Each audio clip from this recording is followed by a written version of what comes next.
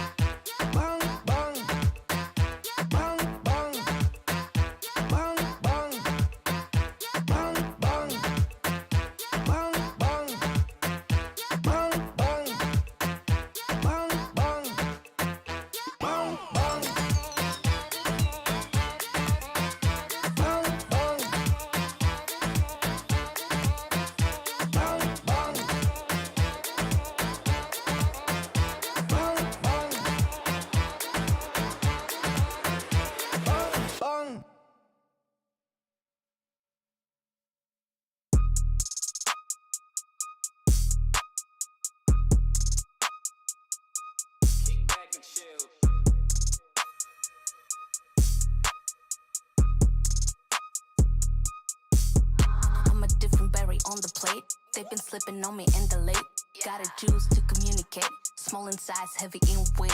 I'm not a bitch, I'm a daughter of king. No compromise cause I know what I bring. I stand for love like a sun on a ring. Shining bright when I rap, when I sing. Black gem, high refractive index. Reflecting light, that's a princess business. My fate is strong, standards are high. My crown so big, I'm a blessed to lie. They don't know, no. What I do. They don't know. You a crew. Match 100%, for sure 100%. Proud 100%, you a 100%. Match 100%, for sure 100%.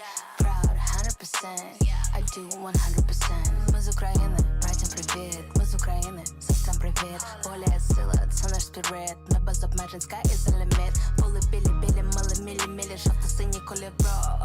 Ми це рили, хвиля, сила, наше слово то є флоу. А над нами тільки Бог, лише з ним ми до перемог. Інше сіто є фрод, Богу слава, лише аплоз. Благословіння, мій word. Наші люди, наш support. Squad game, with the Lord, most high, word. Match 100%, for sure 100%. Proud 100%, you a 100%. Match 100%, for sure 100%. Proud 100%, I do 100%.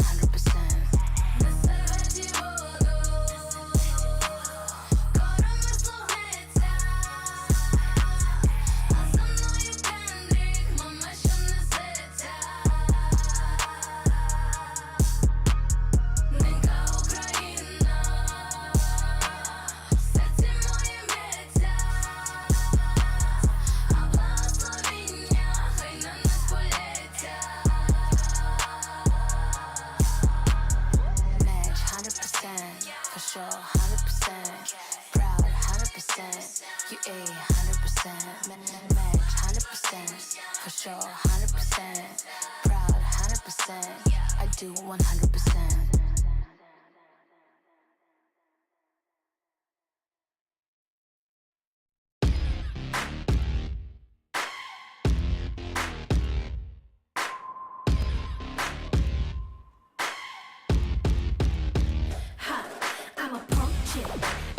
You wanna ride around town with my own clique. I'm a bad girl, and I make you wanna see you in the club when I'm getting lit. What's your number? I'ma call you. Brand new whip, I'm a baller. Got my own money, I don't need you.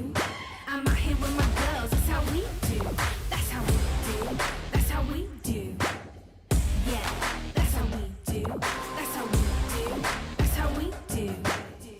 Yeah, with my new clip. That's how we do. That's how we do. Yeah, that's how we do. That's how we do. That's how we do.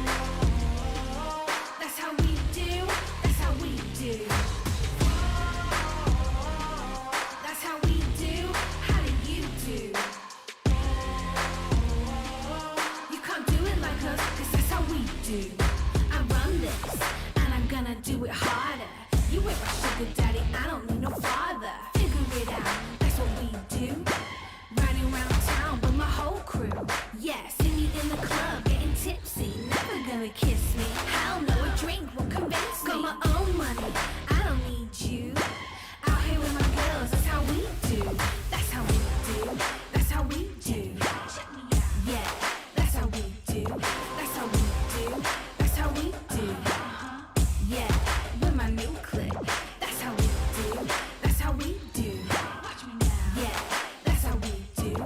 That's how we do. That's how we do. Yeah, we're my new crew.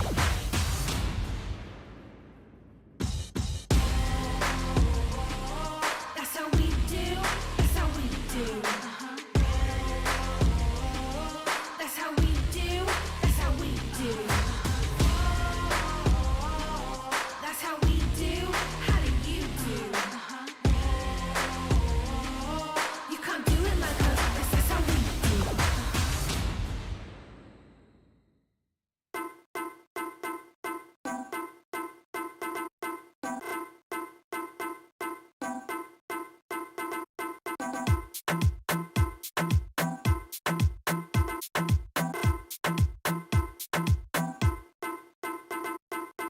Number one in the street, so that wanna bang bang. Everybody touch a road, everybody bang bang. Then I wanna so neat, everybody bang bang, bang bang, bang bang. This I wanna so broke, this I wanna bang bang. This I wanna so wicked, everybody bang bang. Sun a shining, everybody bang bang.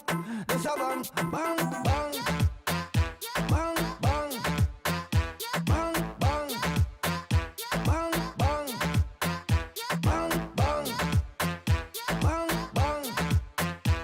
bang, bang, bang, bang, bang, bang, bang. Number one in the streets, so that wanna bang bang. Everybody touch a road, everybody bang bang. Then I wanna so neat, everybody bang bang, bang bang, bang bang. This I wanna so broke, this I wanna bang bang. This I wanna so wicked, everybody bang bang. Sun a shining, everybody bang bang.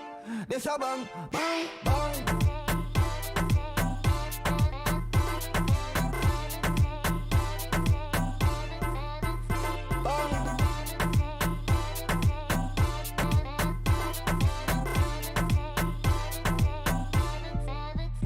Bang, bang, bang, bang, bang, bang, bang, bang, bang, bang, bang, bang, bang, bang, bang, bang, bang, bang.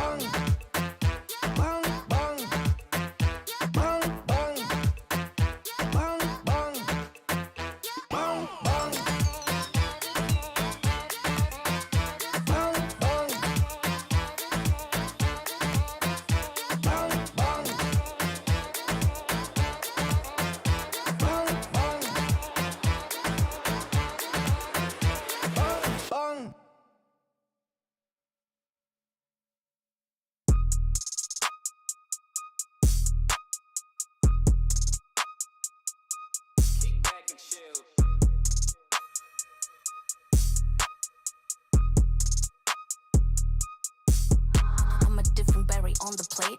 They've been slipping on me in the late.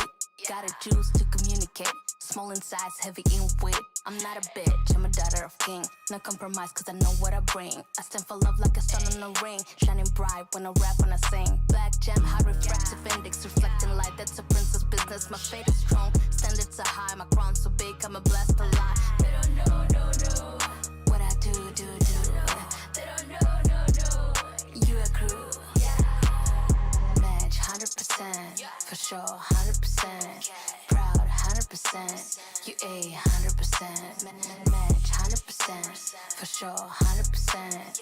Proud 100%, I do 100%. Мы из Украины, братьям привет. Мы из Украины, сестрам привет. Воля и сила, це наш спірит. Ми без обмежень, sky is the limit. Були білі, мили, жовто-сині кольоро. Ми це рили, хвиля, сила, наше слово то є flow. А над нами тільки Бог, лише з ним ми до перемог. Інший світ то є фрод, Богу слава, лише аплоз. Благословіння, мій word. Наші люди, наш support. Squad game with the Lord, most high word. Match 100%, for sure 100%. Proud 100%, you a 100%. Match 100%, for sure 100%. Proud 100%, I do 100%.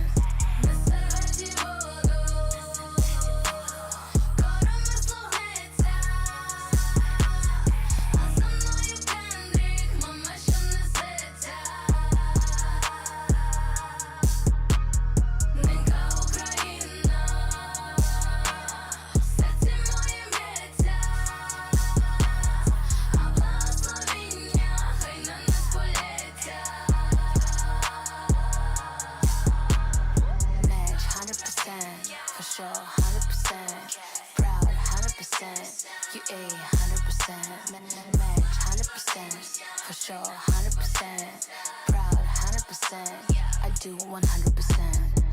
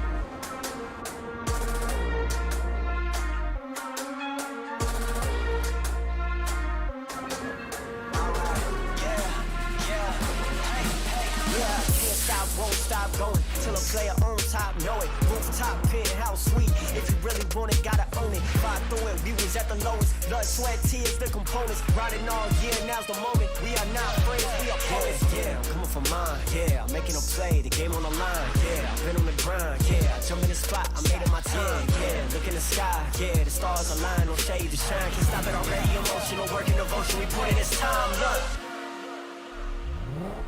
you won't stop my stride.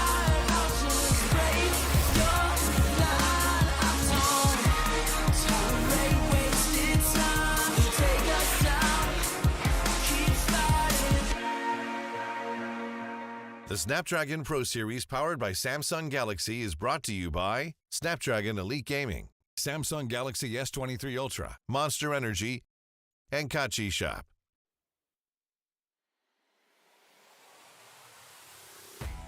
Welcome to the Snapdragon Pro Series Mobile Legends Bang Bang Season 1. It's great to be back again here on brand new format here as we can see the best of the best gathered here from all around the world today, competing for a very, very good prize pool as well as the bragging rights. My name is ICBaby12. Joining me is going to be Mikos as we take you through a journey on how the teams are going to be competing so far. Mikos, what are we going to be expecting today?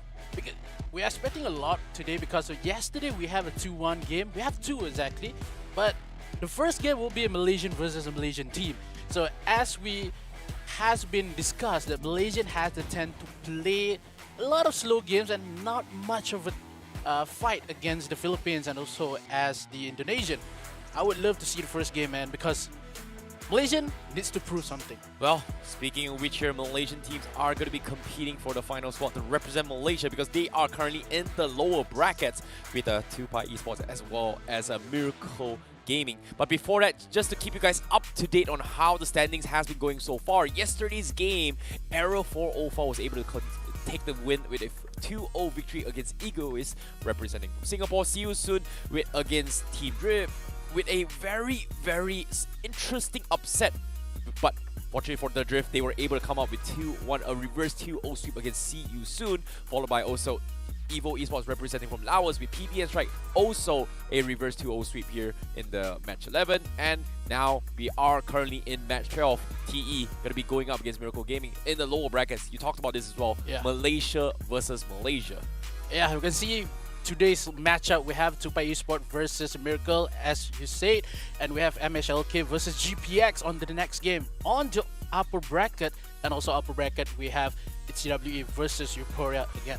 Well, that is going to be a very interesting one as well. The best of the best from every single region in the upper bracket will be showing themselves in today's upcoming match. Tiger WONG Esports has been a stable name coming from the Open Finals, showing a very strong standings. But EUPHORIA is going to be the team that everyone's going to be asking and watching out for as well, especially when they are going to be representing from Philippines themselves. So, when it comes to this match here, there are going to be a lot of fans here. Going to be looking forward to see how that matchup go. But before that, we are going to be starting things off with Malaysia versus Malaysia in the lower bracket. So this is where things can get a little bit more spicy. You talked about this as well. Very important point. Regions. Malaysia region has been struggling a little bit more. But what I do know is, struggle or not, they are going to be fighting for a chunk of the prize pool. And let's talk about a little bit more on the prize pool. Yeah, we have a lot of teams to be fight out to be the #1 into the challenge season. 20,000 US dollars as well to be fight out against themselves. But it seems that the most obstacle is coming in for the lower bracket, because if they lose now, it's not going to be much more prize to be claimed by them. So if they lose, if TUPAI or Miracle lose now, they will be going to be number 8, number 7. It's the same prize pool they will take out. So we have a lot more games as well as prize to be given to the players.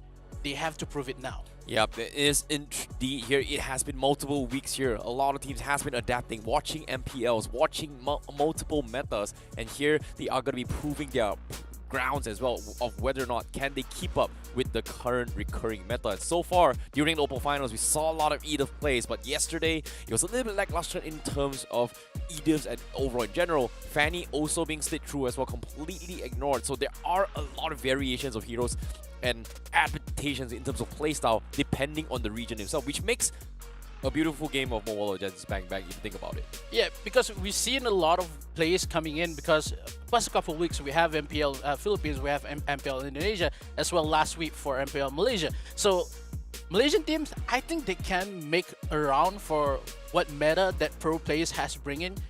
Coming in from MPL Malaysia, we see a lot of Xavier, we see Arlot, we've seen maybe a couple of Grok's gameplay been played last week. So it's going to be really hard for both of Malaysian if they does not figure out what current meta they want to play against each other. Yep, definitely here figuring out is going to be the key. But before that, let us introduce the first team here. Right on the screen, we have TUPAI Esports representing from Malaysia. Starting us off, we have Len, Le, Lizard, Dodol, Real Mitsuno, and Jeff Hardy starting the roster for TUPAI Esports. I just love Jeff Hardy's name and the hair, man. It just represents the real Jeff Hardy. Hey, definitely here. Those of you who do not know, that is going to be a reference from WWE, I believe. Yep. You know, the Tom Hardy boys, the Jeff Hardy boys, and Matt Hardy, I believe. And that's a pretty old one as well.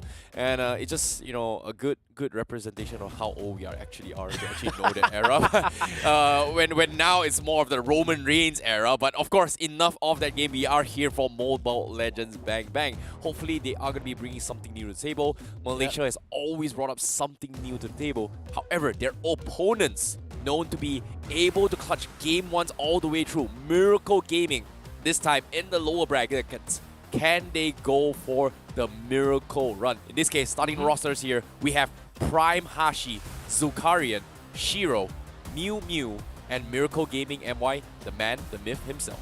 Yeah, he takes the name of the team itself to play. Because someone said that if you want to be something, you have to name it something.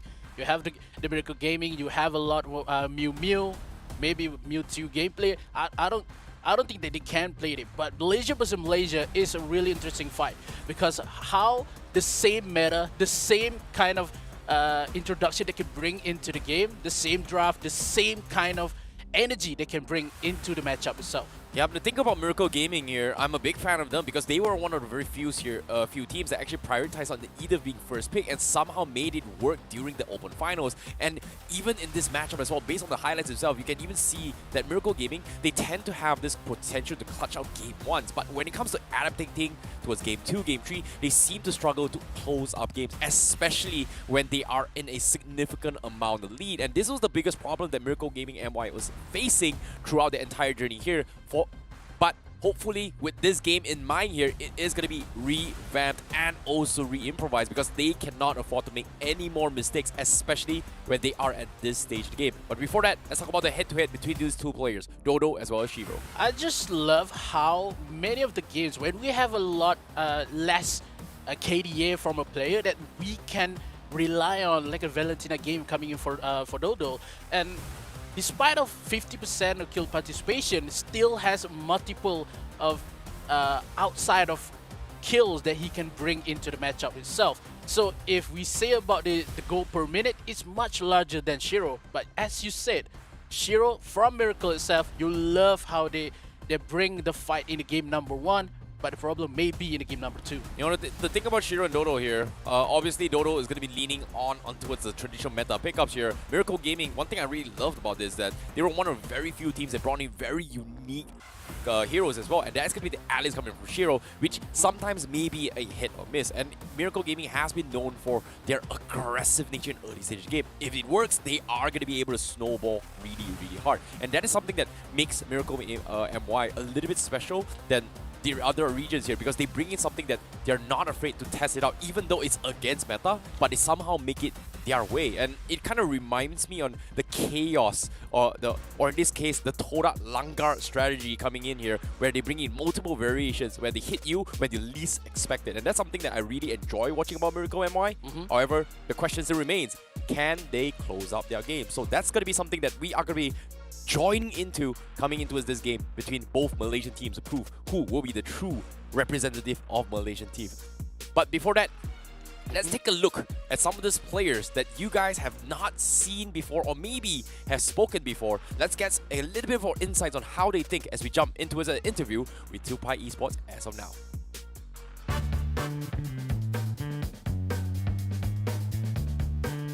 Hello, my name is Dodo Alfonso. I'm from TUPAI Esports. TUPAI lompat sampai menang.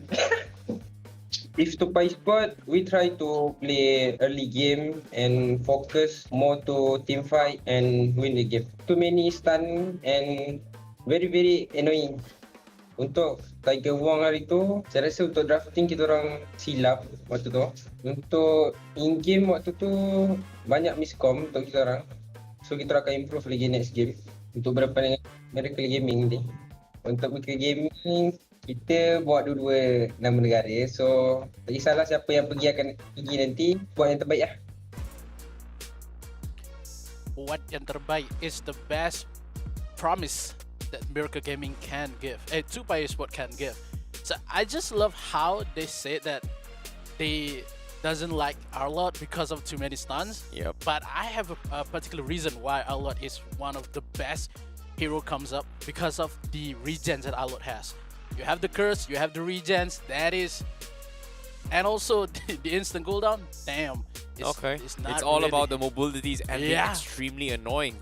And of course, before we talk a little bit more on this upcoming match, what do you guys think about the interview? What do you guys think about today's upcoming match? Because right now, we need you to cast your votes down in the Twitch chat and let us know, who are you guys supporting here? Is it going to be TUPAI Esports or is it going to be Miracle Gaming and why? Because as of yet, we had a little bit of insights on how TUPAI Esports is Dodo giving a little bit of insight as well. Drafting was a problem, miscommunication is also an issue, and that's the thing about competition, right?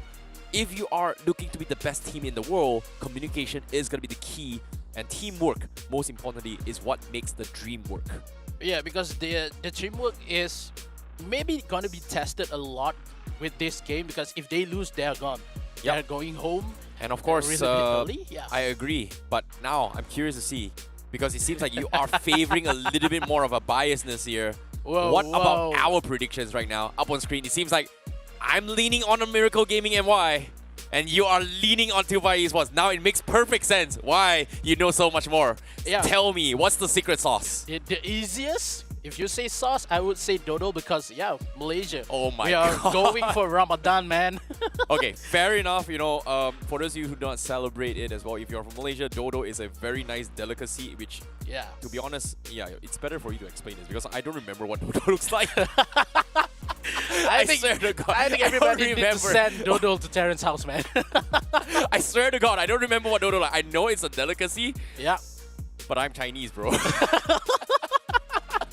If I'm I'm explaining- Malaysian Chinese. Sorry, I'm a Malaysian, but I'm a Malaysian ethnicity of a Chinese. Okay? And aside from jokes here, dodo is a nice delicacy. I know it's nice because a lot of people talk about it. But you know what's even nicer? What is Our it? amazing partners here, sponsor, for actually providing all this setup as well. Snapdragon Elite Gaming, when winning matters, to provide you the best Intel Core chips here, all the way in towards all your processors and your mobile phone and every single thing so far. And on top of it all, when winning matters, playing your Mobile Legends Bang Bang game is going to be very, very smooth. And while that is habit as well, you can put your phone down and have some dodo while you're at it. Oh, Yeah. you have some Dodo and as well as your energy drink, man. Yeah. You can drink some monsters. Oh yeah, for sure. You know, to keep the energy up. But putting all this aside now, let's talk shop a little bit more. TUPAI Esports Miracle Gaming MY. You talked about sauce. What do you think? What made you make the decision that expect the TUPAI is gonna 2-0 against Miracle Gaming MY? I think when we see the stats from Dodo itself, he only have one hero on the side. He has Valentina, one man. He only loves one hero. So if he can take Valentina from the draft, he can play it really well and make it the game for themselves. So it's going to be a favor for the side of TUPAI. Well, it is going to be those pocket picks. Or in this case, mastery of one hero is better than a jack of all trades. So in this case, let's put the competition to the test. Because for me, Miracle Gaming MY seems to be very good in their ideologies and their strategy. Execution-wise, if it hits, it hits. But if it misses, bouncing back and morale is something that I'm very worried about for Miracle Gaming MY, especially from the fans here. We've seen them over the weeks as well, especially during the Open Finals. When they win Game 1, tentatively Game 2, Game 3 seems to be a little bit of a problem. It might be overhit, it might be tilt, it might be miscommunication, it might be overconfidence. Those are things that may or may not happen. But without further ado, the moment of truth is about to unveil. This is Game 1's draft. Miracle Gaming MY going up against TUPAI Esports as they will be starting things off with first pick. Priority pick here might be the EDIF, but at the same time, let's talk about their comfort bands here. Are we going to see like Fanny? Are we going to see Mortis bands? Traditional a little bit more? Not exactly sure because Arlot wasn't exactly open during the Open Finals. It was pretty much shadow banned all the way through, but now with it being open, I wouldn't be surprised that they actually switch up their strategy.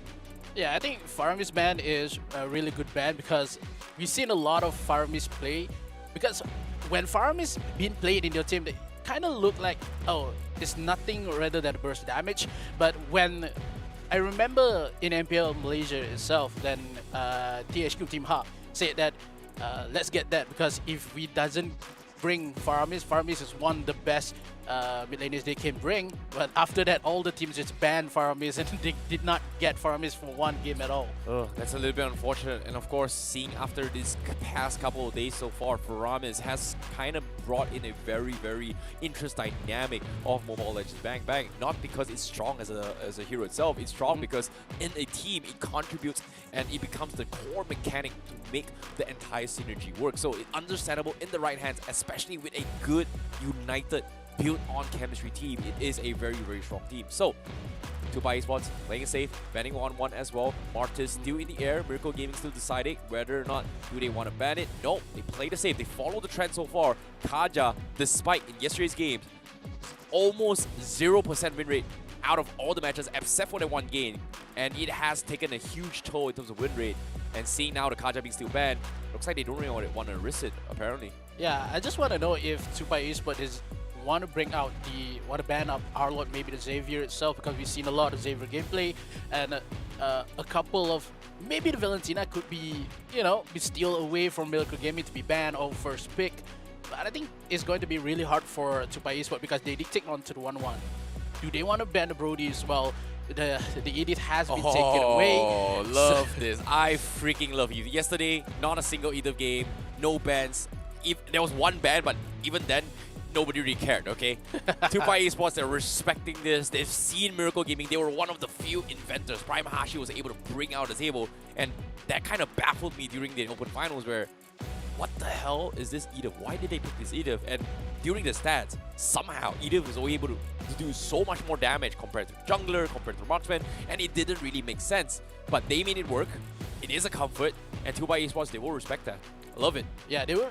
TUPAI respect Edith, but somehow for TUPAI Esports, the last ban will be so much difficult because of how Miracle hero pool is too big. Because we've seen a lot how Shiro has 3. They have they have a lot, like couple more heroes to be played by Miracle Gaming. So the glue has been taken away first for Miracle Gaming. Last ban for TUPAI.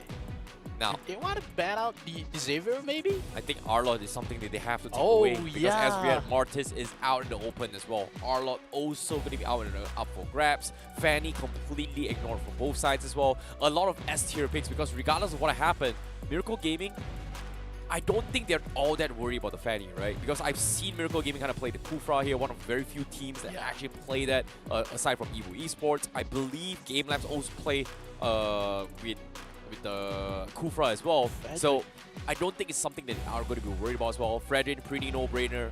Very, very strong jungler. That means Martis is going to be up for grabs. But so far, Miracle Gaming MY is one of the very few teams that do not play Martis. Did not really prioritize it during the Open Finals. But they did bring in an Alice jungle, which is something that I'm not really a big fan of. But let's see what's going to be the first pick. It seems like it is going to be a Julian pickup coming in from Miracle Gaming. Oh, sorry, it's an Arlot. Okay, yeah. Arlot couldn't stick by, so yeah.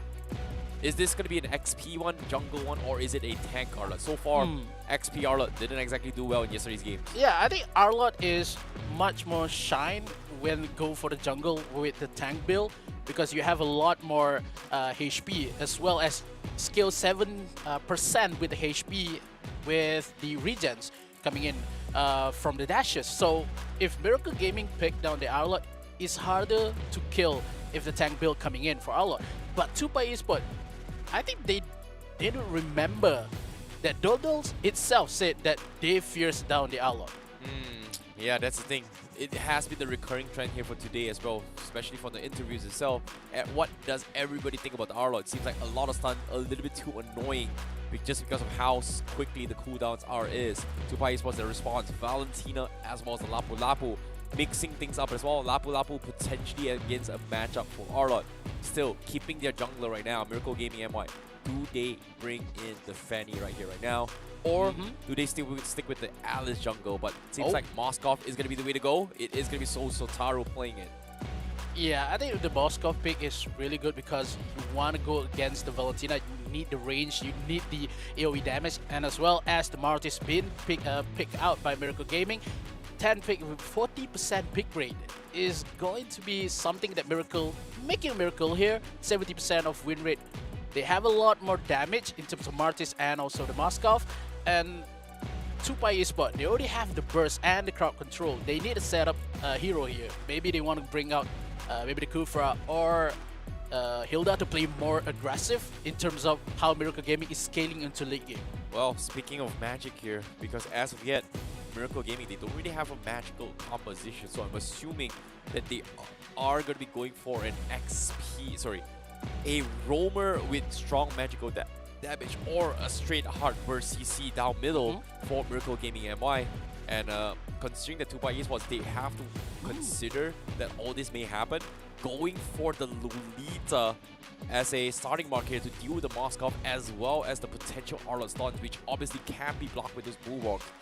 Not necessarily the most ideal situation, I guess, but maybe TUPAI Esports is setting up potentially for a potential Esmeralda that Miracle Gaming may be bringing to the table. And like you said as well, forcing the Arlot into... No, actually not. I don't think it's going to be an Esmeralda, but mages-wise, there's just not a lot of mage. Maybe for a Lunox perhaps? Yeah, Lunox mid lane for the side of Miracle could work. But in terms of how the setup coming in for Miracle Gaming, the damage is there. Maybe a tank Arlot will be played into the jungle, but they have the Martis as well. So if Martis go to jungle, then Arlot go for the EXP. But versus an Arlot, TUPAI Esports, they already have the Lapu Lapu. In terms of early game, maybe Lapu Lapu is not quite a big damage like an Arlot was, but they have the Lolita to play and bring the momentum for them. So they need much more damage. Maybe going for a Beatrix into the goal lane coming in for TUPAI. Yeah, personally, I would like a Beatrix pickup coming from TUPAI Esports, but as of yet, against a Moskov, there's just not really a lot of heroes that actually deal with a Moskov. I think Brody's pretty good. Oh, yeah. Beatrix is pretty decent as well. I guess in this case, TUPAI Esports, they are going to be betting on mages that actually deal and penetrate from shields, right? Yes. Farsa obviously goes through the shield. Lilia is also something that goes through as well. Forcing a Kadita on Miracle Gaming, it's nice if they play for a roaming Kadita, which is something that they may actually play as well, considering that Arlot, like you said as well, maybe a tank Arlot, tank Martis from the middle lane. So it is going to give them a little bit more opportunity and flexibility to play it. But TUPAI Esports, they respect DeFranco from the Open Finals. Miracle Gaming MY, this time, they are going to be shown respect with TUPAI Esports banning off the Franco. So that means there is a potential Kadita pickup as a roamer for Miracle Gaming MY, but seems to be a little bit risky. Yeah, if the Kadita been picked, it's too much damage coming in from Miracle Gaming. They have not a lot of crowd control, given that Martis as well as Arlot.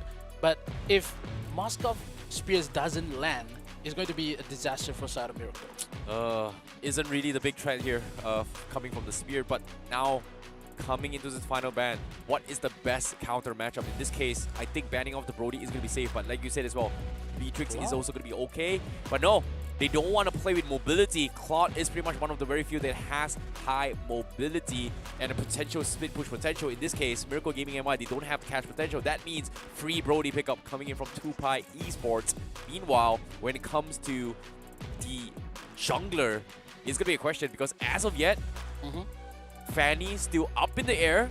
Yeah. If TUPAI Esports decides to go for the Fanny right here, and Miracle Gaming doesn't have a solution, it is going to be a problem. Martis isn't exactly the greatest against a Fanny. Brody is pretty decent. The Moskov is pretty okay, but it is still a problem to work with. So, do they take the gamble, take the Kufra here, anticipating that TUPAI Esports might be considering the Fanny, or they just hope and pray that TUPAI Esports doesn't play the Fanny, goes for a different jungler? And I think the safety net here would be a Ruby pickup, but they need some sort of magical damage. And it looks like we call it, it is going to be the Xavier as well as the Grok. A lot of physical damage, but not enough magical damage. So that is going to be a little bit of a problem for Miracle Gaming MY, especially when it comes to the middle later stage game. And with the block here, which obviously, if timed right, can still block the Dawning Light.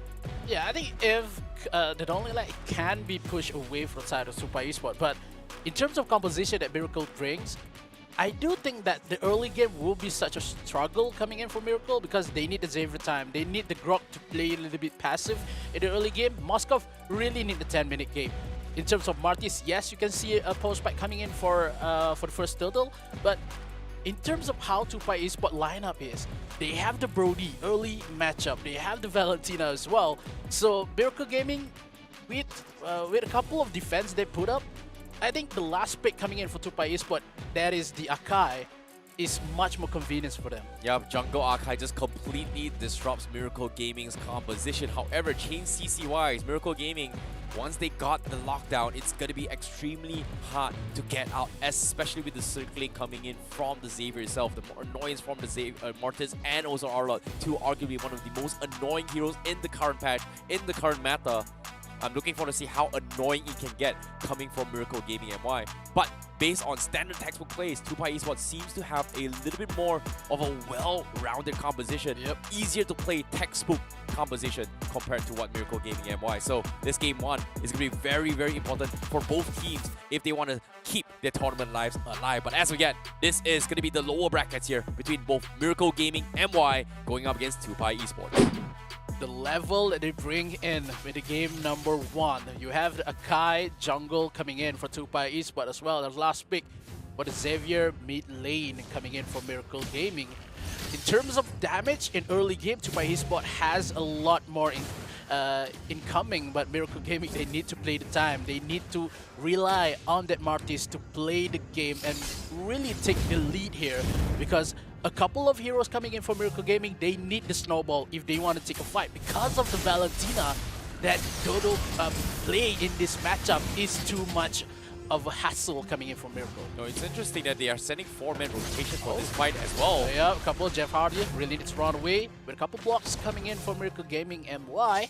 But in terms of damage, it's still okay for TUPAI Esports. Yeah, Jeff Hardy now could be a little bit of trouble as well. He's going to get harassed in, forces the flicker out. Meanwhile, we do see an aggressive approach coming from TUPAI Esports, cutting up the jungle approach, and now Akai stealing a couple of economy here, but he can't run away. He can't run away with the first blood coming in for the side of TUPAI Esports. With the block coming in for Akai, takes the chance for TUPAI Esports. First blood coming in. Yeah, this is so smart of TUPAI Esports. They're just minimizing economy, denying for Martis, knowing that Martis can't exactly go in and out, especially with the rotations right now with the Xavier. So it is going to be a little bit of a problem. Yeah, a couple more damage really needed for Lizer here to take lead onto the buff. Miracle Gaming, they fumble a lot in this early game.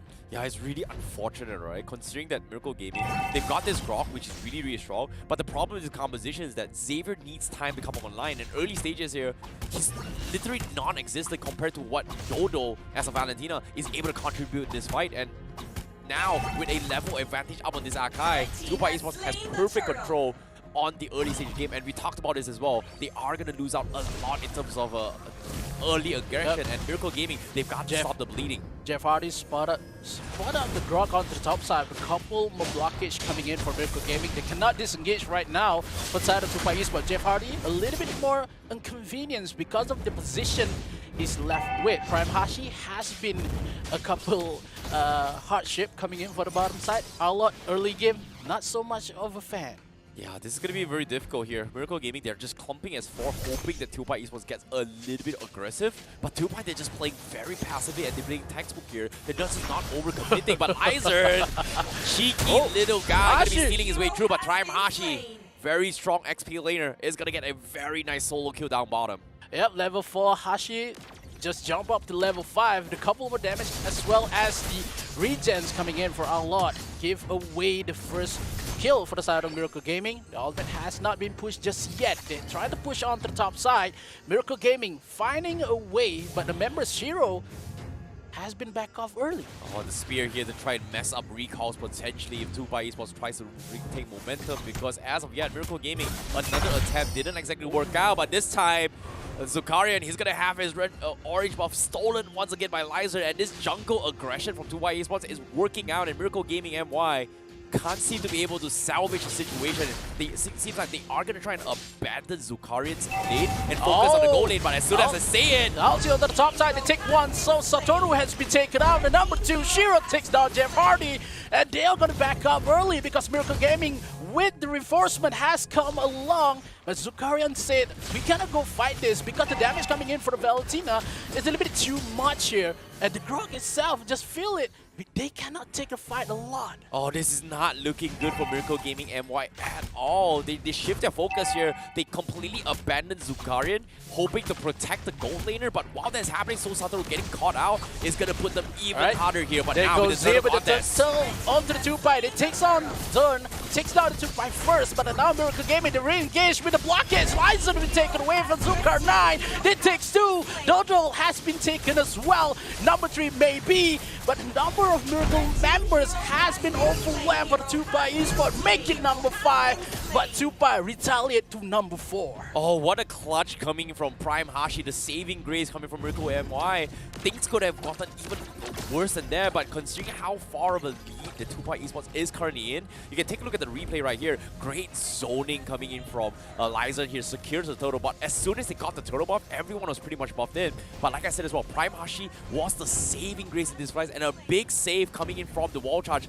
to keep him alive, to prolong this fight. But while this is actually happening, because of how far ahead the Brody is as well as the Lolita, he kind of gave them some value kill and opportunity to pick them off. So very, very smart plays coming from TUPAI Esports and decision making. But like I said as well, it's all about buying time for Miracle Gaming MY. But TUPAI Esports now just gonna try and continue with their snowball. Brahmashi has been spotted. Jeff Hardy onto the bottom side here with a couple more damage. Valentina is there as well. They maybe take the first kill, but oh my goodness. The lifesteal, one more hit, maybe to take the kill, but the turret save him. And maybe kill number 2 for that Brody. He's dead. There's no way he survives this. He is going to get dived on, and that's going to be the commitment from TUPAI Esports. They do trade a tier 1 down bottom, but top side, there is going to be a trade-off for Miracle Gaming NY as well. That is going to be Sataru, the saving grace for Miracle Gaming NY, getting a nice pick-up on late play. Easy. TUPAI Esports, they know what they want to do on the bottom side, but when you full force on the bottom, on top side, you will leave along your member when not a little bit of defensive play has been taken away on top side. So Miracle Gaming said, yeah, we're going to retaliate. We're going to take the kill and make it a draw right now with the third turtle coming in for Miracle Gaming. Can they take it? This is going to be risky here. Miracle Gaming going to be trying to force a fight down towards the turtle, hoping that TUPAI Esports is going to be making a mistake. And I'm genuinely worried about what things is going to be happening here, because considering that TUPAI Esports now, they're just so far ahead, especially with the Brody now is so strong, they don't really have a solution to catch him off guard yet. So it is going to take a little bit more time. But like I said as well, the biggest problem from Miracle Gaming and MY's strategy right now is that they don't have enough magic damage. And for the Xavier to come up online needs a little bit more time. And the cooldowns on Xavier itself is not exactly short compared to what a Valentina brings to the table. But I think Miracle Gaming, they know that it doesn't have much magic damage. But when they go for a team fight, they know the target. They know how to just kill away TUPAI Esports. When we saw at the turtle fight on top side, when 5 members of TUPAI Esports is scattered around, they just go for one target. Miracle takes 1, Miracle takes 2, and make it level for the side of TUPAI. When they have the turtle buff, it doesn't even matter for Miracle Gaming. Yeah, I agree. You know, it's all about making space, right? Finding opportunities to drag this game long enough for the Xavier to be relevant. And I'm pretty sure TUPAI Esports has some sort sense of grudge. So I'm really surprised that they still commit to this turtle despite knowing that they need time, and especially with the jungler Martyrs has been losing out in terms of levels, XP and space to actually dictate the control and team fight. So as of yet, I'm genuinely concerned for game 1 for Miracle Gaming NY. But TUPAI Esports, of course, now perfect condition, has everything in the pocket here to close out the game, and all they need is just not make mistakes, and they will eventually close out the game. Because as of yet, Brody free hits all the way through. There's nothing much a Moskov can do in the early stage of the game with the protection of the low leader shield. Yeah, I think for TUPAI Esports, when they just force down the bottom side, they know they can take the kill. But when we saw what happened on top side, TUPAI Esports just really need to rely on the game sense that they didn't get split push coming in for Miracle Gaming, because when they full force on bottom, they just lost top side. Yeah, it is going to be all about the macro aspect of the game as well. Count your chickens, count your eggs as well. Minimize your loss as much as possible. Hope to buy time. And that was pretty much what they've been doing as well. We talked about trading off on the other side of objective. Yeah. Beautiful stuff coming from Miracle Gaming. That was pretty much their salvaging point. But economy-wise, it is still slightly favoring on TUPAI Esports. So they're doing a fantastic job just equalizing, but it is going to take a little bit more time. And speaking of time here, we are going to be taking a little bit of a pause right now to try and figure it out. But we are, well, that is pretty much a prank because we're jumping straight into the game here, because now it is going to be the Lord Pit this time, and it is going to be a committed fight. Laying onto the top side, giving it a couple more damage here, but the ulti coming in for the Jeff Hardy. TUPAI Esports just run and gun coming in from Miracle Gaming. They need to run, but a couple more dashes. Lapu Lapu needs to hit on the side, but Real Mitsuno just confirmed the kill for TUPAI Esports. Oh, that was this is exactly what we were talking about as well. I was talking about before this. TUPAI Esports just has so much to deal with, and they need to buy time. Shiro, you can see he's struggling to cast his spells, because if it hits, it hits. If it misses, that's a pretty long cooldown out for the Xavier itself. And so far, TUPAI Esports has been choosing to fight at places where it doesn't benefit the circle coming in from Xavier, where they need to be in a choke spot. And currently, they don't have any space at all. And with the Lord knocking in, TUPAI Esports in prime position to get so much control. Dawning Light has been expended as well. Dodo stealing the wall charge, but no follow-up coming in from TUPAI Esports. yet. But seems like the rest of the teams are going to be coming in to force an issue. Lot on the bottom will be a couple more headache coming in for the side of Miracle when they want to defense onto the mid lane here. Jeff Hardy a little bit too far coming in for the members of TUPAI Esports, trying to find a way, fishing away Miracle Gaming outside of their base currently. They had a 3-lane push for the side of TUPAI Esports. Who's going to go in with the Valentina, with the ultimate coming in for the side of Miracle Gaming MY. A little bit too harsh onto the backside. No ulti has been pushed yet coming in for the Miracle Gaming side. Yeah, and as you can see, this is going to be a stalemate here. TUPAI Esports not finding an opportunity yet, but they still have to wall charge on Dodo. So getting that surprise factor on the right target is going to be a big element of surprise. But now, Prime Hashi just got his Malefic Roar. So like you said as well, this Arlet is going to hit a little bit harder. But it seems like this is a damage Arlet instead of tank. But top side. Yeah, damage coming in for Shino, but the members of TUPAI Esports just want to take this orange buff rather than team fight. They need to wait for the mid lane to crash onto the last starter. Oh, take on one! With the Hurricane Dance, take one first kill maybe for the side of TUPAI Esports. The members of Miracle, we lost one. We lost our our damage coming in for side of Miracle damage. Zukarnian, the jungle for the side of Miracle, cannot cope with a couple of more ultis coming in for TUPAI Esports. They take away Lyzern, and he just go run and gun onto the base of the side of Miracle Gaming, but TUPAI Esports just know they're making a mistake because the turret is still alive. No, how the heck did they win that despite the mistakes coming from Miracle Gaming and why? TUPAI Esports, they were just so separated in this position. It allowed Satoru to chip away at all the damage and somehow come out on top. Prime Hashi once again doing a fantastic job at zoning the backlines. But let's take a look at the recap real quick here on how the fights actually happened. Because if you think about it, TUPAI Esports, they're overcommitting under turret. And because of that, they lost the Archive right from the get-go. And while this is happening, their Grok was able to survive. And not exactly sure why they super hard dive this. And Miracle Gaming was able to get value kills. And this is pretty much a great defense coming from Miracle Gaming MY. Yeah, it's a minute lot, the second lot coming in.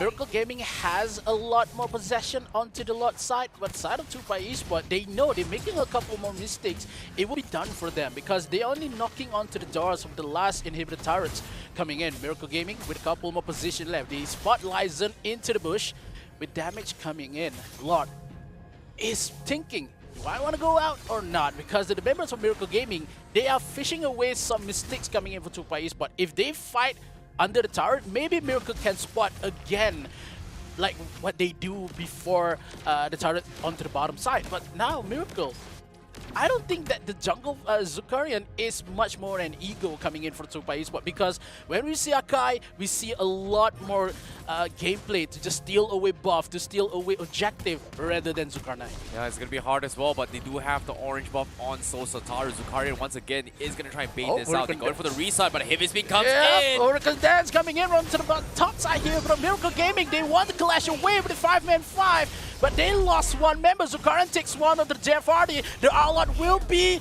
much more of heartache for the side of Miracle Gaming. Onto the backside, Dodo takes one, and Shiro takes down Dodo, and they are on level terms, but they take one more for side of TUPAI. Miracle Gaming is still on the top side, and Ritsuna with the Brody gameplay takes down the double kill, only leaves Satoru alone alive. Oh, mistakes were made from Miracle Gaming MY. They did a fantastic job in the opening, but now Sataru being the only one left, he's gonna actually die to this. He doesn't have the winds of nature. He's gonna get completely shish kebab. Lens will pay for this price, but it is a Grok versus Marksman now. Real gonna be able to clear the inhibitor while he is the main damage dealer. Miracle Gaming MY will somehow still lose an inhibitor, but TUPAI Esports, mistakes after mistakes, but they are going to be once again in a stalemate for the Lord fight once again. Yeah, Miracle Gaming, they just suggest the Arlot of Prime Hashi going to the backside to just kill down Real Mitsuno, but it's just too hard to get down that Broly because the Mark and also the mini stuns coming in for TUPAI Esports,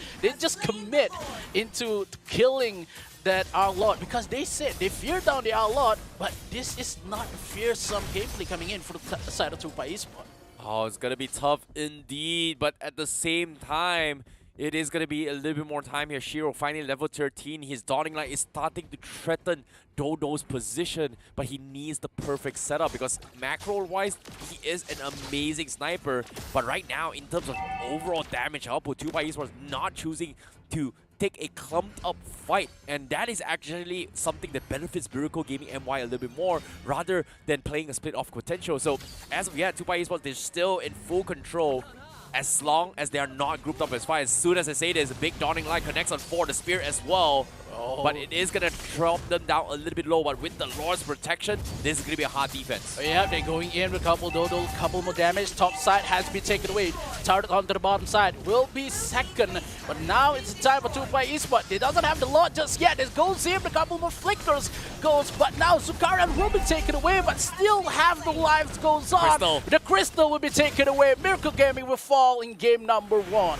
Yep, they did so much from the base itself. There's so much damage coming from TUPAI Esports, and they were able to close up a very, very convincing game. Miracle Gaming MY stood no chance in game 1, completely rolled over by TUPAI Esports. What a game 1 coming from them. But in case you missed out in the action, this is the highlights brought to you from this moment itself. You can see the start of the fight as well. TUPAI Esports was just completely dominating. The saving grace coming from Miracle Gaming and with Prime Hashi trying to set up multiple times for the team. It worked out in their favor, but the biggest threat right here from TUPAI Esports is still none other than Ryu Mutsuno. And every single fight Ryu Mutsuno is playing, you'll always pay attention that he does have Jeff Hardy providing some sort of assistance to block those multiple damage, and every single Dawning Light comes in, yeah, it was blocked to protect Ryu Mutsuno, because in that small little clip right there, if the shield wasn't up, Ryu Mutsuno would have died to the Dawning Light coming in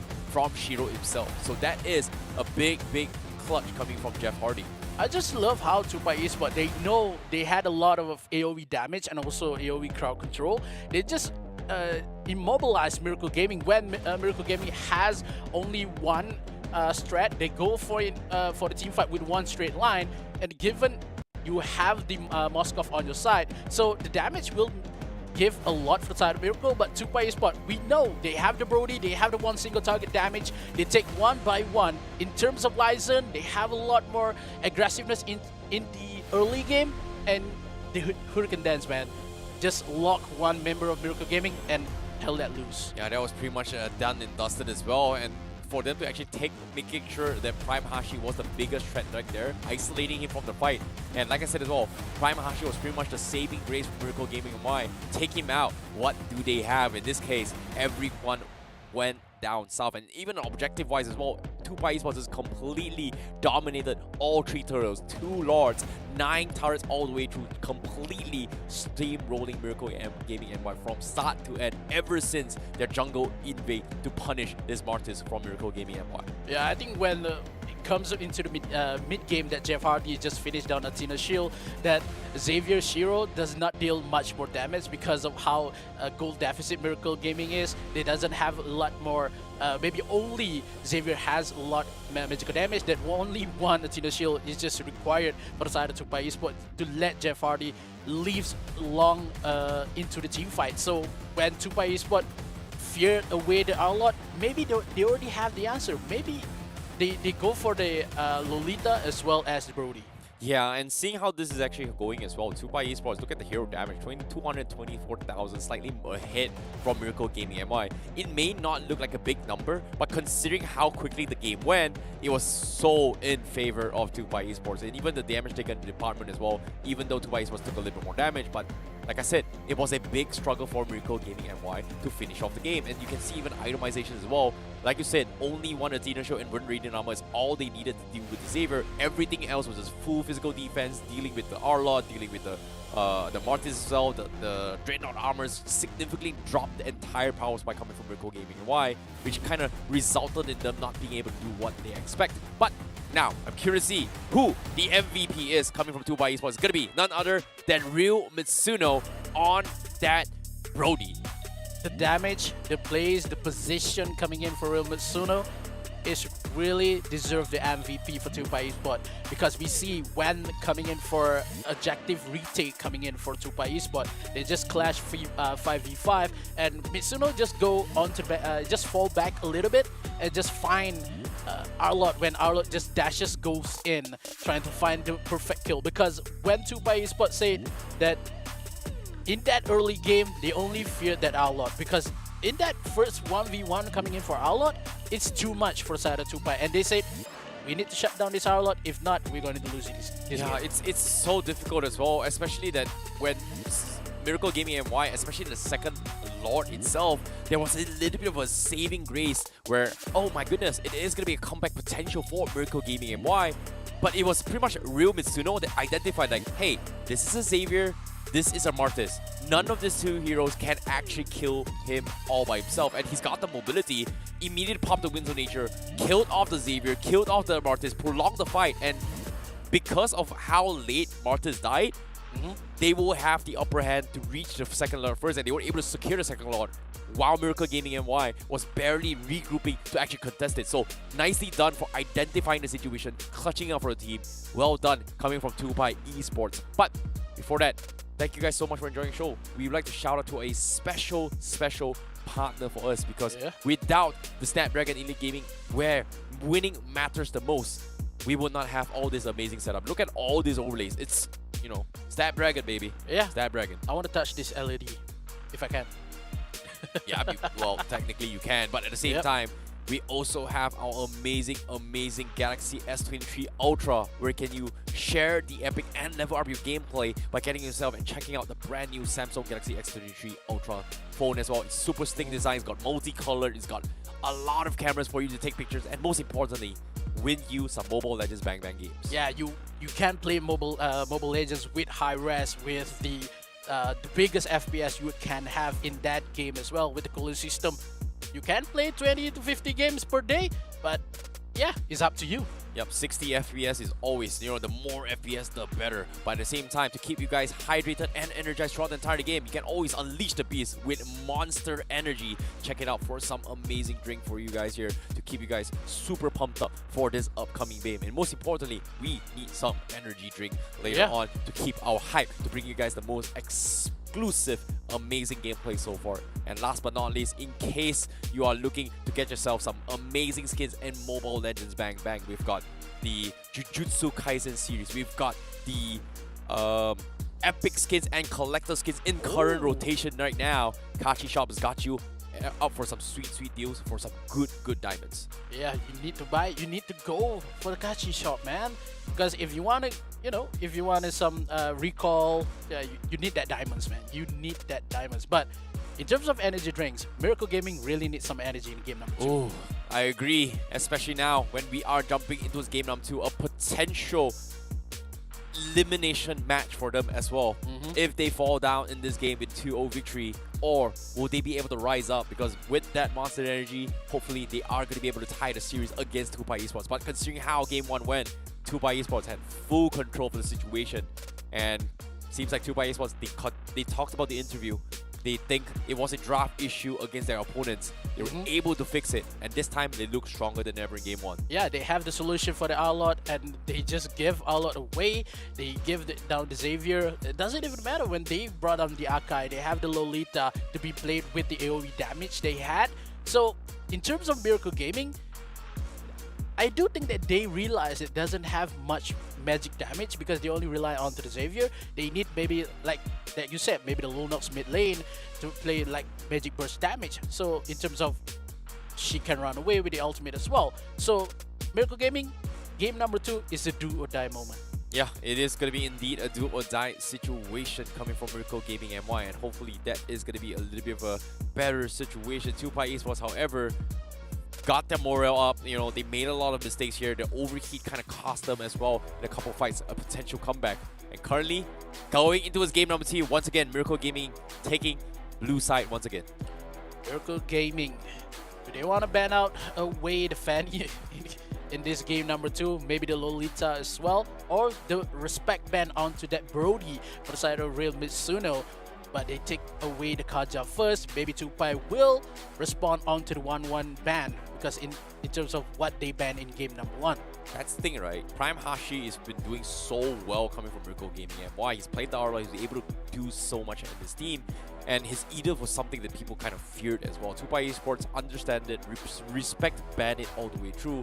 But as of yet, TUPAI Esports has got to be thinking, was that Arlot a big threat? Because if you think about it here, he was able to do a lot more for the team during game number 1 for Miracle Gaming MY. However, when it comes to synergizing, it was extremely hard to do so because of the fact that taking split fights is not Xavier's specialty. So I was very surprised that Miracle Gaming MY, they decided to go for the Xavier in the final pick, which didn't exactly enable their composition at all.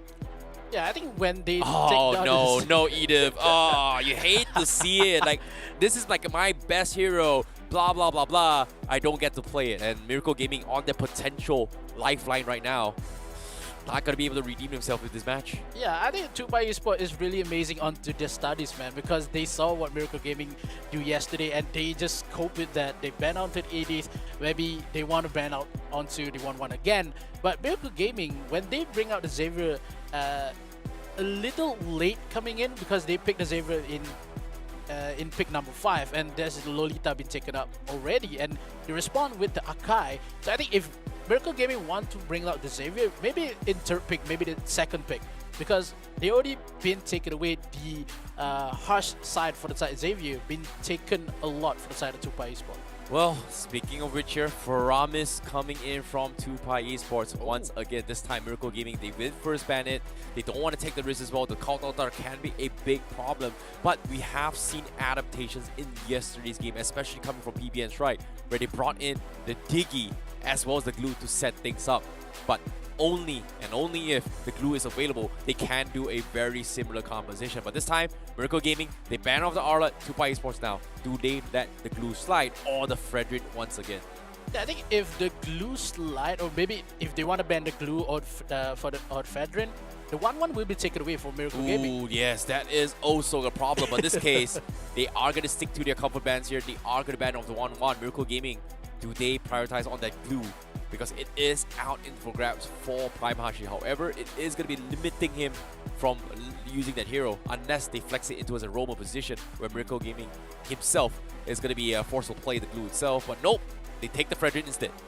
Yeah, I think for the side of Miracle Gaming, they need some aggressive gameplay here. They need to put their feet down because the TUPAI already taken the game number 1. This is the best of 3. Not if this game is best of 5, maybe Miracle Gaming, okay, we want to play a little bit slow back, low back a little bit. But in terms of this is the game team 2 for Miracle Gaming. They need to play aggressive. Maybe they want to bring down the Martis again to just play much more, because in game number 1, we see Lyzern plays a good Akai with the engage onto the enemy side jungle. They take a lot of buffs and the respect coming in for TUPAI, but the members itself rally too fast coming in before Miracle Gaming could respond to that attack. Yep, seems like Marta is going to be off for grabs as well. TUPAI Esports, do they mirror this up? Down to the final picks, but they will secure the glue and deny the Xavier away from Miracle Gaming MY. So this is something that a little bit surprised, but knowing that the first game's Valentina was taken out, that means Miracle Gaming MY, they can look to take the Farsight this game to punish this. To deal with the potential Xavier, or also potentially going for the Eve, which is something that once upon a time was a mirror matchup between both Xavier and Eve. So as of yet, TUPAI Esports, it seems like they need to play around this Xavier. And we talked about magical damage. Game 1 didn't exactly hit for Miracle Gaming and why. Yeah. Glue is a completely different story. Does a lot of magical damage, can solo kill this way through. So they have pretty much solidified their magical output coming from TUPAI Esports. But for physical wise, they are going to be thinking a little bit more, because as of yet, Miracle Gaming MY, they're taking the Yuzhong, more AoE controls and CCs to deal with TUPAI Esports, and they bring in the Cloud on top of it. Yeah, a lot of physical damage coming in for side of Miracle Gaming. Now the question is, the magic damage, which hero do they want to pick for the side of Miracle Gaming? Because the glue as well as the Xavier, you only need one more jungle if they want to bring out. Because if one versus the Cloud, maybe the Fanny will be taken here. Maybe the Ling as well for the side of TUPAI. Maybe the Hayabusa also can, but they go for Martis instead. So in terms of team fight, they have the Securance coming in for the Xavier. They have aggressiveness for the Xavier as well as the Disrupt coming in for the Glue. So Miracle Gaming full-on force with the Blazing Duet as well as the Black Dragon form. So the Fedrin will be left alone in the mid side. Yeah, you know, speaking of this fight itself here, I really like how TUPAI Esports is thinking, but at the same time, one thing that just completely messes everything from TUPAI Gaming, Miracle Gaming is pretty much the DG right now. Because chain CCs all the way through, wombo combos again coming from Miracle Gaming. One-time journey just completely neglects the Petrify, completely neglects the Black Dragon, completely neglects the Taunt, gives some sort of sustainability against the Cloud's Blazing Duet as well, unless they go for something that has knock-up. In this case, Kufra isn't too bad coming from TUPAI Esports as well if they decide to go for the rope position. But they ban off the Farsa, pretty standard play as well. Again, Miracle Gaming needs more magical damage, and currently mid lane and roamers with magical damage, Miracle Gaming just completely neglecting it at all. So this is going to be a big problem for them eventually. Yeah, I do think that Miracle really need the Grok gameplay again in game number 2, because they already have a jungle for side of Fredrin and also has the Yuzhong, and the Claude, he could just run away when needed to with the burst damage coming in for the Blazing Duet. So Miracle, they need to think about a lot if they brought away the Grok. The Digi is so much a good pick coming in for TUPAI Esports, so it's going to be real hard. But they ban out the Brody first for the side of Miracle Gaming. Only one more to be banned, Martis onto the jungle, and maybe they want to ban onto the mid lane, because if you see the Xavier, maybe want to be a little bit flex, because in terms of TUPAI Esports, I cannot think where the last 2 picks coming in for TUPAI. Yeah, this is going to be a little bit of a problem here coming from Miracle Gaming. And why? Because if you think about it, right now they ban off the Atlas for that wombo combo CC. But at the same time, I'm curious here, do Miracle Gaming go for double mages? Because I would like Miracle Gaming to either go for Kadita and maybe a Yves, maybe even a Lunox, or maybe even a Lilia to a certain degree, alongside with Kadita Roam. But going for a Digi Roam isn't too bad as well, as least they have some sort of magical damage to actually threaten TUPAI Esports' composition, especially for the Mortis, right? Mortis, extremely annoying. You chain lock his way through, he's going to force us to use his Ashura to get out in a lot of sticky situations instead of using it offensively. So I guess, but seeing how game 1 going in, you know, Miracle Gaming, they had not made this kind of decision, but this is smart from TUPAI Esports. Melissa completely defeats the purpose of a dive composition coming from Miracle Gaming MY. There's nothing they can do once the go away is popped up from this Melissa. So this is very smart drafting coming from TUPAI Esports. Yeah, the potential team fight coming in for that Melissa when he deflects a lot more damage coming in. Even if Shiro just go for the Blazing Duet when the go away is inside of Melissa, no damage has been taken. Yeah, even if Miracle Gaming decides to go for Kadita, all Real Messino needs to do is just get a Purify rather than Inspire, and he's going to be able to negate a lot of those potential one-shot combos coming from Miracle Gaming MY. So right now, does he go for it? No, he takes away the Lolita and also secures the Lunox, so that is even more AoE damage coming from Miracle Gaming MY alongside with CCs. TUPAI Esports, what's their response? Final roamer here. Digi maybe, Grok isn't. Actually, Grok isn't too bad as well. It's a great way to deal with Claude. Instant shutdowns, wall charge to set up for Mortis and Xavier. I think I love when a Kufra gameplay though coming in for TUPAI. Kufra isn't too bad, but there's nothing much to counter besides the Claude. So I guess I would prefer Grok a little bit more. Matilda, nah, actually Estes isn't too bad as well coming from TUPAI Esports if you think about it. Hilda also can for the side of TUPAI. Yeah, Hilda is really, really good. Ish against a Fredrin jungle, but no, they go for the Diggy. Called it all the way through, completely rejects everything what Miracle Gaming is going to be set up as well. And I love it. I love it when I'm calling good strats. But TUPAI Esports, they understand the game. And it seems like this is going to be a very, very difficult game for Miracle Gaming MI, even though I have cast my vote on them. But TUPAI Esports, they bring out the Digi as well as the momentum for game number 1. The aggressive nerf coming in for Lazarin. And with Jeff Hardy with the Digi, I would say Miracle Gaming, if they didn't play safe early game, 5-minute games will be all the way TUPAI. Well, it is all about buying time and also finding your win condition, because as of yet, Miracle Gaming, they had the slow start from the previous game because of Xavier. This time, it is going to be on TUPAI Esports' favor unless they do something in the table. I know you guys are excited here. We are going to be jumping straight into us game number 2 where things are going to get down and dirty. fighting for their tournament lives. It is going to be Miracle Gaming MY, but TUPAI Esports looking to represent Malaysia. This is Game Watch, Game 2. Stick around to find out because we are jumping right into it. You can see how in game number 1, Miracle Gaming has the Xavier to just buy some time into the late game. Now Miracle Gaming, they had 2 heroes to rely on into the late game itself. In terms of Jeff Hardy with the Diggy itself, will given a much more hard game coming in for the side of Zukarian as well as Satoru. Look at the damage that Mizuno can give. So the rotation coming in for the for Dodo into the mid lane, giving the support onto the bottom side. So TUPAI Esports, they have a lot more ideas they want to play. If they want to go aggressive, looks what happened onto the bottom side. Zevran, I just love how aggressive he is, trying to shut down the production of the side, jungle side of Miracle Gaming. It goes in, Lyzen with caught up here with the rotation, comes on the bottom side. Dodo a little bit too late, but Lyzen has the dashes to run away. No first blood just yet in this second matchup. Oh, this is so smart coming from TUPAI Esports. Normally, we would have roamers prioritize mid lane control, but because it's a Xavier, you can't really do too much in this kind of sticky situation. Shifting their focus, applying pressure in the gold lane means their opponent needs to shift themselves into his gold lane. That means giving a little bit more space and room to get those levels and farm for the Xavier. So TUPAI Esports is dictating the tempo for now, and it is working out. Lazy in trouble here. Prime Hashi a little bit with Shiro itself, trying to poke down Lazy onto the top side. Just given much more possession onto the turtle has been spawned.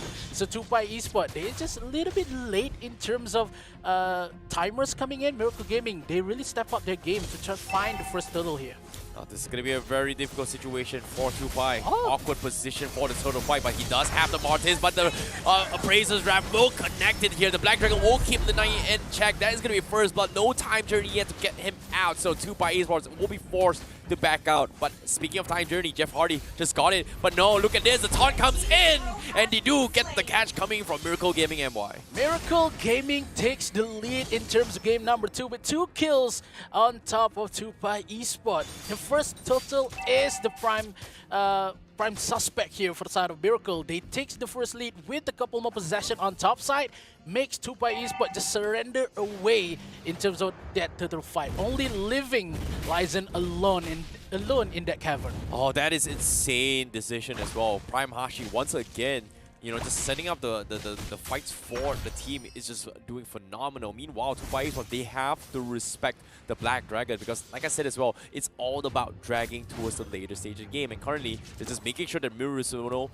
is able to scale to this game. He just got his Corrosion Scythe, and do they want to take this risk to actually threaten the fight? But seems like it's just not worth it right now. Yeah, the Diggy pick coming in for TUPAI Esports is really good pick, but in terms of how they play it, it's doesn't connect just yet, because in terms of how Jeff Hardy plays in game number 1, he just checks some bushes because he knows he has a lot of health. But in terms of Diggy, yes, you have the second health.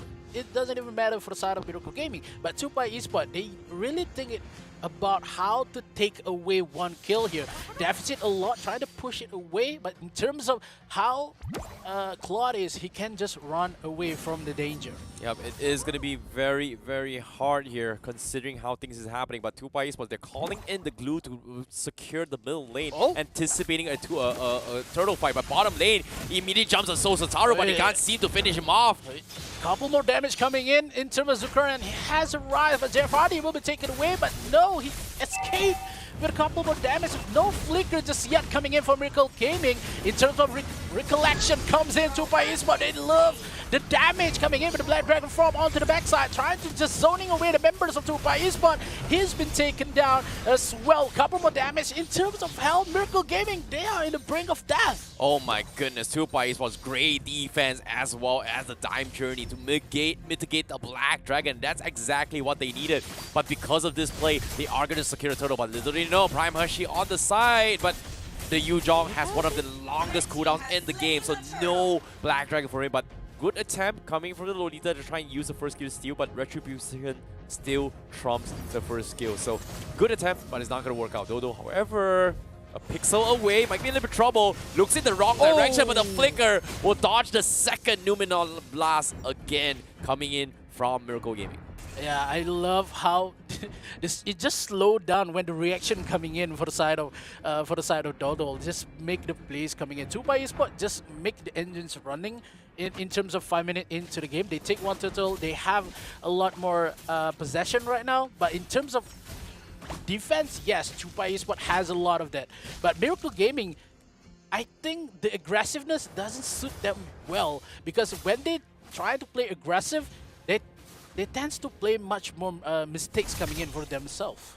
Yeah, this is so hard as well. But let's take a look at itemization as well. Seems like Prime Hashi going for the Hunter Strike upgrade, not going for full defense here. So that's going to be a little bit more damage, but at the same time, they need somebody to be in the front lines. And currently, it is going to be a little bit more time here as they need to stall for the next rotation, which is TUPAI Esports. This is actually helpful for them because they need to buy time for this upcoming fight, and currently time is what they need because bottom side they are going to try and force a fight. Lyzern going to be the first one to be engaged on with Zukarian. Lyzern has been spotted away with a couple more damage. Zukarian just engaged back with a couple more taunts here. Jeff Hardy a little bit too far, but the damage coming in for Lyzern does not connect onto Miracle Gaming. And in terms of the EXP laners, they're just having fun on the top side. 4v4 on the bottom side. Miracle said, oh, we cannot fight this time yet because we doesn't have the Black Dragon form. In terms of how Teamfight Miracle won, they need the Black Dragon form to win the same fight, but Jehadi has been spot out, but a couple more damage just left. Lyzern onto the side, little bit damage coming in, but just jumps up to track the first kill, but Shiro into the mid lane here, trying to give a lot more damage, but that is a Lunox. He can give damage, but not enough of the chase ability. Prime Hashi spot up Lyzern, trying to take the kill onto the mid lane, but Dodo also here, but Lazy try for the rescue. Oh, bottom lane as well. We do see an engagement. So Sansaru will get caught up by the Diggy. Beautiful stuff from TUPAI Esports. And now they will extend the fight. And Prime Hashi forced to use the Black Dragon defensively to get out to safety. Oh my goodness. TUPAI Esports just so much smarter and so much ahead of what Miracle Gaming MY is doing as well. Because every single time they're trying to bait TUPAI Esports to commit to a choke spot, they pretend that they are retreating here, but as soon as Miracle Gaming takes the offensive approach, they pounce at them. And speaking of which now, you can see Letizi is going to go in for the pressure as well, and everyone from Miracle Gaming MY, they're just splitting the 4 about. When Split comes in, the turtle will be stolen away by Zukarian, and they are going to try and turn the tide. Numenor Plus is zone off the back lines. Letizi still hanging on, but this is a glue we're talking about. And the Savior clutch coming from Dodo forces them all back. The big dotting line, and now with the time journey offensively, giving the reset on towards Lyzern as it picks them apart. 3 down for Miracle Gaming MY. You steal the turtle, we steal your soul coming in for TUPAI Esports. They can fly, they can take the kill, but in terms of Miracle Gaming, they thought they had the momentum, but no, TUPAI Esports just scammed their way into this winning kind of journey coming in for side of TUPAI Esports. Oh my goodness, he's dead. He's actually dead. Oh my goodness, he got completely debated by Jeff Hardy. This 3-0 for Diggy is just so much wonder, and this is the go time for TUPAI Esports. Dodo currently level 10, but it's only 8 minutes a game, the perfect Xavier game. And so far, he's been very, very patient with his stun lockdown. As soon as Miracle Gaming MY, time and time again, if they group up his fives, boom, instant dawning light to drop them low. I think the moment when TUPAI Esports realized that they can take a fight coming in from Miracle Gaming when they push away the Black Dragon form to be in the defensive state. Miracle Gaming, too much reliance onto the Black Dragon form, man. As you can see here, they take that down turtle, but the members of Miracle Gaming that's not ready with a couple more damage to just fight on this team fight. But look at how TUPAI Esports, they just bait out with the downy line as well. Miracle Gaming, they just been bait out to the choke point. TUPAI Gaming is really smart in this matchup. Yeah, they're just very smart in finding opportunities and knowing when to dive. And you can see the taunts are coming in from Jeff Hardy. It is slowly affecting their minds coming from Miracle Gaming MY, and now they're shifting their focus up top to try and make an attempt on Lyzern, but do they have the heart locked down? The Azura is coming in, the taunt as well is going to keep them in check, but I don't think they have the damage. So let's take a look at the itemization real quick as well. Claude still needs a little bit more item. DHS is up, Golden Staff as well. Looking for the Winds of Nature, and once that's up, hopefully it is going to be enough damage. But look at this, that's easy, just completely taunting them. It's like there's nothing they can do with the glue and just buying so much time. The Lord immediately secured by TUPAI Esports, while Letizzi now trying to delay them and set up a fight, but it seems like it's just not worth it. But the Numenor Blast comes in, it's gonna be huge, but no, the time turning clutch comes in the way, saves their day, and now they are gonna collapse their way through. The Ujar focusing the back lines, while Lizard is gonna completely decimate here, as So Sataru was able to get free hits all across the bat as they trade 2 for 2. This is going to be really bad for Miracle Gaming. They trade 2 for 2, but they lost onto the Lord itself. The possession gameplay. Oh my god! The damage, Dodo! man. The Sheesh! Oh, that is a little bit nightmare with the damage coming in. Oh my goodness, Dodo is starting to come online now with the Dawning Light as well, Shiro!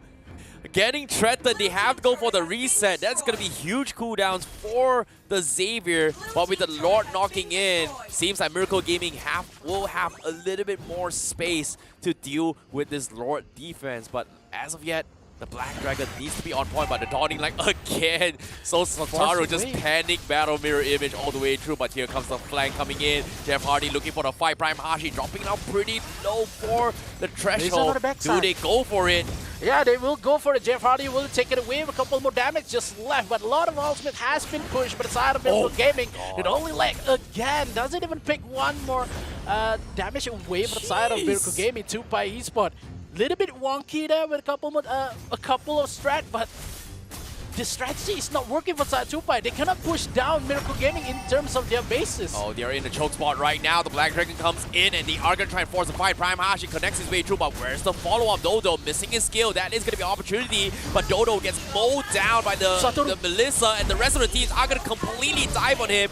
But at the same time, Letizzi is going to get a triple for himself. And now looking for the Maniac, completely left untouched. Looking for the Savage. Does he get it? Yes! 5 decimation for TUPAI Esports to represent Malaysia. Potentially with Lizard getting the Savage today. What a clutch coming in from TUPAI Esports. What a performance from Lizard. That's too much different, man, coming in for TUPAI Esports. Miracle Gaming is not up to par with TUPAI Esports. They have the damage, they have the momentum, and TUPAI goes on. What a game coming in from TUPAI Esports here. A clean 2-0 victory against Miracle Gaming MY. A Savage on top of it all to clutch it out for the team, as TUPAI Esports will represent for Malaysia as they continue their journey through the lower brackets. However, for Miracle Gaming MY, it's sad to say that is it for them. But before that, let's talk a little bit more on the highlights on how things are going as well, because time and time again, you can see the highlights of these games. Miracle Gaming MY, they're very smart in trying to bait things out, but TUPAI is always 2 steps ahead of what Miracle Gaming MY. They know for a fact that their win condition for Miracle Gaming MY is if TUPAI Esports overhit, and time again, instead of committing a fight, they force Miracle Gaming in awkward positions to threaten the fight, to enable the Xavier to do as much damage. And once they drop them down low enough, allowing this Savage here for Lizard to constantly reset the decimation to extend the fight. So that was just beautiful execution coming from TUPAI Esports. Yeah, I think Miracle Gaming, they need to realize when they're taking the team fight, the position themselves they put in is a little bit too narrow coming in for versus TUPAI Esports that has a lot of AoE damage and has had it on light. So Miracle Gaming is not it's not different coming in for the micro, but the macro itself coming in for that team fight itself. Miracle Gaming lacks something to be played here, but TUPAI Esports, the bait, the strategy, the ego coming in for the side of TUPAI Esports just beat down Miracle Gaming so hard. Look at the Radiant Armor that they had, only one just with the Dominant Ice for the side of TUPAI Esports. They doesn't need a lot of items to just take it away, but in terms of game number 1 and game number 2, TUPAI Esports think that, oh, we need more than one Athena, and it's much more convenient for the side of TUPAI because Miracle Gaming played their hearts out in game number 2. Yeah, it was a very, very difficult game to actually come on top, but let's take a look at some stats from TUPAI Esports. Real Mitsuno, highest damage per minute, highest GPM, without a doubt. The TZ being the highest damage per taken here with 8,586 on that Martis. look at the amount of damage he took so far per minute, and also the most amount of assists. No surprises as well, considering how well he's been doing, and also the amount of kills, the closing down with the Savage for today. What a way to start things off here for Snapdragon Pro Series. This Martis is making wonders as well. But what I didn't know as well, Dodo was very patient on his Xavier. Very smart catches as well. Was one of the core winning factors that allow TUPAI Esports to do what they want. So personally, unsung hero for me, Dodo. But MVP undeniably in both games, including this game, personally, is gotta be the Martis. But no, it's not. It seems like production says Diggy is gonna be the MVP. Hey, Jeff Hardy getting a it. couple of kills and the time journey to clutch it for the team. Well done. You said that the Diggy is the great pick coming in for TUPAI Esports. Man, they just give you the credit for Jeff Hardy plays. In terms of the Diggy plays coming in for Jeff Hardy, in that early game, maybe it doesn't even connect. But in terms of mid game and late game, that Diggy is one hell of factor coming in for side of TUPAI Esports. And given the win, the 2-0 coming in this matchup. Well done, coming from TUPAI Esports, representing Malaysia to continue in the lower brackets. And this Diggy play here, 2 games in a row, he's done so much work. Game 1, Lolita blocks has been on point. Game number 2, his time journey has been spot on, and just making sure that the Black Dragon doesn't interfere the back lines. And this is something that Miracle Gaming has been showing from Game 1 and Game 2, isolating the fight, zoning them out, and it has worked out in their favor for game number 2. So beautiful stuff coming from TUPAI Esports. Congratulations for them for now as they continue their journey. But it's sad to say, it's time to say goodbye to Miracle Gaming MY. Yeah, Miracle Gaming, unfortunate they just going home for today. But in terms of that fight alone, I think Miracle Gaming, they need to learn more in terms of draft and as well as the positioning into team fight. But yeah, kudos to the side of them. They played a really good game. Yep, of course, if you guys are excited for more Mobile Legends Bang Bang action, I guarantee you this upcoming match is going to be MHRLK going up against GPX, the top dogs in the entire tournament, currently in the upper brackets. Going to be showing you a little bit of a taste on what the best of the best in the current scene potentially going to be dragging into the full 3 game is going to be coming up right here, right now. But for now, we're going to be taking a very short break. My name is ICB12. He's because we're going to be seeing you guys right after this break. The Snapdragon Pro Series powered by Samsung Galaxy is brought to you by Snapdragon Elite Gaming, Samsung Galaxy S23 Ultra, Monster Energy, and Kachi Shop.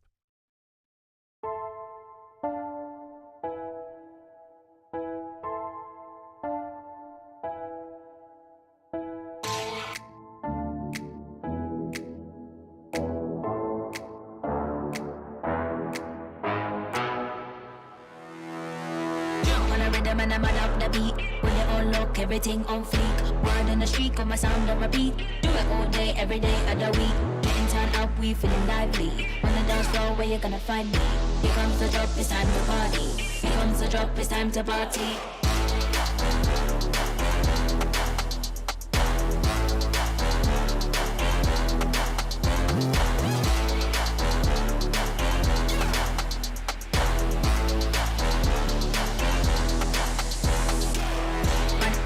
Up the beat, when it all look, everything on fleek.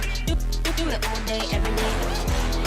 Bad up the beat, when it all look, everything on fleek. Do it all day, every day.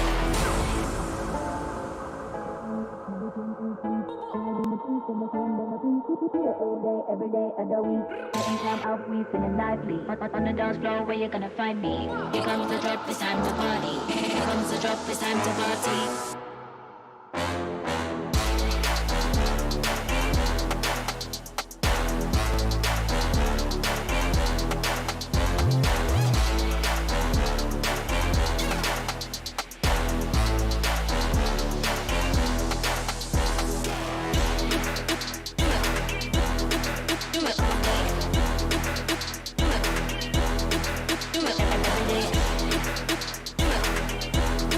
Do it all day.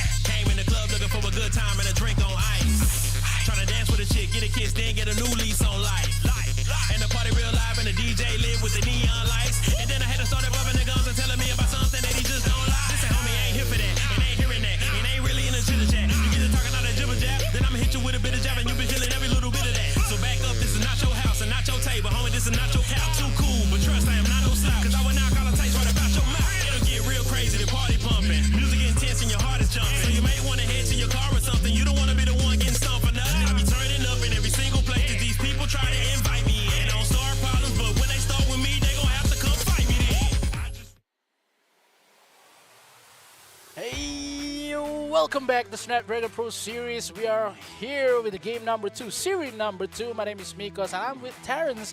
We already see the 2-0 series in the first matchup. This game number 2, MHRLK versus GPX. Well, that is going to be a very exciting one as well, because this is going to be Philippines going up against Indonesia.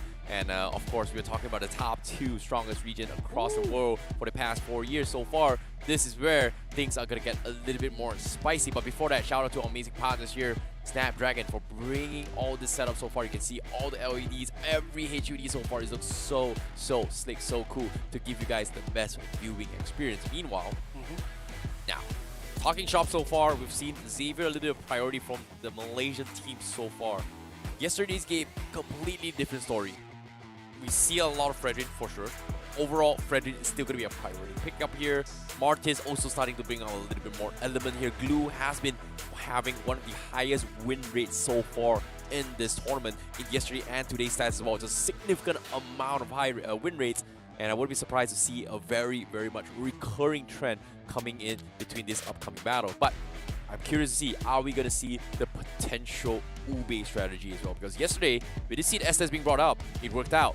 But knowing from Philippines and Indonesia, it's going to be anyone's game. But it was played by the Cambodian team. So that was a completely different story. So today's games, let us introduce the representatives from Philippines here. We have MHRLK Esports coming into this game here. Starting off with the roster, CJ, 1, 2, 3, 4, Kelvin, Daiso, CY, and NIX. NIX, Daiso with CJ, 1, 2, 3, 4. It's going to be really hard for the side of Indonesian team here, MHRLK. We already just learned how to pronounce their name, and CY. I just love how we've seen, as you say, that the Fredrin gameplay has been taking a lot of toll in this matchup as well. So if we bring out the glue as well as the, we saw a lot more plays onto the Martis, so it's going to be something that much more interesting in terms of gameplay and team fights, rather than just one-man army gameplay like we see in Miracle Gaming for the ALVA in game number 1. Yeah, we're able to see a little bit of glimpse on how MHRLK is going to be looking as well. They looked pretty hyped up, pretty vibed up as well, as we do see the team highlights. They do have their own boot camp and also the coach as well, Coach Conrad in their drops, and Coach Robert. That's not just one coach, it's multiple coach as well. And interesting enough, this is something that I did talk about with Coach Dale, representing from Homeboys himself. He's from the Philippines himself. He was saying that a majority of Philippine teams these days has not just one coach, but multiple coaches now. And to a point that there are some specific Philippine teams that have 4 coaches in the team. And my question for him was, why do you need so many more coaches? Why not just one? Wouldn't that be a problem between communication? His answer was very simple. 4 hits is better than 1. Oh, bring out the numbers coming in. But I think, yeah, in terms of esport as well, we've seen a lot more that traditional sport like football. We have a lot of coaches for specific players, and now we're introducing you for the GPX. We have Ziri, we have Ray, Kribo, Watt, and Fredo QT. Yep, this is going to be interesting as well. Represent from the Indonesian side. This is where things get down and dirty. Will we continue to see the rivalry? But we can see, well, he's still eating his chicken. They're still eating. They're hungry, and hopefully it is not going to be enough, because why? They need to be hungry for the win, because their opponents are going to be a Titan. In this case, you can't exactly battle on an empty stomach. In this case, GPX, they're mentally preparing themselves for this upcoming match. And let's take a look at their highlights so far. Nope, let's take a look at the head-to-head matchup. This is going to be MHRLK on the left side and GPX on the right side. KDA a little bit the same here with 11.3 and 11 with kill participation. Not a lot coming in for CY, but 78. A lot of team fights coming in for the side of MHRLK. In terms of the damage per minute, it's not so much to be chased down by the side of Watt, but I just love how the goal per minute here, only 30 goal less coming in for Watt. In terms of heroes, they have a lot more, not so much of a resemblance in terms of the Leslie and the carry, the Melissa as well as the Claude. In terms of burst damage, maybe side of CY, but single target is Watt all the way.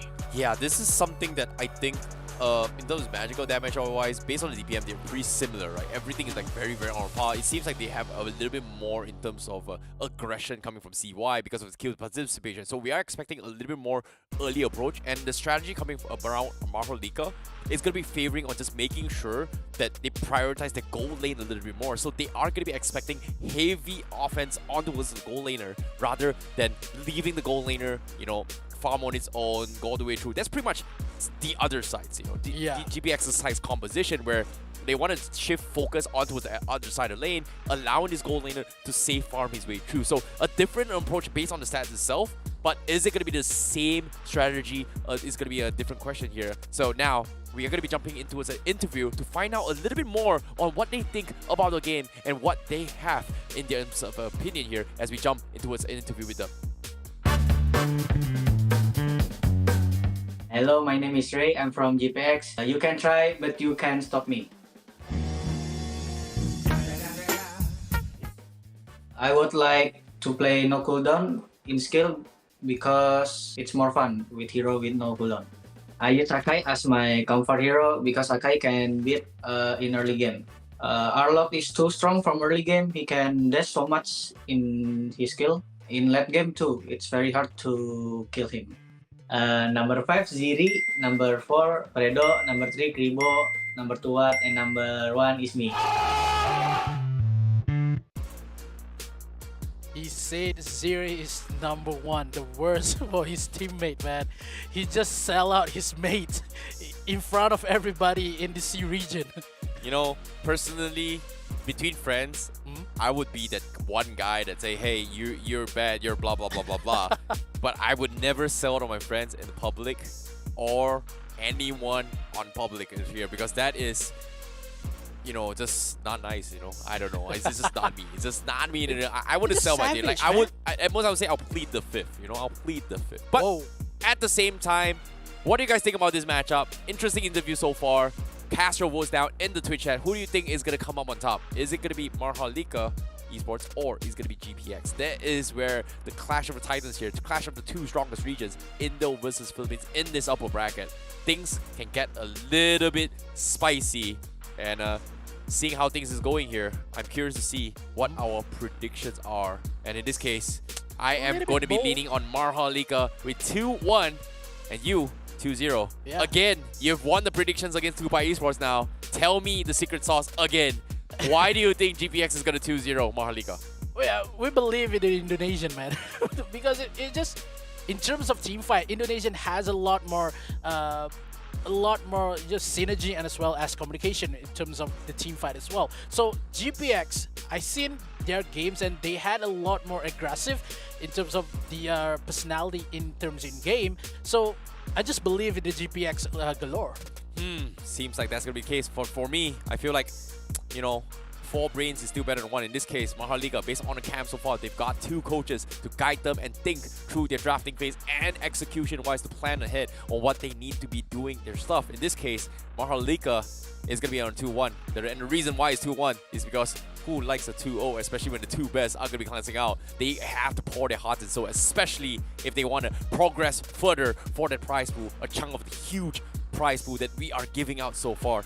And here's a little bit of fun fact. All right. Potential top teams of this tournament has a direct open slot for another tournament. Oh, that's a little bit hint. Okay, keeping in the tabs. Oops, I spilled the secret, but no, that is just a little bit of a rumor for you guys for a potential. I mean, season 2 maybe. Hopefully with you guys we're gonna see it. But before that, we are gonna be unleashing the beast with monster energy, because why? You know, cat's out of the bag, bro. You gotta unleash it. Yeah, you have to open it. You have to just be aggressive, man, to win the games, to win the fight, or maybe just get you a little bit slot into the next, you know. Whoa. Shh. It's a secret, bro. It's a secret. I don't know. And at the same time, you know, to throw you guys a little bit more of a fun time, we are gonna be taking a little bit of a short break to keep you guys energized here, to reset here before we take you through this very, very important match. And as of now, we're gonna see you guys right after this short break.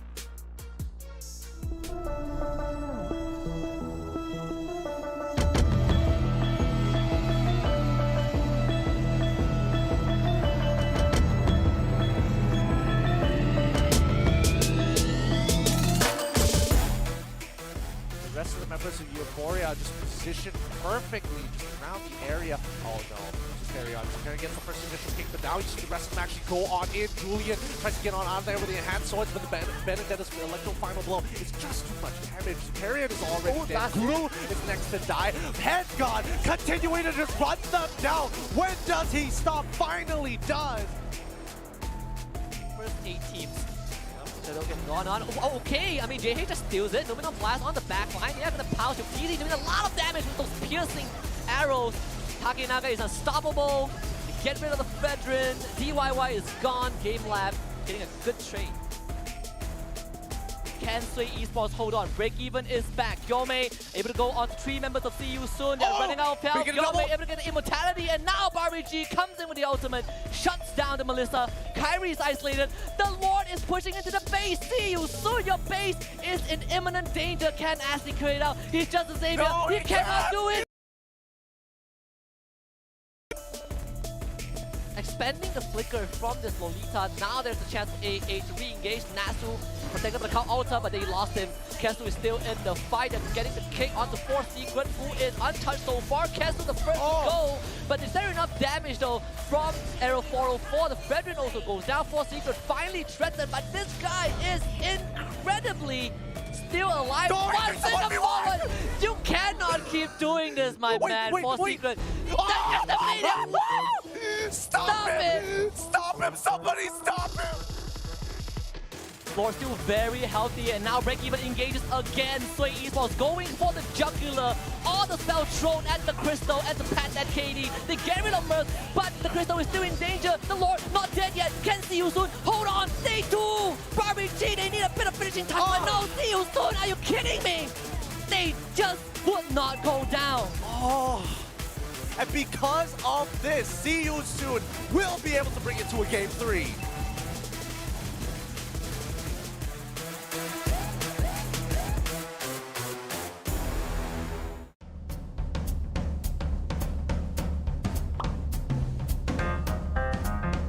Chocolate flavored poop. Both, because they are both poop. Poop flavored chocolate. At least it's still a chocolate. I'm gonna choose the chocolate flavor proof, the second one. The second one, yeah, the second one. I think that chocolate flavored poop. I don't think I can eat the texture of a poop. Chocolate flavored poop. Yeah, for the gamer, we can no shower for a month, but we cannot no internet for a month. No shower for a month. I think I already doing the no shower for a month lah. So like I think no internet would be good. I better no shower for a month, better than no internet for a month. I go to no shower for a month. Break my legs so I can still play ML. Breaks my leg better than my arms. Well, the moment of truth. The upper brackets, a glimpse on how the best of the best are going to be competing right now. It is going to be MHRLK Esports going up against GPEX Esports. This is going to be Philippines going up against Indonesia. The clash of the titans in the upper brackets for the Snapdragon Pro Series. Now I'm looking forward to see how things are going to be looking here, as things are going to be a little bit spicy as well. But before that, chocolate flavored poop or poop flavored chocolate? Oh, it's really hard, man. Because poop flavored chocolate. Why? Because you can eat chocolate, man. Fair enough. In this case, things are gonna get a little bit spicy here. You heard the man. He have just admitted that poop is edible. And you know, regardless of whatever shit, regardless of whatever it is, if you give me the selection, I would most likely not choose. Oh, you baited me, man. Exactly. It's kind of like the trap question where you ask me a question. Like I'm gonna ask you, Arnold Schwarzenegger or Jeff Hardy in a room with you. Oh, with a bed. Pick one. With a bed? Pick one. I just leave them both in that room. Exactly. That's the safe answer. Safe answer, bro. You don't go there. You never go there. Maybe it's just me, you know. I would never compromise my integrity for something that I will never ever do. But you know what's really nice here? We are going to be making sure... I apologize for the little bit of break here, but now, immediately, we're going to be jumping into the game. This is going to be MHRLK going up against GPX Esports. This is where drafts are going to be torn apart as we jump straight into towards the game very, very soon here. We catch a glimpse on how GPX is going to be looking as well. Seems like all very, very comfy. And this kind of reminds me of the blanket buff from LY4 representing from Singapore. And it has helped him in multiple years during COVID times as well. Hopefully it is going to be enough to help GPX in this particular scenario, because this time they are going for the second phase of the pick and ban. So they are going to be red side, whereas MHRLK going to be on the blue side. They played out the Link, they played out against the Glue, as well as the Fedrin jungle is really much for help for side of MHRLK. They doesn't want the Kadita to be played by GPX, doesn't want to give for Kribo. But they had a lot more in terms of Joy has been taken up for GPX, still has the 1-1 and the Brody be open up for the side of either way GPX or MHRLK. Yeah, one-shot potential coming from MHRLK is really, really smart as well, especially when the current meta in terms of tank composition has been leaning more on towards Dominance Eyes or even Dreadnought Armor as a first item priority.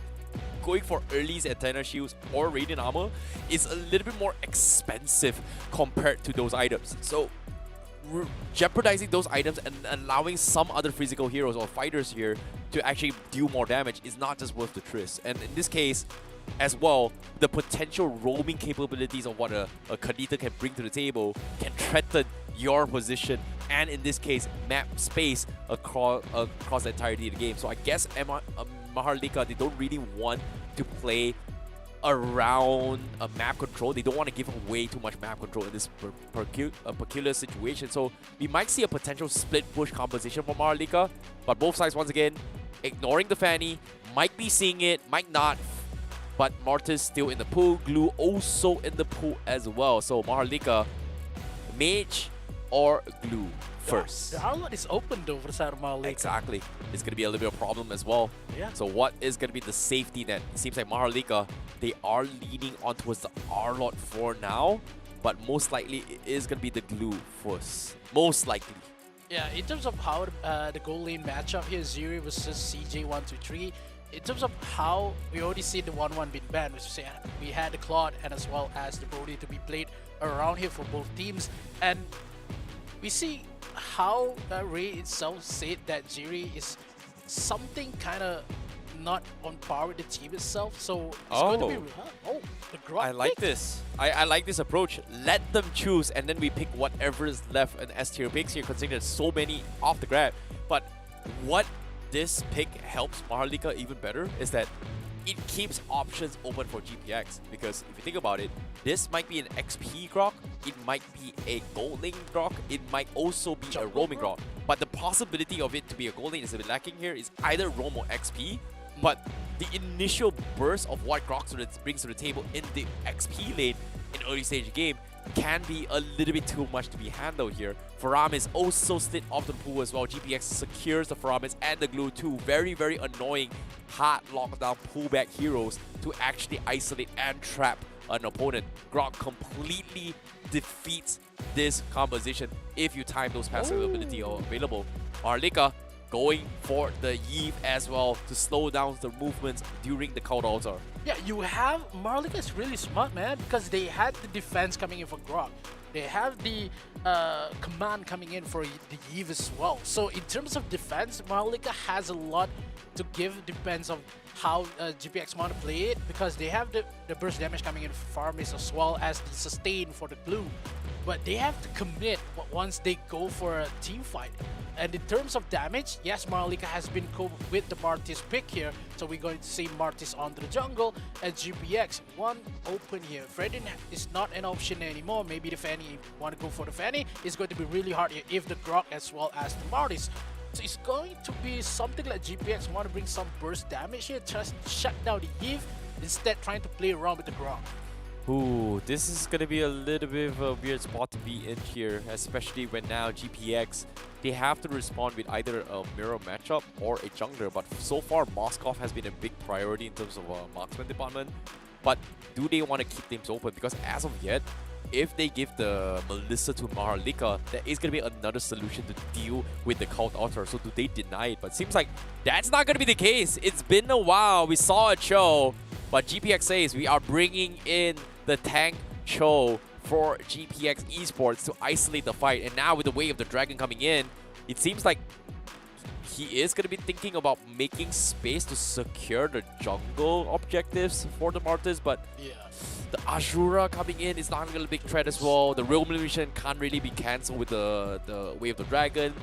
The passives coming from Grop, if you time it really well, the kick doesn't really matter that much. So I assume that this might be an XP Cho instead, but I don't know. I don't really like the Roman Cho here from GPX, so it's a little bit curious. I'm a little bit weirded out by this, but okay. Teresa being banned makes a lot of sense, so they're anticipating that MHRLK is going for a Roman Grok instead. Yeah, I think for the Cho onto the...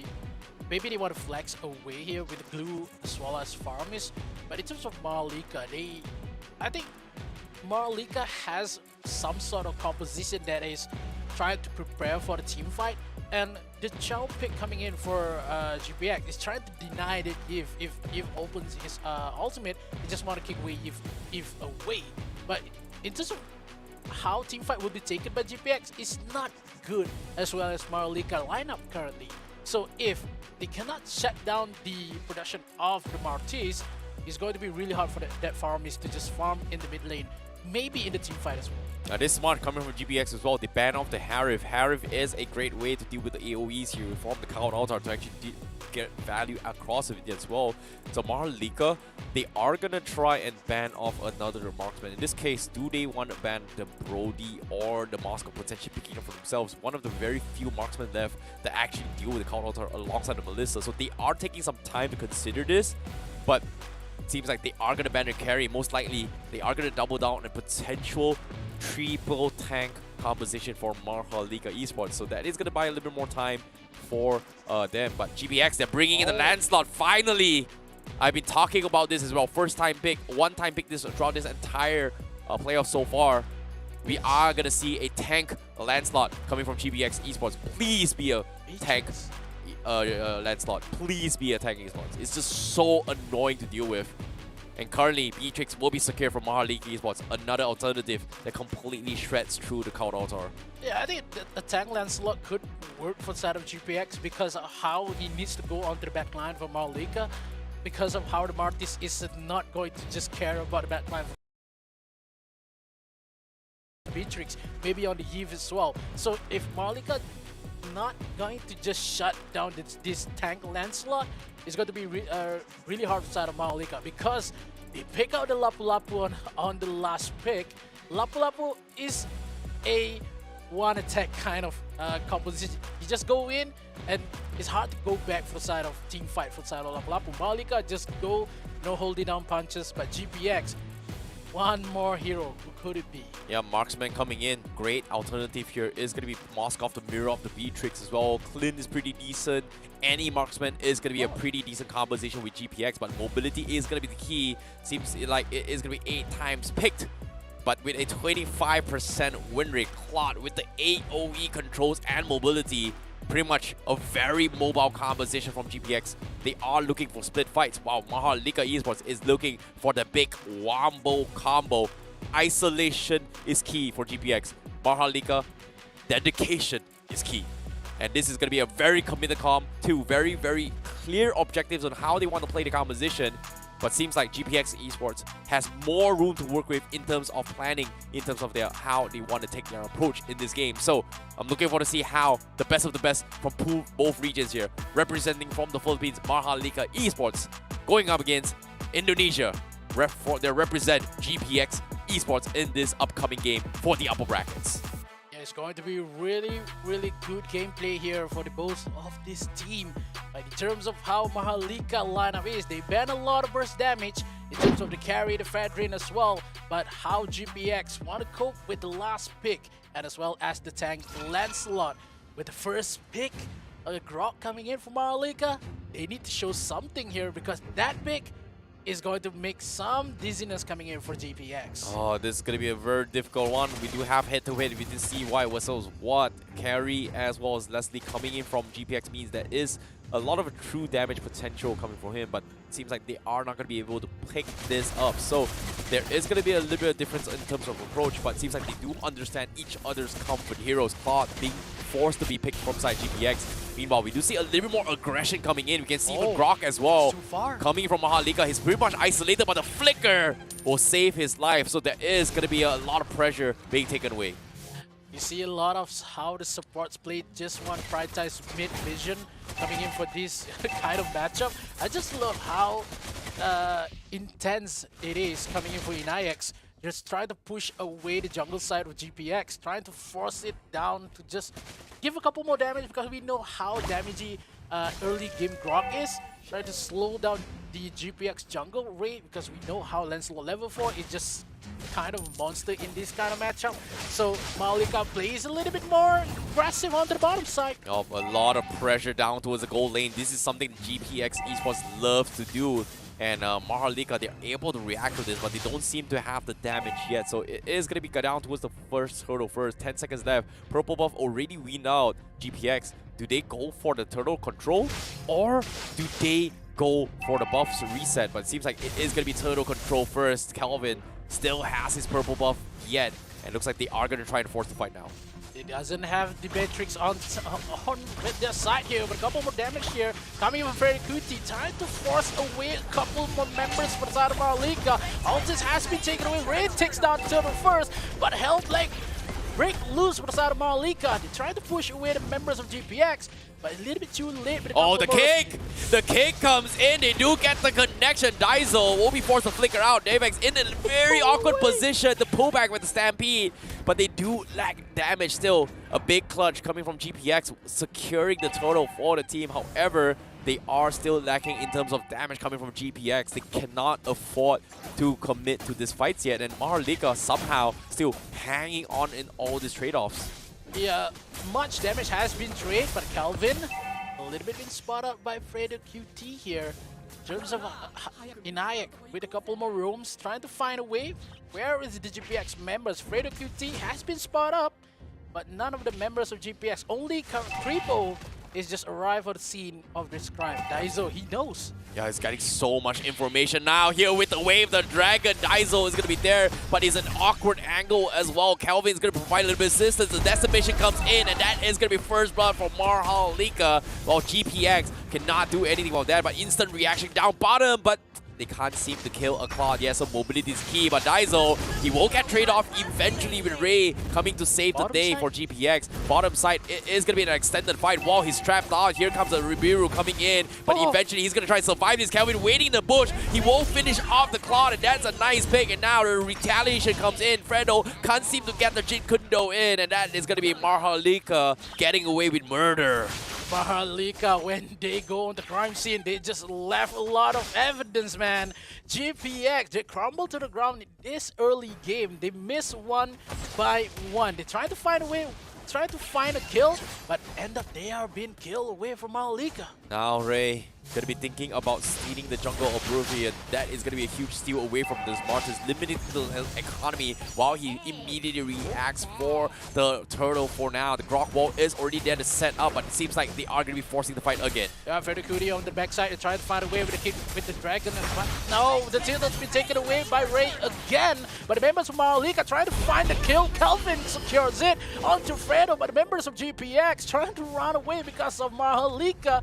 A little bit too much damage to be dealt with. Oh, a little bit of mistake as well. The counter was just a fraction of a second late to try and prolong the fight for the Cho. Unfortunately, not going to be able to help Fredo at all. So MHRLK very happy with all these small pickoffs. But in terms of economy-wise, look at this. Wow, just getting the economy lead he needs as well. But let's take a look at the itemization real quick as well. It seems like Ray is going for a balanced build of as well. Seems like he's going for a Molten Essence and then transition for a War Axe.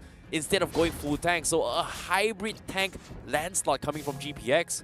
I was expecting full tank, but hopefully it is going to work out. DHS already up on Watt for now, but it seems like it is going to be a stalemate where both teams looking to buy time for their marksman here. But MHRLK looking to get a little bit more aggressive, knowing that Beatrix can come up online a little bit earlier compared to a Claude. Yeah, Claude, the side of GPF, a couple of the kicks comes in, but the Blaze into it, tries to secure the first kill for them. But no, Kelvin is still alive and dies to secure some of the Fredo QT. But MHRLK, how the hell did they still survive? How the heck did Kelvin still survive here at the last tick? But now they are going to extend the fight. CY gets a big snipe in on Faramis. They cannot extend this fight. That is going to be a lost tower for MHRLK. But GPX looks like they are going to go for a desperate attempt. Little did they know the glue does a lot of damage, and while this is happening as well, Ray also getting a very nice kill down middle, punishing the Yves all by himself. What a clutch of turn of events coming from both teams here. A little bit of overconfidence coming in from MHRLK. They had that situation under control, but when they just forced out GPX with the glue on top side, they just give one opportunity open for the side of GPX, and now they open for the Turtle as well. A couple more damage for the QT, cannot make the same mistake as well as the two Turtle has been taken. Oh, this is going to be a difficult one as well. Turtle control in MHRLK's favor. Fredo, he needs to get the big kick, but who's going to be right target? But the snipe comes in, but it's going to be Lapu that careers in. Now, with the revolution dropping down, he's still holding on the count. Altar Kribo not in position to provide the assistance, but MHRLK will finish off Fredo as GPX says, we are back the heck out of here, because this is just not worth it. And so far on the prediction stand, MHRLK with a 71% prediction from the audience themselves, and it seems like they are looking really, really strong as of yet. Yeah, 71% coming in for the crowd itself. MHRLK with confidence gameplay, and GPX 0-4 for Fredo. That is a somewhat overwhelmed coming in for the GPX. They can defend, but their mistake itself trying to put MHRLK up front. Kribo, he was hesitating to go for the pull as well, did not connect, so he's going to be able to get out to safety. Meanwhile, MHRLK also in position to try and challenge that as well. So GPX make the smart call as well, play it safe a little bit. However, map control wise, look at this. So much farm is being funneled towards CY, getting those farm. But this time, this Rock just getting map control, but not much is going to be happening very soon. But it seems like they are grouping up for the fight. Yeah, they're going in for Fredo first because they know Fredo cannot play this game. A couple more retaliation coming in from the side of GPX onto the backside here. But not enough damage has been traded out for the GPX. I just love how NIX plays right now. Fredo cannot cope with the damage as well as the momentum that NIX bring. Yep, CY as well, just being very annoying with snipes as well. He's trying to threaten some sort of a lethal coming in from GPX, and now with the golden stuff on Watt, it is going to be bringing a little bit more damage. Hopefully it is going to be able to enough, as he needs to build up more stacks now with the blazing duet potentially coming in. Nazo taking a little bit too much, threatened by Ray once again. MHRLK says it is going to be full resets, and top side Siri is going to be point of focus, but this is a glue. I don't think they have the damage to kill him at all, and look at this, barely tickling him down at all. Yeah, they just want to just give a lot of hard time for the side of Siri to just push top side, because they want to focus onto the Lord on the bottom. But I just want to know how Fredo tried to play here, because a lot of the rotation coming in for Fredo is much more questionable for the side of GPX. Because look at how Fredo, he's alone there. Oh, the kick comes in, he catches on the wall charge as well. The wall charge not going to save it. Nice, will be the first to fall. They get the upper hand now. The glue is going to isolate Daiso from the back lines. He wants to pull the Eve in. It seems like he will do so, but do they connect? Yes, they do. Kribo comes in, but guess what? The choke spot with the Renero is not going to be able to finish off. The count altar clutch will save GPX lives, and now MHRLK, they have to force a fight, but the damage has been done. The execution, the dives from GPX was spot on, but they are going to try and extend the fight. The glue coming in for the split as well. He wants to pull it back. The snipes from CY not going to connect from the sides, as GPX will zone them out for the Lord. They're regrouping for this fight. NIX with a small respawn time is going to try and threaten the Ziri, isolating it all, but it looks like it is not going to be a stalemate here as they wait for the opportunity. The wall charge comes in on Fredo. They take down Fredo. They shift their focus on the roamer while GPX will steal the Lord away. And that is going to be MHRLK punishing the supports and only the supports. Watt, however, in a trouble. Blazing Duet preemptively will lose his life for it. They trade the jungler, but the tier 1 still stands. And GPX, do they want to commit? It seems like the damage has been done. Objective was key, but MHRLK choose the next best option, and which is killing the marksman. GPX, the tunnel vision on the side of that Lord himself. They did not realize MHRLK is eating them alive onto the mid lane itself, leaving MHRLK an option to live with, and they just one by one been taken away from the side of MHRLK. The time that been played by MHRLK, they wait for Daiso to be alive and make the plays for themselves. GPX, they need to realize they are playing in the side of hands of MHRLK. Oh, this is just insane work coming from MHRLK, but at the same time, GPX is doing what they can do best based on the composition. This is what they are designed for, and that is mobility. And catching off-angle pickoffs is exactly what Fredo is about to do. As you can see, Fredo once again looking for a potential mistake for MHRLK to go for the dive, and from the backlines as well, Ray also looking to threaten with this landslot. However, in an awkward position, he gets caught out. The wall charge comes in. The countouts are also committed to save his life, but the dive coming in from Zeo is going to buy him time, but Ray, he's going to be able to escape freely while the rest of the team is going to be looking for the punish, but Ziri, he will go in for the latch on to try and prolong this fight, but this glue is get completely isolated by MHRLK, and GPX has pretty much lost all steam to continue this fight. GPX Ray, man, he's already on the backside of the side of MHRLK, but when the damage has connect, but the members on the side of GPX, it's a little bit too late. He knows they have Ziri on the backside, trying to force away with the damage the glue can give, but what? He doesn't have the Blazing Duet to just take the fight of 5v5. So GPX, their communication is not up to par what MHRLK has been doing for this game. Interesting enough, Ray actually going for a Thunderbelt. I was expecting him to go for maybe Twilight Armor, maybe for a Dreadnought Armor, something like the traditional tank playstyle. Seems like he wants to go for a little bit more mana regen as well as damage, so a little bit of balance of everything. Not the most traditional tanky items, but hopefully it is going to be enough, because as of yet, he's got 3 kills. He was able to set up for the team. Unfortunately, he cannot seem to be able to finish off. They just don't have the damage, but now Zayax in a very awkward spot is going to put him at a very, very slow speed for now. MHRLK just got his Radiant Armor on CJ. That means this Faramis is going to do even lesser damage now. Likewise can be said for the glue. Yeah, the magic damage coming in for the side of GPX will not give a lot more hassle for the side of MHRLK. In terms of GPX, I just want to say that Ray has been doing a lot here. In terms of how the rotation for the GPX, they need to play a little bit more cautious, because they need to read what is MHRLK been doing. They are there, but a little bit off to the side of MHRLK. They need to go for this slot, but in terms of GPX, they know this is an opening for them.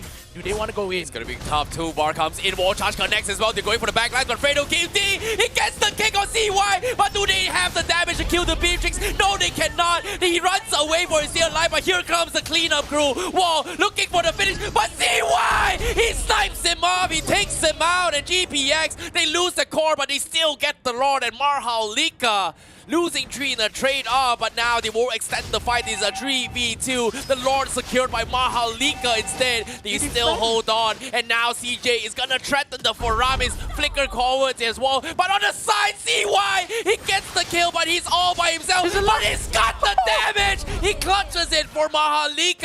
A double kill for himself. This Beatrix from CY, an absolute chat. Never counts out the damage coming in for CY. The Beatrix making the game for MHRLK. GPX has the damage, but doesn't have the brain to take down for Beatrix in this matchup. She's alive.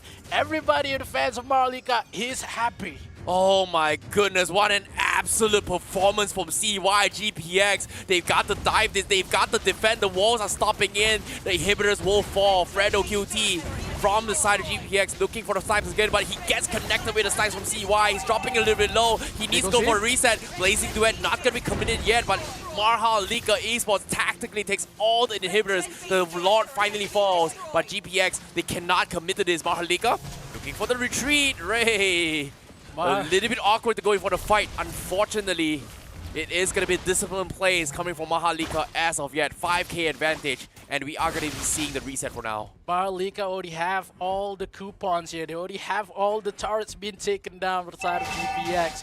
GPX only have the crystal left. They need to find a way to make a last fight for the side of GPX. Yeah, pay attention to this play as well. The Fredo was going for the way of the Dragon Kid. They were shifting all their focus in CY, but CY was able to escape them and got a kill as well. Watt looking pretty strong, but double snipes from him is what won them the fight. So in this very, very crucial moment, MHRLK, the whole sole reason why MHRLK was able to win this fight is not just because they stole the Lord, it's the clutch coming in from Marksman himself. So CY, what a flashy performance coming from him. 6-0-4 on this Beatrix as of yet. Yeah, CY cooldown is no joke, man, because that is the damage coming in for the side of Beatrix itself. But I just love how, in terms of GPX, they make a play with the kick coming in for Chow, but in terms of how the location of that team fight is inside of Ultimate for Daiso. It's not a good location for the side of GPX. They need to find a way. If they cannot shut down CY, Daiso must be the victim for the side of GPX. Yeah, but it's all about positioning, you know. But in this case, game sense-wise, coming from MHRLK, they are very, very much on par. But let's look at items as well. MHRLK seems like they are going to force a fight. The Wheel Dragon connects on JX, but it's only a Grok. He's going to try and flicker away, and now the glue is going to get connected as well. He's looking to latch onto his Beatrix. But fortunately for him, he is going to be able to get the reset. They dropped him down low, but do they still want to continue? They're not too strong about this. But Kribo! He goes for the flicker. He pulls CY. CY with the Wisdom of Nature will eventually get pulled back, and that's going to be MHRLK losing their core strike marksman. Meanwhile, GPX, they have to think about their continuation because Daiso is kiting the Landslot as long as he can, and Ray is out of position as well as MHRLK will completely shut down this Landslot. The Immortality comes in. The Winter Trunk is swapped as well to keep him alive. And Ray, he gets out alive, and MHRLK, they actually lose members for this as well. Picks them apart, and GPX turns the fight away and drags this out to tie even the scores here. And now the Lord is going to be up for grabs for GPX. GPX proves me wrong, man, because they did not take down Daiso. They focus on CY because CY is the main problem for GPX. They got a lot. They need to level up their minions on the top side and the bottom side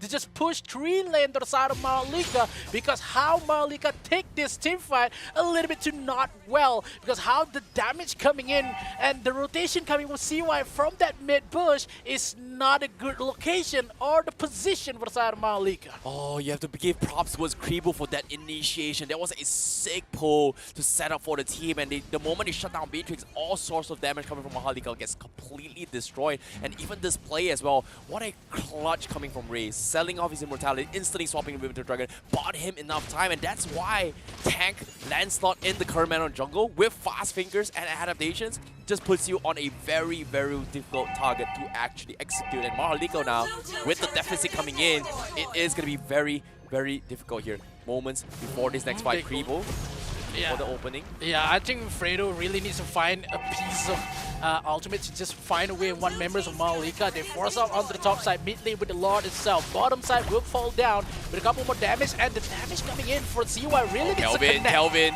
Dropping a bit too low, he's going to be forced to reset as well. Fredo looking for the kick again. He doesn't get the right target. He goes on the rope, but the wall charge comes in. Connects the counter on the rule, keep him alive. The inhibitor still falls, but they still have the damage. And that's going to be the Martins going to be forced to bake off. And CJ completely goes for the reset. Landslot looking to finish off CY, but Ray, he doesn't have his cooldown. He's getting kited as well. Here comes the speed buff as they focus him out. But guess what? The rest of GPX, they're looking to snipe the drone away. But that is a bad mistake. Communication on MHRLK is spot on, and they immediately take down the roamer once again. Adrenaline coming in for MHRLK. They know the brink of losing. MHRLK still lives on. GPX GPX trying to bait up the members of MHRLK onto the bottom side with the death of Ray, but they said no, we are going to win this fight. Either way, one team fight could seal the deal. Oh, Immortality's up on CY. He is going to be even harder to kill, and currently Ray doesn't have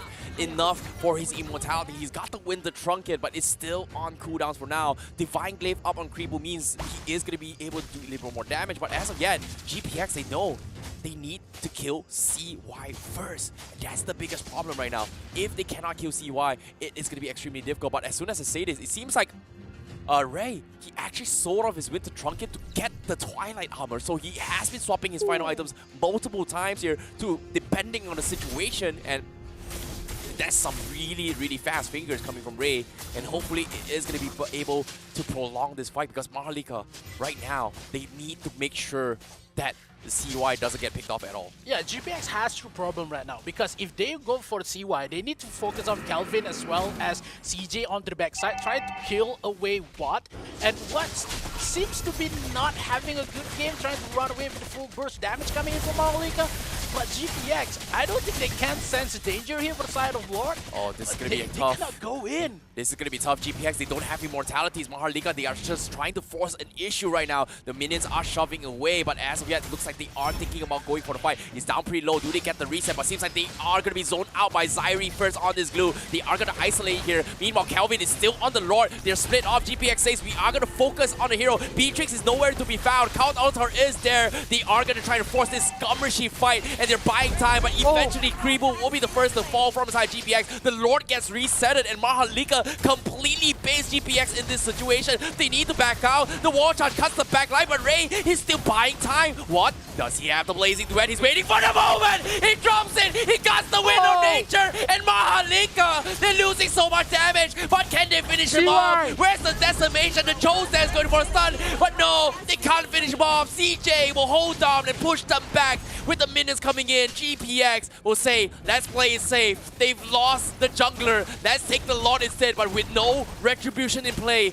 Is this the wise call? It seems like MHRLK, they still have the Martyrs available. Look at this, they're buying time. Kelvin making his way through, but the Lord is only 80%. It's all about the base. And now, here comes the kick. They get the Martyrs. He's got the Immortality. The Count Altar is there, but where's the damage? They don't have the damage at all. What comes himself here, but he doesn't have the Blazing Duet. He doesn't have the health. And it looks like it is going to be the resets coming in from both sides. GPX is playing on the deathbed right now because a little bit too much of the time playing coming in for GPX. They know they cannot take down the Lord because of the jungle for the side of MHRLK is still alive. They lost down Ray. They need Ray in that team fight. They need the distraction coming in for that tanky Lancelot to play on the back line for finding down CY because only Fredo is doing that job. And the members of GPX knows that they have the farming burst damage onto the late game as well as what with the Blazing Duet. But the position is really matters right now. MHRLK is on top of that game. Oh, it's going to be very difficult as of yet. As you can see, MHRLK, they've got Immortalities up. GPX finally gets the cooldown in.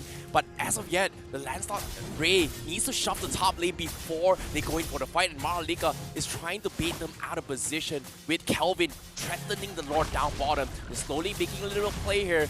But little they know, they're afraid of a potential backdoor snipe. As you can see, minimap-wise, Ray is making the intention. And MHRLK is sending Lapu Lapu to defend as well. Good call from MHRLK to wait this out. The Lord is down 23 minutes in the game. It's not going to be quickly done in so quickly. And it is going to be the resets coming once again. Divine Glaive coming from Daizo. Blade Armor on in a Yex. Not going to matter as both sides are full items. It all comes down to the macro aspect of the game. Yeah, MHRLK, they didn't know what to do right now. Do they want to defend onto the backside? Here's Zyrie trying to find a way with a couple more damage. The glue, they got CY. That's huge. And they take him down. Big catch with the glue. The Count Altar is going to prolong from GPX as they continue to extend fight. No CY, no problem. CJ not going to be able to respond. And the Lord immediately being focused down by GPX. CY 50 seconds on the sideline. What a catch from GPX. They cash away CY on that team fight. MHRLK, they have two priorities right now. They need to defend a lot at that point, as well as the split push coming in for the side of GPX. That tanky Ray is not the option to just push away the members of GPX, because the damage coming in for CJ 1234 is not gonna cut it for kill down Ray. They need CY to just chunk down a lot more damage. But GPX, they had the upper hand right now, even though they had not much of a skill, but this team fight will secure the deal. Oh, they're buying time with the ball barriers here. CY is about 10 seconds before they come online. GPX, they have to risk it right now. Looks like they are going to try Daiso. He gets isolated by Ray, but the minions are coming in. He's clumping on the crystal. They're going full defense. The Real Militia are trying to do their best, but it's too much damage. GPX, they can't focus it on, but no, they get completely stunned. They focus on the crystal. It's an all-out brawl, and eventually GPX has the numbers, has the damage, and they'll take the crystal away from MHRLK Esports. What a comeback from the Indonesian squad. The split push, the damage, the strats coming in for GPX is making a deal for them. I just say that early game MHRLK has all in, but when GPX said, oh, we're waiting for that Lancelot to be a little bit tanky and we have the damage for the Cloud, and we are making the game, even though GPX a little bit too late for the power spike, nearly lost that first match, but they take the game for them in game number 1. In case you missed out in action as well, this is some of the highlights from GPX as well as MHRLK Esports. MHRLK, beautiful early rotations as well, but what they didn't expect was that how mobile GPX Esports composition is, and we talked about how the synergy, right? It's all about finding pickoffs through the chaos, and that's exactly what they always engage with this fight. It's not just one, it was been multiple times, and it's interesting how GPX plays their composition where they have this pick-off potential where there's 3 heroes that can actually do what they did want to do in terms of roles. You've got the Glue, you've got the Cho, you've got the Faramis, and time again, they make this kind of 10. Some hit, some miss, but MHRLK was able to respond to all these macro plays as well. But this was the saving grace for MHRLK, which should have lost the game. It was pretty much CY that dragged and save the time from MHRLK Esports, but eventually, because of that one play, GPX immediately realized that the biggest threat for MHRLK Esports is none other than CY, and from this point onwards, every single fight has been with clear intention on making sure that CY dies first in all these engagements. Yeah, I just love how GPX, after they kill down CY, they just eat a lot more possession into the jungles of MHRLK and just slowly progress into the side base of MHRLK. When the damage is there, MHRLK could do so much. This is when the moment that CY had 2 seconds just left, you can see how the crystal just chunk out. When CY is alive, the defense for MHRLK is too much for the side of GPX. When they have a lot more damage, they just focus down the crystal, make it a game for the side of GPX. You can even see the sigh of relief coming from GPX on how close that match could have gone. The blanket buff. Yep, the blanket buff, baby. The blanket buff definitely helped them. But in this case, here are some really interesting items as well. Everybody's pretty much maxed out. But what I really like about Ray was that before he got the Twilight Armor, he was having Immortality first with a big clutch. Swapped the Wizard Winter Trunket, used it, got out of safety, got that first engage, the second last fight before we end the game, came up on top, realized that the Winter Trunket has pretty much served its purpose, sold it, got the Twilight Armor for tankiness and a little bit more damage to threaten the back lines, and despite it all, tank Lancelot 6-2 and 5, but MVP is going to be a very difficult one to decide here because everyone from side GPX and MHRLK Esports played phenomenally in this game. I just love how the side of GPX, they really need to say grace for the side for Fredo QD, because in terms of that game itself, Fredo in the early game just not connect with their teammates, but into how they know, okay, now Fredo, you have one job and one job only. Take down CY. Just kick down CY. If you get CY, we do the rest. You know, that's the thing, right? With that intention that you just said, GPX has 3 catch potentials that does exactly suit that. And like you said as well, throughout the entirety of the game, Fredo was distracting MHRLK all the way through. MHRLK was making sure that Cho is always the prime target to focus on, to a point that sometimes we forget that Faramis can do the exact same thing. Yeah. Sometimes we forget Glue can do exactly the same thing, which kind of allowed GPX to that small window of opportunity in the cracks of their minds and just pressure them, and that is where it actually completely break MHRLK's defense. So it's all about the psychological warfare coming from GPX, and I love how this game went as well, because based on the stats, hero damage seems like it is going to be favoring GPX a little bit more. Damage taken going to be more for MHRLK because they were on the losing stand. But total heal, this is important as well. The amount of resets that GPX had to do, the amount of space they had to make throughout the game to drag this out, especially when they were the team that lost the outer inhibitors before MHRLK. I think the total here, 100k, is just for glue, man. Fair indeed. Yeah. Fair indeed. Let us see who the MVP is. It is going to be none other than Ray himself on this landslot with a 625 KDA kill participation of 68.8%. Damage taken to overall 115k. Close enough. Glue was a lot, but I think Lancelot did way much more. Yeah, he has the greater percentage, man. But I think the most interesting part is how Ray played the game. Ray, in terms of how much swapping items is, he just go to the face of CY, he just test out how many damage that CY has, he just go back and just trying to just pull away what items is suitable to fight down CY. Well, speaking of which here, obviously the highest damage taker is not going to be the Lancelot. We just got from production as well. 238k for the glue, double the amount of Ray. But you have to give props to Ray as well. His retribution was on point. His kill threat to connect with a Cho from an off-angle kick time and time again alongside with the Faramis as well as the glue to set up for big kills against the Beatrix is one of the reasons why GPX was able to come on top. And it's no surprises as well for this upper bracket. What a way to continue in this journey for the Snapdragon Pro Series. And I'm loving it. I swear to God. I don't know about you guys at home. Are you guys watching? Because this is one of the best Mobile Legends Bang Bang I've seen in a while. Yeah. You know, obviously the closest one's gonna be M4, you know. Yeah. But for FPL, today, this is the best. You know, yeah, for today, definitely it's gonna be the best. I think it's back. It's really nice. Yeah, I think for the side of GPX, if they want to win this clean sweep with a 2-0 win, they need to go for evade for the side that you've gameplay. Yeah, that's the thing, right? It's all about dodging your skills here. But guess what? Shout out to our amazing sponsors for making all this happen as well, because without Snapdragon Elite Gaming, when winning matters, they will not be able to achieve their results, because you need those fast processors, you need these fast chips as well to get your mobile phone going through the best performance possible. In this case, fast fingers, fast reactions, everything fast was from GPX side in game number 1. Yeah, as well as fast machines coming in for Samsung. If you've been using Galaxy S23 Ultra, this phone is one of a hell game, man. Another level. Yeah. You know, speaking of which as well, you can also share your epic and level up your gameplay with the players from GPX Esports. If you think about it, on how fast things was going through in that game, how precise as well when it comes to going through all those pickup potential.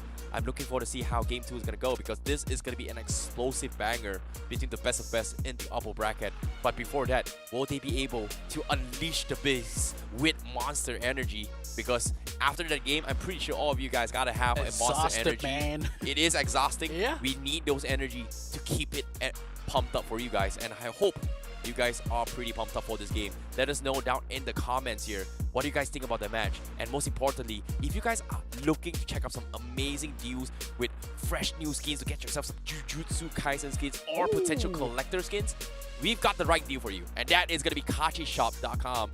And with great deals and good game top-ups for sweeter diamond deals for you, that's the place where you want to be. A discount for you guys only.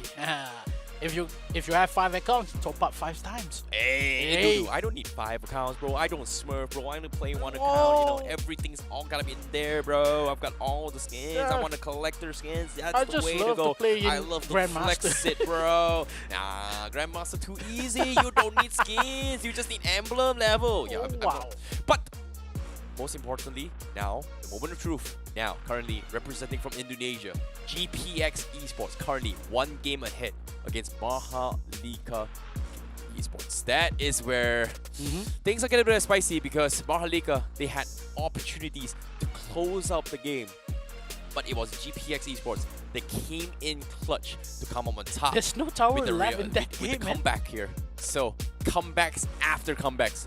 Crucial fights after crucial fights.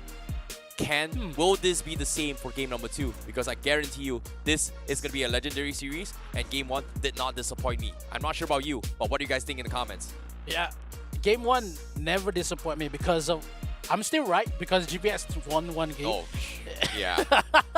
Because you need it two seems like games. you always know the secret sauce on how good they are. And Hey, just pick the opposite prediction's from your pretty good. podcasters, man.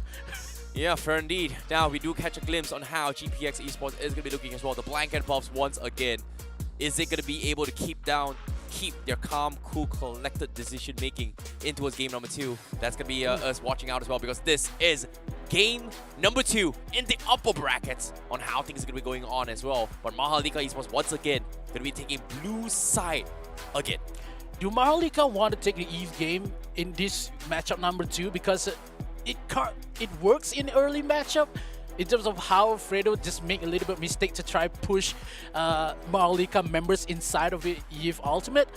It works for MHRLK, but now the question is, do they want to bring the balance kind of lineup with the Martis as well as the Grok? First pick Grok. Could it be a bad omen? Could it be a good pick for side of MHRLK? It works in the early game, late game potential, not so much because the GPX figured out how to just work around with the Beatrix gameplay. So, game number 1, Beatrix. Game number 2, maybe they want to go for a full burst with single target like a Brody gameplay. And MHRLK really needs to think this. Personally, I think the Faramis was the biggest threat. Yeah, I think they do ban it off, and MHRLK, they have to respect it here, because at the end of the day, Kribu was playing really, really well on that Faramis. His Cult Altar was really spot on here. Early game, you know, I think like 3-4 minutes here, a little bit sloppy into his Cult Altar here, maybe a little bit warm up, but by towards the middle stage game, he has been very, very spot on with Shadow Stamping catches, his decision making, his Cult Altar timings as well has been really, really spot on. So it's respectable that they are going to be banning it, but this opens up so much more. Fredrin up for grabs, Martis up for grabs, MHRLK instantly goes for the Fredrin for those lockdown CCs. GPX now, they have to think, what do they go for? Do they go for Farsa? Do they go for potentially the R-Lot as well? Glue also open for GPX. One of the winning factors as well. They are going to secure the glue, but do they double down on the potential Cho, or maybe even bringing the Digi as well? Because yesterday we saw a game between the Drift as well. See you soon. Faramis ban, no problem. They brought in the Digi, works the same. But this time, not going to be the case. They bring in the Grok for GPX. Yeah, I think the Grok may be a good pick here, because they know that MHRLK just want to play more aggressive, because they have upper potential because of the first game they won. So MHRLK really need to step up a lot more aggressiveness in terms of how they want to draft in this game. They have the Fredrin, maybe they want to bring down the Ling. They played Ling, a couple more damagey heroes here for maybe a Lunox into the mid lane itself. So GPX kind of want to think, oh, we need some sort of defense for it. Yes, we have a lot of healing coming from Glue, but in terms of defense, who's going to be the rock solid? Maybe the Grok. So in terms of how want to cope with the Grok, it's still hard to figure out, because GPX still has the Brody open. If they want to go for the solo on bottom, they still has the Beatrix they want to steal, or they just go for a Cloud again in this game number 2. Well, it is going to be a mix of both as well, considering that right now, MHRLK, they have to go for the Farsa for sure. Okay, pretty much strongest mage here, 11 times pick, 72% win rate thus far. It was 90% yesterday, but Cloud this time is going to be a denial here, and it makes a lot of sense, right? It's all about those wombo combos, finding those right opportunities, and playing a Cloud requires the highest level of discipline as a marksman in finding opportunities and waiting for the right moment to strike. So in this case, we were able to see how GPX was able to play. This is going to be a comfort coming from CY as well, from MHRLK, so I'm looking forward to see it go. But GPX, only one-time pick so far with a 100% win rate. Fanny completely ignored yesterday. Today, this time, finally bringing it out on the jungle rotation. And GPX now in a position, ban the Kufra, ban the Ruby. It is going to be good, because there's not a lot to actually deal with this Fanny in terms of counter engagement. Jungler-wise, Fredrin is not necessarily the greatest as well. Forcing a Paquito jungle, forcing a Paquito XP on MHRLK is not going to be helpful for the overall team composition just to deal with this Fanny. So mobility-wise, it's going to be great. However,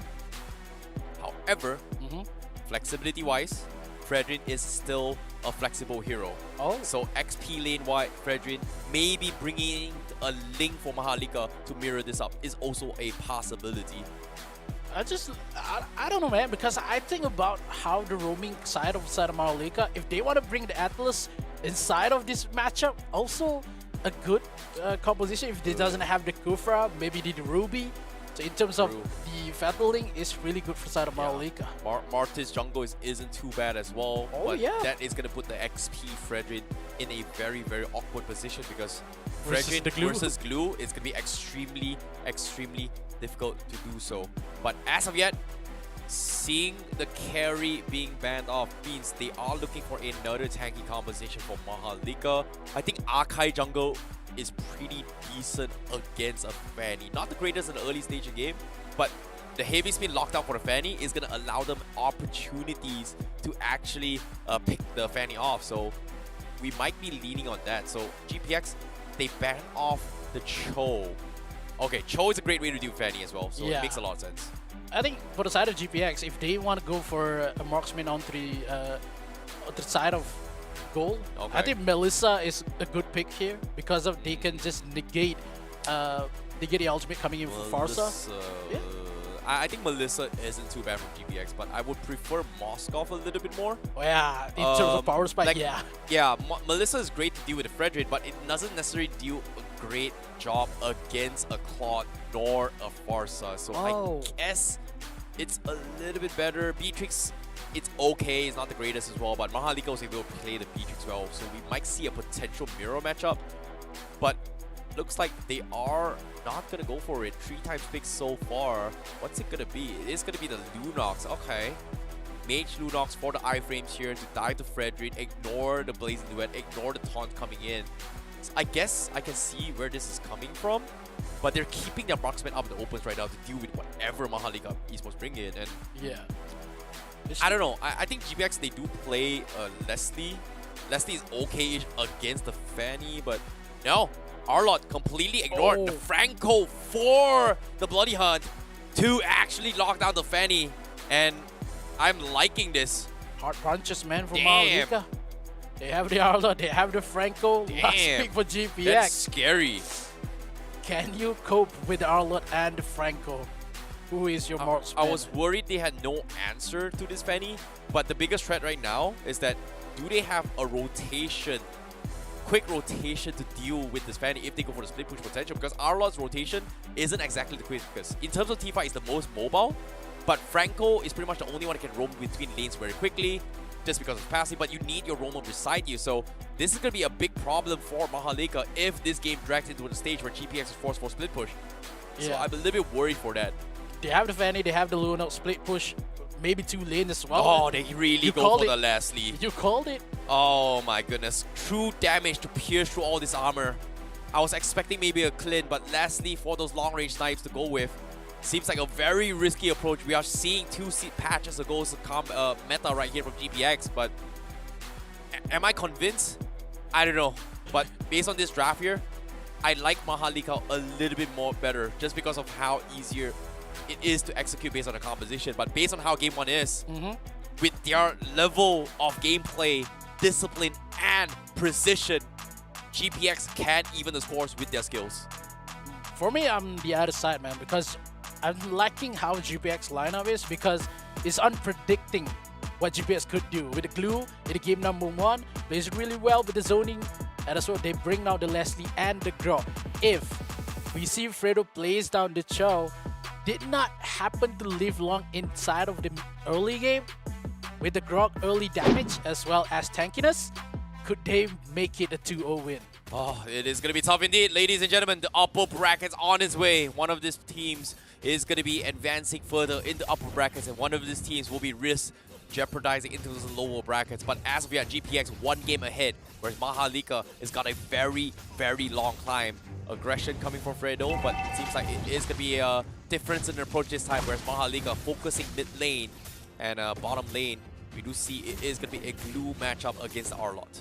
I just love how Arlott passive is when 10 seconds with you have the mark onto the enemy. If you 1v1, you already have 1 extra dashes to give a lot of damage, and you get double healing at that point. But a couple more damage, the spins comes in with first blood for Ray. Fredrin be taken down. Kelvin be caught off guard. With the blue buff coming in for Ray. Yeah, there's nothing really much MHRLK could have done in this situation, especially in early game. Fredrin will be completely shut down by a Fanny. And MHRLK just needs to drag this game long enough for this Fredrin come online. And once again, GPX also going to be denying jungle economy away from MHRLK. So that is going to put GPX in the lead in terms of economy. But top side, Walt cannot afford to die here. Oh. But seems like it's going to be fine. But middle lane, Ray once again snipes down Daiso all by himself. That's going to be 2 kills across the back. The perfect early start for a Fanny here for GPX Esports. I think for the side of MHRLK, NIX cannot go aggressive because they have a Fredrin jungle. They cannot give a lot of support in terms of rotation though. And GPX really love how the rotation coming in from MHRLK. A little bit late from them, and you have the Fanny. You have a lot more mobility to just go away in terms of movement speed and as well as flying around the map. MHRLK a little bit too late in terms of this turtle takeout. They find one member, CJ, really needs to run away. Yep, no, he's gonna get chain stun all the way through. That's gonna be a freebie for Ray. They set it up for the jungler, power farm their way through. MHRLK has no choice but to funnel all their economy for CY. Blazing Duet expended as well. Do they expend with the gold blades? Nope, seems like that's gonna be the case as well. Wow, they're holding the ultimate as well, but seems like MHRLK is having a very, very difficult time adapting in this scenario. Because as of yet, Ray will continue with his snowball. He's got the turtle buff, he's got the purple buff as well. And Kelvin, barely getting out away from the jungle objective. But GPX will let go of the pressure for it for now. Yeah, I think Ziri is playing really well in terms of how progressive on the bottom side here, leaving Arlot. Yes, we have Arlot with a couple of damage, but Fredo really needs to run away here from Kelvin.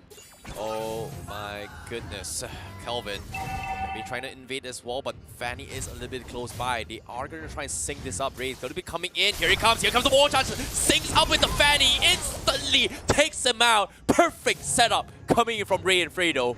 And MHRLK stood no chance to react in time at all. Not a easy game for Kelvin at all. Now CY forced to go for the Blazing Duet. Fredo is there. But fortunately for him, GPX doesn't have the cooldown to fight this at all. You have the CC coming in for Fredo. You have the burst damage coming in for Ray. Make it an easy kill for the side of GPX. MHRLK, they are not having a good game here. Early match. Fredo with the wall cables as well. The wall spams Kelvin first of all. The Razor's Rev comes in, but it does not matter. He will still go down. The rest of MHRLK just doesn't have the economy or the levels to challenge this at all, as GPX will continue to snowball their lead. It's going to be really hard with the side of MHRLK. They tried and tried, but the level on GPX a little bit too much to be handled with. Fredo with the wall charge tries to get a little bit cheeky to try and catch him off, and now he's going to be zoned off and tickled away. Where are you hooking? Absolutely nothing, but still a difficult angle to hook to begin with. But GPX continues with their snowball. They try to power farm what as of yet with this Destiny, but again, another turtle in the hands of GPX. Yeah, Ray really has the momentum here because of the speed that Ray has. Wow. Hold that thought, Ray. You know, getting a little bit threatening there. Looking to go for the snipe if he actually gets the connection. So MHRLK in a lot of trouble for now, but GPX now gonna be going for a couple of fights in. Ziri, very, very difficult to kill him. Kelvin needs this gold crab to actually farm his way through. Ziri not gonna be making it easy. Forces the Appraisal's Wrath just to secure some sort of economy. And hopefully he is gonna be able to redeem himself. Meanwhile, top side, GPX looking for a dive. CY giving the position, knows where he is. Cable comes in as well. CY, 2 shots gone with the wall charge. Goodbye, CY. I think GPX should just open a cleanup job, man. He just takes up bodies off the bodies. MHRLK could not play this matchup. Calvin is 0-3, and as well as CY 0-1. But the members of outside of MHRLK, they have no momentum at all. Oh no, Kelvin finally shows himself. I don't think he has the Appraisal's Wrath. Yes, he does. Finally latches his mom. Goes for a chain stun, but he needs to be careful. But Appraisal's Wrath not going to be able to connect in time. So that's going to be another kill in the hands of Ray. A very early Malefic Roar as well. 5-6 minutes into the game for this Fanny. Meanwhile, Wall gonna be showing himself down mid as well. He still has his ultimate to give vision for Ray to go for snipe down. But moments before the truth, he's still securing his purple buff. Here comes the cancel from Fredo to cancel off the feathered airstrike. No damage whatsoever for MHRLK. But as of yet, purple buff contest coming in, but seems like GPX is just not interested. Yeah. Bottom lane is gonna be the objective here for Ray for now. MHRLK could not put up the good solid defense, man, for the side of GPX because the damage at the level what GPX has right now, the defense for the side of MHRLK could not withstand. They need to throw out so much ultis just trying to shoo away member GPX. No, they're going all for the hook doesn't connect. They know Ray is there. Ray forced to disengage, but 5-man down bottom means Leslie is gonna get a little more farm. Ray almost stealing it, but at the same time, both using the retribution. That means Turtle is gonna be out for contest. MHRLK doesn't have the retribution yet, so Kelvin doesn't have the level, so that is gonna be a free Turtle. So great game sense coming from GPX as they know the current position is just so much far ahead compared to MHRLK. GPX put on the slow burn. Ray comes in with a couple more damage. Wall charge comes in as well. They take down CJ, looking for more. The Federation barely doing anything as well. Kelvin keeping the glue in check, but it is going to be a wrong target for MHRLK. Nothing he can do against the glue. The taunt comes in, but GPX is just not interested. Fredrin no longer has his effectiveness as of yet. But if MHRLK can buy time, and if they can buy time, they will be able to come back as well. Here comes the split coming in. He's thinking about going for the latch. Trying to find the right target, but here he comes. It's a bait. Break Brilliance comes in as well. Under tier 2s, but GPX looks like they're not going to overheat as well. The Blazing Duet comes in, but CY gets two-shotted by the Leslie. Ray thinking of stealing the kill, but unfortunately, Wall is online as well. What? Gonna be a little bit too hard to handle as they continue with the fight. 3-man getting caught out with the wall charge. Instant execution. Double kill for Ray. Hunter strike to progress further. 12 kills to nothing. GPX Esports, complete execution. Complete dominance here for game number 2. MHRLK late game potential is far outside right now because GPX is all over the map with the Fanny pick here. Ray is boasting around. He knows where to fight. He knows where to kill the steal coming in for the side of their members as well. But I just want to give some credit for Fredo when he knows where to position himself to just deny NAX hook coming in. MHRLK, they are crumbling slow by slow here. Maybe the game will end a couple more minutes. Oh, this is so hard to watch, especially for the Filipino fans here, because right now they can't find any potential to make the comeback at all. They cannot afford to overheat, but GPX, they're not giving him any opportunity to punish this. This Fanny is 8-2, is level 13, just got his shoes as well for those reduction, and now with the Lord coming in, MHRLK has no way to contest this at all. Very, very easy pickings all the way through. Yeah, Kelvin already finished his Radiant Armor. Look at the damage coming in for Kribo itself, but he doesn't have the answer for Ray with a lot more additional damage that Ray could give. And no other members of MHRLK could stand the speed that GPX has. They just dominates this matchup. MHRLK find a way. Only one hook, I think, that could save the hook onto Fanny. If they hook, maybe Leslie, the Fanny is still alive. The Fanny could just go in and out, take the kill. Look at how afraid MHRLK is. They're just grouping up as fight. There's nothing much they can do. Everyone's gonna share the economy, and because of this, it is gonna hurt Kelvin as well as CY in scaling into this game. And GPX, they're just gonna get all the objectives now, and there's nothing much MHRLK can actually do. 12k net worth advantage for GPX. This is going to be hard to watch here for the Filipino fans. Defense or no defense coming in from MHRLK. They cannot go onto the jungle. They cannot go outside because GPX has a lot more burst damage. Could be dealt by Fredo as well as Ziri. The disrupt coming in from Ziri is too much to be handled. Yeah, you need the perfect hook, but he just could not find it as well. There's so much to work with. Fredo, look at this. Threatening him here. Wall charge is going to set things apart, but they will lose the inhibitor. Meanwhile, Fanny down bottom as well. Going to keep Kelvin occupied. They're playing it safe, but no! Ray instantly kills Kelvin just because he was too close to the wall. Ray, what an absolute monster on this Fanny. You cannot My delete God. that. You cannot delete that footage. It was already live stream, man. MHRLK get on the set. Federer right class Brilliance comes in, wall charge as well to go in for the finish. Ray finish over the rest as well. Killing spree for Leslie, but they will clean out inhibitors. GPX, they're wiping the floor with them. CY finally gets one kill, but even then, he has to pay with his life. Triple kill for the Leslie. Kelvin, last man standing, but it is going to be a wipeout as GPS closes out Game 2. Takes 2-0 against MHRLK Esports, knocking them down in towards the lower brackets. What a dominance from the Indonesian squad. GPX, ladies and gentlemen, is currently advancing. We have GPX, the Indonesian supremacy, coming in for the upper brackets. MHRLK looks confident in game number 1. What happened in game number 2 is forever their secret, man. It's not a playable game for them. They are not on a happy streak right now because GPX has eaten their soul. And game number 2 is not playable. Oh my goodness, what a game coming in from MHRLK Esports. But at the same time, GPX game 2, you know, it was just pure mechanical prowess coming from Ray with this Fanny. And it's something that MHRLK weren't expecting as well. They saw the Fanny coming a mile away. They thought they have some way to deal with it, but it was so very difficult because every single time Ray comes in, it didn't take much for him to shut him down because look at this, barely 2 to 3 hits. This was the only time that Ray kind of struggled, but it's only because he didn't have the purple buff in this fight. They give hope for Kelvin, man. Exactly, and whenever Ray has his purple buff, this is where he precisely gets all the right amount of damage to just completely shut him down, and that is what forced MHRLK in this state, which is very unfortunate if you think about it.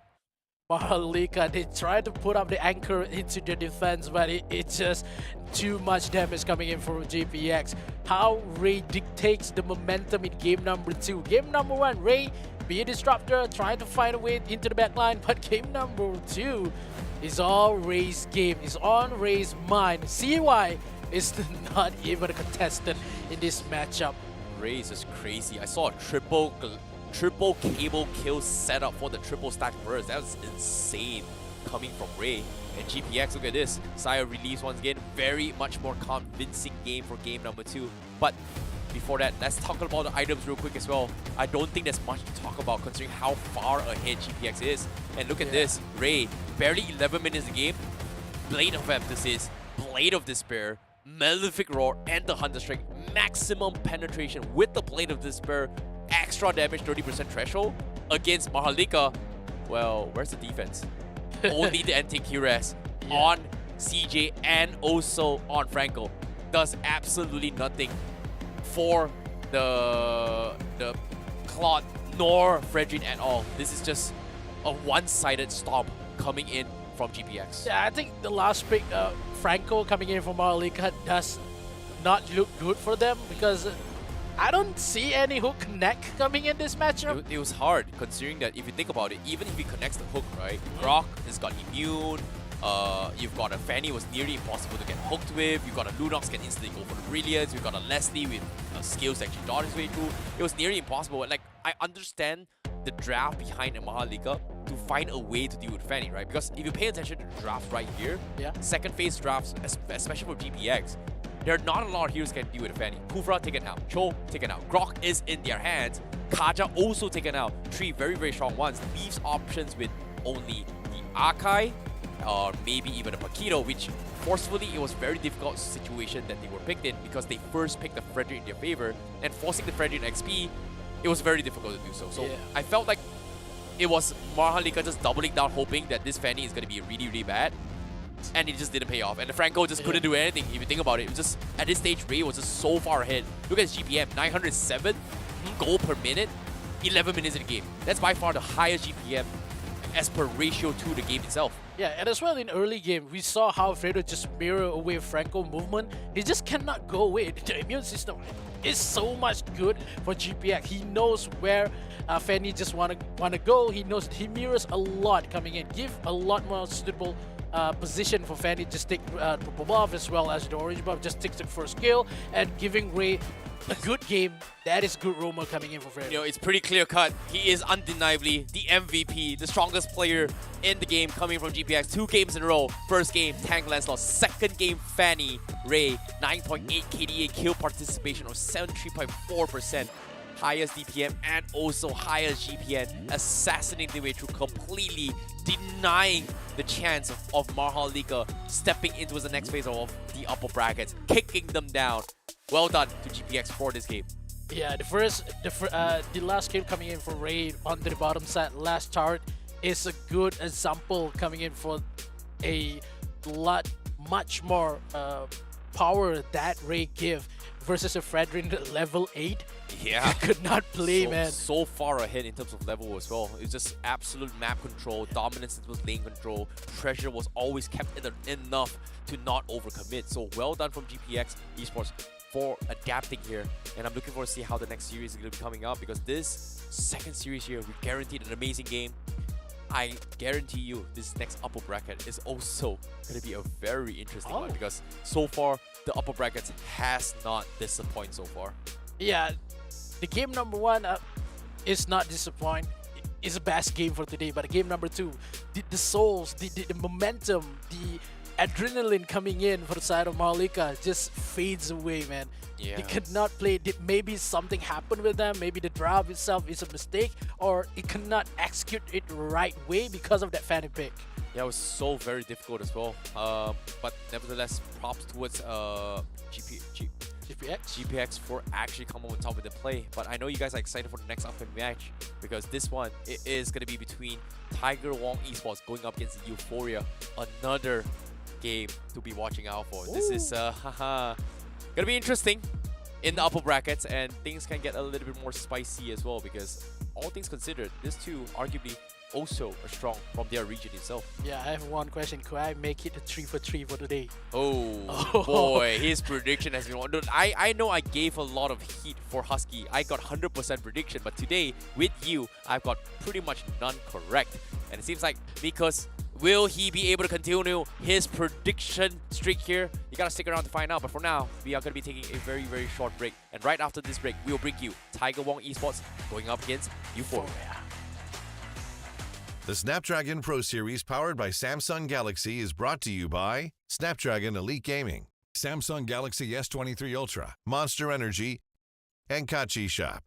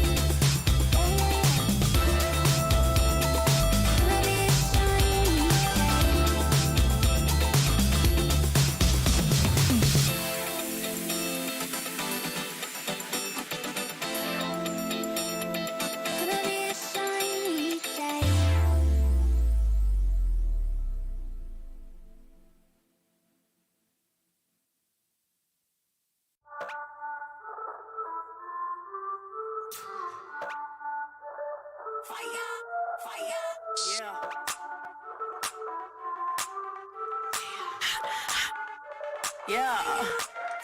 We be hot, mama got game, check my team, we like the flame. We be bougie, y'all sound the same. We be Mama got game, we be hot. Mama got game, check my team. We like the flame, we be bougie. Y'all sound the same. We be Mama got game, yeah.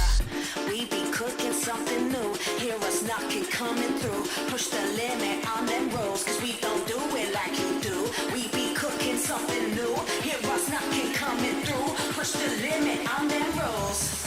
Yeah, Mama got game. Mama got game. Yeah, Mama got game. Yes. Yeah, Mama got game.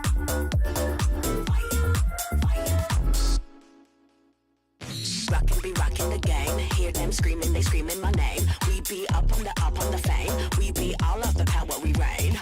Rockin' be rockin' the game. Hear them screaming, they screaming my name. We be up on the fame. We be all of the power, we reign. We be cooking something new. Hear us knocking, coming through. Push the limit on them rules, cause they don't do it like we do. We be cooking something new. Hear us knocking, coming through. Push the limit on them rules. Yeah, Mama got game. Mama got game. Yeah, Mama got game. Yes. Yeah, Mama got game.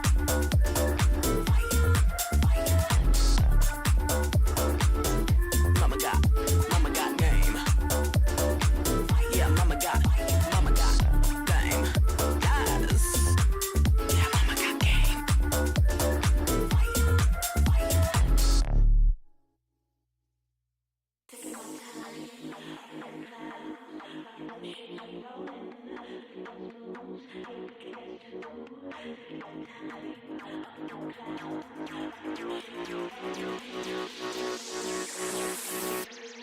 Taking my time, up in them clouds, rocking them shades, we rolling. Look at them moves, yeah, we can dance too. Yeah, we be tick-tocking, body rocking, check my clock, we ain't stopping. Till the sun comes up, till the sun comes up. Taking my time, up in them clouds, rocking them shades, we rolling. Look at them moves, yeah, we can dance too. Yeah, we be tick-tocking, body rocking, check my clock, we ain't stopping. Till the sun comes up, till the sun comes up. Hey, hey, hey, hey, hey, hey. High class, up in stacks. We be changing systems, we be Gen Z flash. High class, face with masks. We be changing systems, we got Gen Z cash. Taking my time, up in them clouds, rocking them shades, we rolling. Welcome back to the Snapdragon Pro Series, and it has been an exciting game here today of Indonesia versus Philippines. Second series here, it is going to be Indonesia that comes up on top with GPX with a very, very convincing 2-0. But I really wish that game would have gone to best of 5. Unfortunately, it is the upper brackets quarterfinals, top 8 in the contrary. But they will knock them down. Hopefully, we will see MHRLK coming back a little bit more. But of course, welcome back ourselves again. My name is ICBaby12, and this is Mikos as we take you through the commentary for today. This upcoming match. Whew. Right. Philippines versus Indo again, baby. I just gonna take a limb here because I just tell that maybe the Philippines community will take the ring here because they already have one upset. Will the Philippines just give the Indonesia has an upper hand in the upper bracket? Well, this is going to be a little bit interesting as well because all things considered, there's so much to talk about when it comes to their composition. But of course, speaking of, excuse me. Your demon, man. Yeah, man. The inner beast here, the monster energy is giving me a lot of energy to take you through the final commentaries for today, the final series for today. It's going to be very, very important because if you think about it here, you talked about it as well. Indo took game 1 in the previous series. But now, in the second series, is where things get a little bit more different because it is going to be completely different two teams, but still representing the same region. But before that, let's us take a look in what the Indonesian squad has to say because we jump into a short interview with them.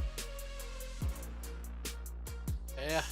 Oh, sorry. It is going to be a prank here. It is actually the lineup for you guys. Whoopsie.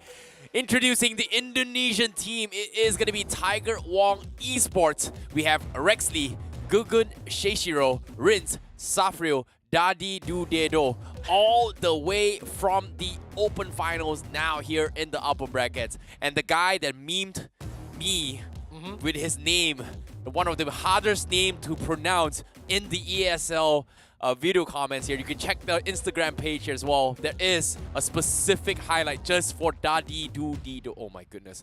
Dadi Dudedo. Oh. Getting flashback? Yeah, I know, right?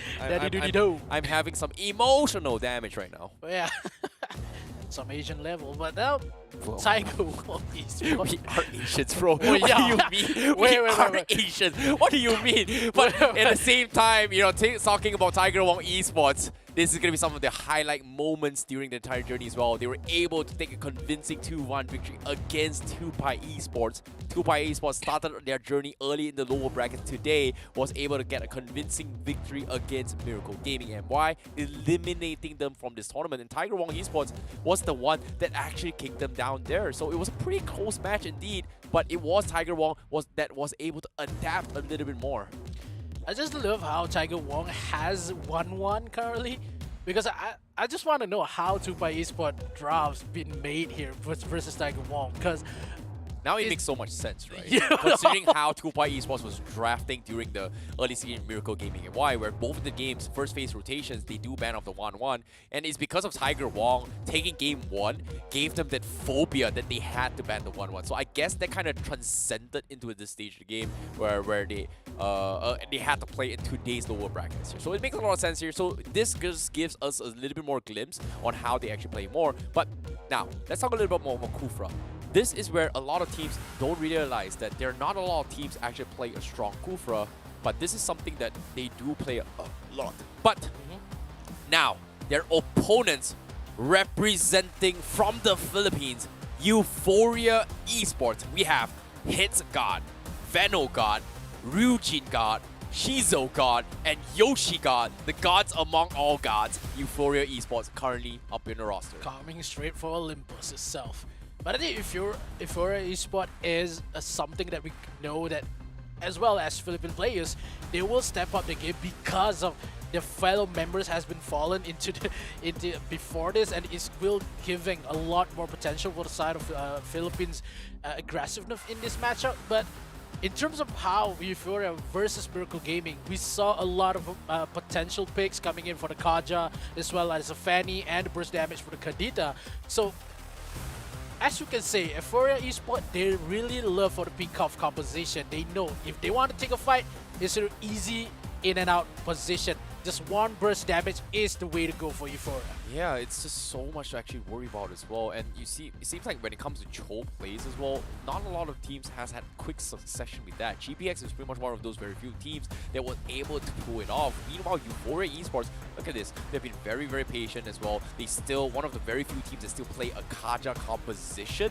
But based on this past few days so far, Kaja's win rate has taken a significantly huge drop in terms of win rates, where it just completely shut down. So that is going to be a big problem for some of the teams. But at the same time, did EUPHORIA Esports manage to capitalize the secret sauce? Because there's not a lot of heroes that actually can deal with Fanny. Also, a potential Fanny player here, Venogod, was able to take a very convincing victory against Miracle Gaming from the upper bracket. So it shows you that nowadays, meta is very, very important. But we have reached to a stage of Mobile Legends Bang Bang professionally, where every single hero must be at the tip-top mastery in order to call yourself as a pro, especially when you are dedicated to your jungle roles. Yeah. Or your roles in particular. Yeah, in terms of how EUPHORIA, when you say all heroes matters currently, because we see they have the Benedetta as well as the Hari. It's not up on the charts of meta, but how EUPHORIA bring this matchup, try to bring onto themselves to just take away Miracle Gaming, that is somehow a lot of the coaches as well as the analysts has been paid attention into the draft to just win. But I don't know what could happen versus Tiger Wong. Now, let's talk a little bit more into the head-to-head coming in between both the junglers here. From Tiger Wong Esports, we have Gugun Sheishiro with a 5.8 KDA and Venogod with a 12.5 KDA. A very, very big KDA potential. I think it's because we don't have enough match records off you for it to kind of balance it down, because if you think about it, Tiger Wong's stats was only they play a little more matches to a certain degree, but he'll participate. 350. Venogod is very aggressive in securing kills, so we are going to be expecting a little more assassin playstyle heroes, whereas Gugun Shinshiro has been leaning more on the Fredrin Martyrs. So I guess, you know, maybe it's a little bit inflated because of the Fanny play from Venogod, but I don't think Gugun plays a Fanny. If I'm not mistaken, he prioritizes a Ling more than a Fanny. Yeah, I saw a lot of Ling as well as Hayabusa in terms of jungle picks coming in for Venogod itself, but as you can see that the goal per minute is 200 plus difference coming in for Venogod. So if Euphoria could take the early matchup, could take a lot more snowball coming in, maybe Tiger Wong could have a hard time to just go back as well what we see in game number 2 in series number 2. Well, it might be the case as well, but if and only if they get the Fanny, that's going to be a completely different question, because as of yet, Euphoria seems to be a little bit of the favorites here, considering how they played their qualifiers and qualifying into the main event here today. They didn't need to play the open finals, which kind of resulted in the standing where they are definitely a top among the top in their region itself. But for now, we need to see how well they face off against the competitors here, because today it's all about Indonesia versus Philippines, and so far, Indonesia is currently 1-0. Philippines, now, can they bounce back? Because this is going to be a chance for Euphoria to demonstrate that they are the best region here. Can they tie the series? But I know you guys are excited as well. For the Filipino fans and the Indonesian fans, I know you guys are excited for your teams. Let us jump into a quick interview with the Philippine teams to see what they think about this upcoming match. Euphoria Esports. My name is Joshua Aaron Ramos from Euphoria Esports, and I'm not playing for fun, I'm playing to win. The team strategy is to end as soon as possible because we are wasting my time. I picked the favorite hero like Valentina, Selena Parsa. I think he is so strong in the laning phase, and I don't wish to play against him. Shout out to Tiger Wolf, and my team is so ready to fight you, and I think you need to practice more. It's just kind of a red flag when an amateur player could describe a lane phase to just given that they are ready to go pro anytime, but they're telling that this game they are going to win. Just shoot out the They're going to win. Hey man, stop wasting my time, Indonesians. Like, you know, that's the confidence coming in. And guess what? Are you going to waste my time? Are you going to try to give a 2-0? Seems like that might be the case. The taunts are coming in. I'm genuinely curious here what they think about that. But you know what? With that interview coming in from Euphoria Esports, how about you guys at home? Head down towards the Twitch channel here, twitch.tv.esl/mobile. Cast your votes there and let us know what do you guys think about this upcoming match. Yeah. Who do you think is going to come on top? Is it going to be Euphoria Esports or is it going to be Tiger Wong Esports? Let us know. What do you guys think in the comments? But while you're doing that, the moment of truth. So far, currently, Nikos is 2-1 in his predictions in today's series.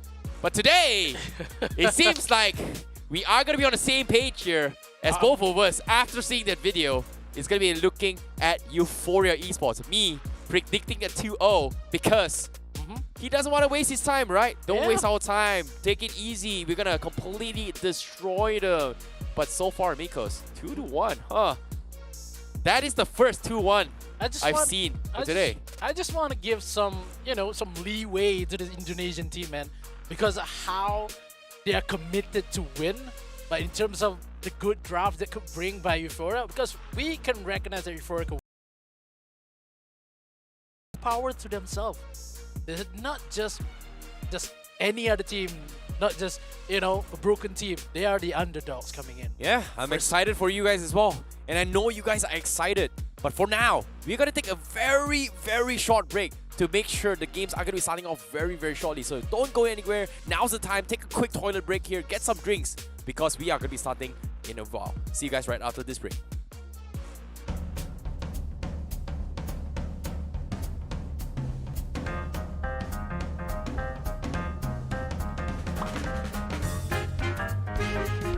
Meta heroes. Meta hero. I would prefer to choose my favorite hero because when you have confidence, there's nothing that can stop you. I prefer meta hero. Favorite hero. Favorite hero. Meta hero. Favorite hero? Pai miss.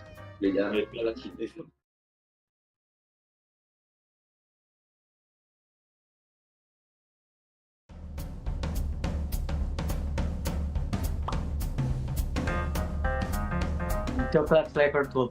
Both, cause they are both cool. Poop flavor chocolate. At least it's still a chocolate. I'm gonna choose the chocolate flavored fruit. The second one. The second one. Yeah, the second one. I think that chocolate flavored Coke. I don't think I can eat the texture of a Coke. Chocolate flavored Coke. Yeah, for the gamer, we can no shower for a month, but we cannot no internet for a month. I think I already doing the no shower for a month lah. So like I think no internet would be good. I better no shower for a month. Better than no internet for a month. I go to no shower for a month. Break my legs so I can still play ML. Breaks my leg better than my arms because I have to have my arm to play the MLBB. Break legs. I can walk. I can walk using my arms, but we can play using our legs.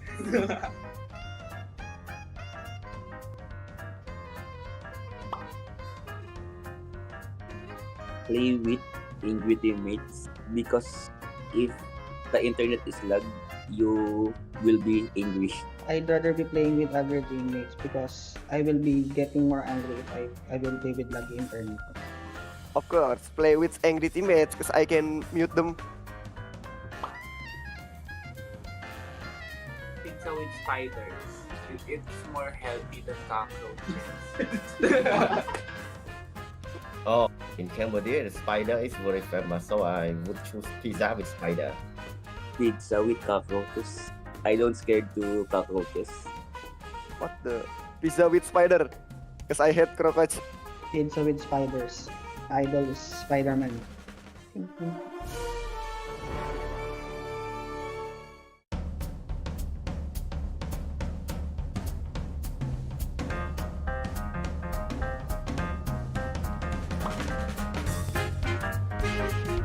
Meta heroes. Meta hero. I would prefer to choose my favorite hero because when you have confidence, there's nothing that can stop you. I prefer meta hero. Favorite hero. Favorite hero. Meta hero. Favorite hero? Pai miss. Welcome back after the short break. We have the upper bracket round of 8, match number 2 for our eSport versus Tiger Wong. I think this is the first match for Tiger Wong versus Euphoria. We talk a lot of draft, we could talk a lot of potential for the side of Euphoria. We both leaning into Euphoria. What's gonna happen in this first draft, Terrence? Well, it's nice to see you guys back again as well. Hope you guys had a very, very quick toilet break here because I certainly just went to the toilet as well. Yeah. Got a couple of sips of Monster Energy. My name is ICBB12, joining me, Mr. Mikos, as we take you through the commentaries for today, the final series here. A battle between supremacy, in this case, Indonesia versus Philippines here for the Snapdragon Pro Series. It's going to be a little bit interesting one. Because, like we said as well, we predicted Euphoria. I predicted, MHRLK, esports, but at the same time, today, my prediction has been all completely sidetracked. So, are you gonna get 100% prediction, or am I gonna get 100% failed prediction? It's gonna be decided here. So far, we're leaning on Philippines here. so far, even though I've got the Filipino pride coming in, I'm, bringing in the hype, supporting all the way through. MHRLK, I'm sorry, man. You guys didn't, it was just unfortunate. I was hoping for a full game 5, because like that game, the second series here was all about adapting and all predicting and all about, if they were able to adapt to game 3, things would have been a little bit different because they were definitely caught off guard by the Fanny pickup here as well. The drafts was super catered towards GPX's favor, and they were having second pick as well. So you have more potential to deny picks rather than letting through. So a little bit of a miscalculation in the draft. Hopefully they were able to bounce back from the lower brackets. But this one, EUPHORIA and Tiger Wong, we've seen them during the Open Final. So there is a little bit more leniency onto the Frederick pickup. Fanny is something that EUPHORIA does play as well. They were calling it for the first place of the qualifiers of each regional before making it this year, directly qualifying this stage of the tournament. So they do have some sort of bragging rights and also some sort of strategy that is able to be putting them in a situation where they're the best among the best from their region during qualifiers. Right, it's going to be really hard for them to just giving who's going to win, Philippines or Indonesian. But before we start the drafts, I just want to know, everybody wants to know, pizza with cockroaches or pizza with spiders? Come on, man. I know you got the answers. I'm going to give the same answer what I gave who was it yesterday? Sir Cloud. I would not pick any insects out the freaking window. I'll take a katana, I'll take a sword, I'll chop it to pieces. I ain't gonna touch that. I ain't gonna eat that. I'm sorry, Cambodia. Delicacy or not, spiders? No, I will not touch insects. I won't even touch a scorpion or a cricket. And hell no, that's not happening. Mikos, you ain't doing that to me. But you know what? It's interesting. This next upcoming video right now for you guys to enjoy. You have Nagi Seixiro, you have Rince, Saffro, and Dadi Dudedo. There it is. It's the sounds like the child rhythm. Yeah. No, do re mi fa sol la ti do. Close enough. It's gonna be a mouthful, but we'll get through it. Later. Da da do do do. Da di do di do. Fine, but di do di do. It's da di do di do. Da da do do do. It's da di do da do. Da di do da do. Da di da do. Da di do da do. Oh, from da di do da do. Da di do da do. Da di do da do. Da di do da do. Da di do da do. Da di do da do.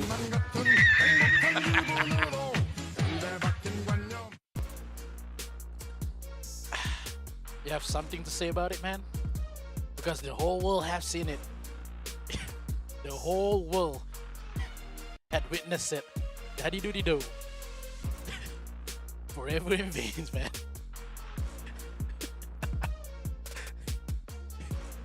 Nice one, production. Nice one. Daddy do de do. Daddy doody do. Do re mi fa sol la ti. Ah! I'm so done with the name. And of course, Tiger Wong Esports. I don't know, man. Somebody's gotta have an interview.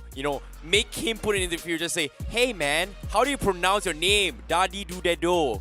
Daddy de do do.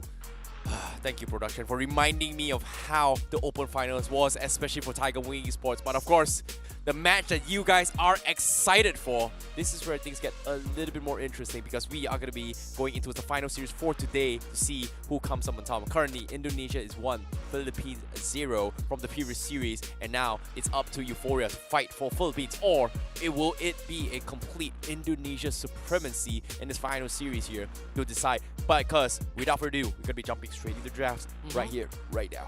Yeah, I'm expecting the Fredrin onto the jungle. We have Ruby as well to be picked. And Brody is the question here. Do they want to ban up Brody? Maybe we cannot see 1-1 in terms of today. And yeah, we have 1-1 to be banned. We have the Fanny. If the Fanny not been banned, maybe we have Vanguard. Maybe Safri could play it as well. So the question is, first ban, maybe the Farsa, because I see Tiger Wong love the Farsa. Here's a little bit of a hard facts for you guys as well, because based on yesterday's game and today's games, so far teams that has won games on the red side has had a significantly higher win rate, about 75% in terms of win rate based on red side first pick. So it feels like right now setting up the dictating tempo force first pick doesn't necessarily give them a huge advantage, considering that there are just so many S tier meta picks in the current draft where the initial 6 bans feels a little bit not enough. Yeah. Over time, as more heroes are going to be introduced into this game, 6 is not going to be enough. Eventually, it will reach to a stage where potentially Mobile Legends is going to start with like 4 face bans and start go and then transition. And I don't know when, but we will have to continue with what we have. Yeah, even though we're going to overthrow the Minsita rework, man, the revamp. No way, Yeah. it's coming as well in a couple more weeks. That is going to be the end of this month, in case you guys are hot Mobile Legends fans. But in case now, let's talk a little bit more about the drafts. Varram is being banned, Farsa also being banned as well. 2 very, very staple heroes so far in today and yesterday's game. Kadita also going to be a priority being banned coming in from Tiger Pro Esports. WONG also taking it out here from EUPHORIA Esports. So there is some sort of kill threat potential, but the question is, will the Fanny be led through by Tiger Pro Esports, or Gugun is going to be playing as well? Because I do recall both sides do play a Fanny. Yeah, I think if the Fanny led through, I don't think that before maybe Tiger Wong just want to pick the Fanny in terms of first pick, because a lot more counters can be taken away. If Euphoria takes on Fanny, maybe the Kaja is not still banned. Tiger Wong could take the Kaja. Maybe the maybe a couple of supports has a lot of CC can be taken by Tiger Wong. In terms of how Euphoria could bring here, maybe they could steal down the Kaja first before it could just play down the Fanny off. If we got a Kaja, we got a Fanny, there's a good deal coming in for Euphoria. Yeah, and with all things considered, anything can happen in this scenario. And Tiger Wong, do they let go of the Fredrin? But seems like Joy is a priority. We haven't seen too much Joy for a long time. So Fredrin and Fanny is up for grabs. Euphoria, priority for Fredrin, priority for Glue, as well as a potential Grok. So far, we've seen a lot of Grok pickups in this current today's games as well. And so far, Greg has been very, very flexible in terms of their draft picks here. We haven't seen Fredrin XP for a long time here. It's all just stick with jungle all the way through. Euphoria pretty much doubles down. Yep, that's it. Jungle Fredrin. We are not going to move XP at all. We haven't seen it for 10,000 years. Not going to happen.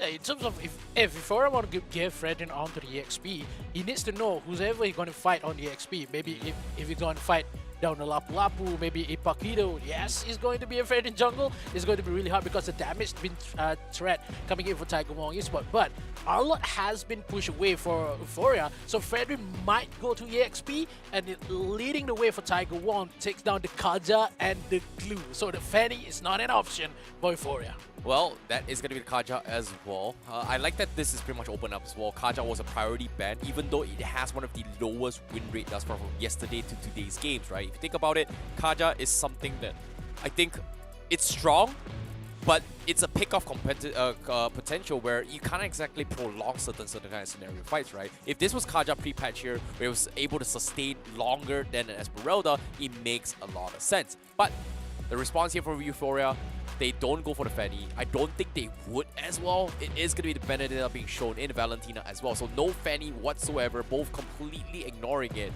I'm curious to see whether or not Tiger Wong Esports is going to be playing the Fanny, but they bring the Xavier instead. Interesting enough, so far, you talked about Xavier being a priority pick for today, right? Oh no, okay, never mind. Prank. Okay, I was very surprised here because only the Malaysian teams has been playing the Xavier composition. It feels really, really slow in terms of the game. But in terms of early aggression, I feel like having the Yeep brings a little bit more value in terms of overall team fight synergy. And currently, Tiger Wong has 3 very, very strong openings catered to play around magical damage output. You've got Divine Judgment set up for the Glue, you've got Divine Judgment set up for the Real Motivation, as well as the normal skills here. It does pretty much guarantees a one-shot kill compared to, I think, a draft where if you go for Divine Judgment, but not enough teammates or heroes can actually capitalize on that magic reduction from the Divine Judgment. So, okay, like it from Tiger Wong Esports, but Euphoria, mobility is key. In case Tiger Wong decides to go for a Link composition, they are going to ban it as well, but nope, no Fanny from Tiger Wong this time. They ban it off. I just love if Euphoria gonna go for a support kind of Kufra maybe. It's going to be really good for versus out the Eve and as well as the Kaja, because you know the bouncing ball can run away and give much more damage, because Tiger Wong has a lot magic damage. So if Euphoria gonna go Fredrin onto the jungle, it's going to be a mid-game spike coming in for Euphoria, but relying on to Benedetta in the early game and hard for Kaja to just Divine Judgment himself. So in terms of Euphoria, he needs one more tanky, I think, because the Divine Judgment will go for Valentina all the way along. Yeah, it might be the case as well, but Valentina is going to be able to capitalize a lot on this kind of scenarios here. Brody being secure from beside the Tiger Wong Esports. I like this draft a little bit more from Tiger Wong Esports because it has very clear intent of what they do. But my biggest concern here is what kind of jungler are they going to go, because they need a physical damage jungler. Akai doesn't do the biggest amount of damage. Borat is okay-ish. Martis is pretty much out of the equation. Going for a Lancelot tank isn't too bad, but based on the synergy coming from Tiger Wong Esports, it feels very difficult to pull off. But if I do remember correctly, I think it was Tiger Wong Esports that brought in a Cho jungler and came up on top. I just can't remember, was it them or not? I think it was GPX. Yeah, it was GPX, and I don't like it. Doesn't make sense, but it works because of they want to play and synergize about that. So I don't think it's gonna happen. But Euphoria, they go for the Beatrix, they go for the Kufra on top of it all. That is gonna be like what you said as well. Euphoria bringing something fresh to the table to try and stop a potential mobile hero. In this case, Hayabusa and Tiger Wong Esports. It's going to be a very, very difficult one to play with around the Kufra. Lancelot as well, extremely difficult to play around as well. The Ling is good choice. I think Ling is pretty decent considering that they don't really have a lot of hard catches from Euphoria Esports, right? Even Kufra, you can't necessarily reach against a Ling. But no, Tiger Wong, they have no choice. They double down on tank. Jungler, it is going to be the Akai to deal with the potential Benedetta threat as well as the Kufra to try and isolate the fight. So, based on this draft, I think Euphoria Esports has a little bit more room to work with. But Tiger Wong Esports also has very clear intention on how they want to take their approach in team fight. Isolate, chain stun, Divine Judgment, instantly one-shotting one player. So there is a strong overall single pick-off composition coming from Tiger Wong Esports, whereas Euphoria Esports leaning on the wombo combo that we are used to see. But I don't know, I like both sides more. Favoring onto Euphoria for sure, but it is going to be 50-50. I'm looking forward to see how it breaks down. I think Euphoria has a lot more goal per minute that they can play early game matchup. But in terms of this draft alone, they have the Kufra for early game. They doesn't have the Fredrin for early.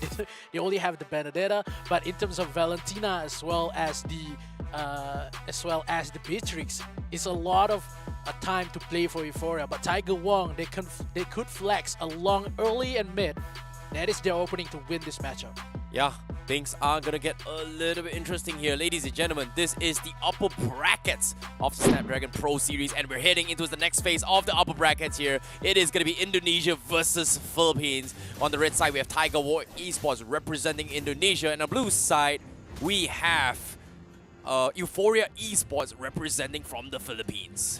Look at how Euphoria, they already just trying to find a way to just boost up how Fredrin onto the jungle, because we know how slow Fredrin is versus a Akai. They could finish a lot more faster rather than Euphoria. So Tiger Wong, there has not a lot early matchup or aggressiveness into the DNA. So even we see a lot of Euphoria playing a lot aggressive, Tiger Wong is a good defensive team. This is a good catch as well. Rexy going to be taking a little more damage. A Petrify comes in from Ryu, forces it, takes out an easy takedown on the XP lane. So Euphoria starting comes really huge. Meanwhile, bottom lane as well, the Kufra comes in. It is going to harass Gugun a little bit more, but they will secure and deny the jungle away from the Akai. So instead of Fredrin getting the kill, he is going to be able to secure himself. Venogod will be able to counter-steal it as well. So Tiger Wong going to be losing a lot of time and economy from Gugun, and now with the recall coming in, it is going to slow down the rotation even more now.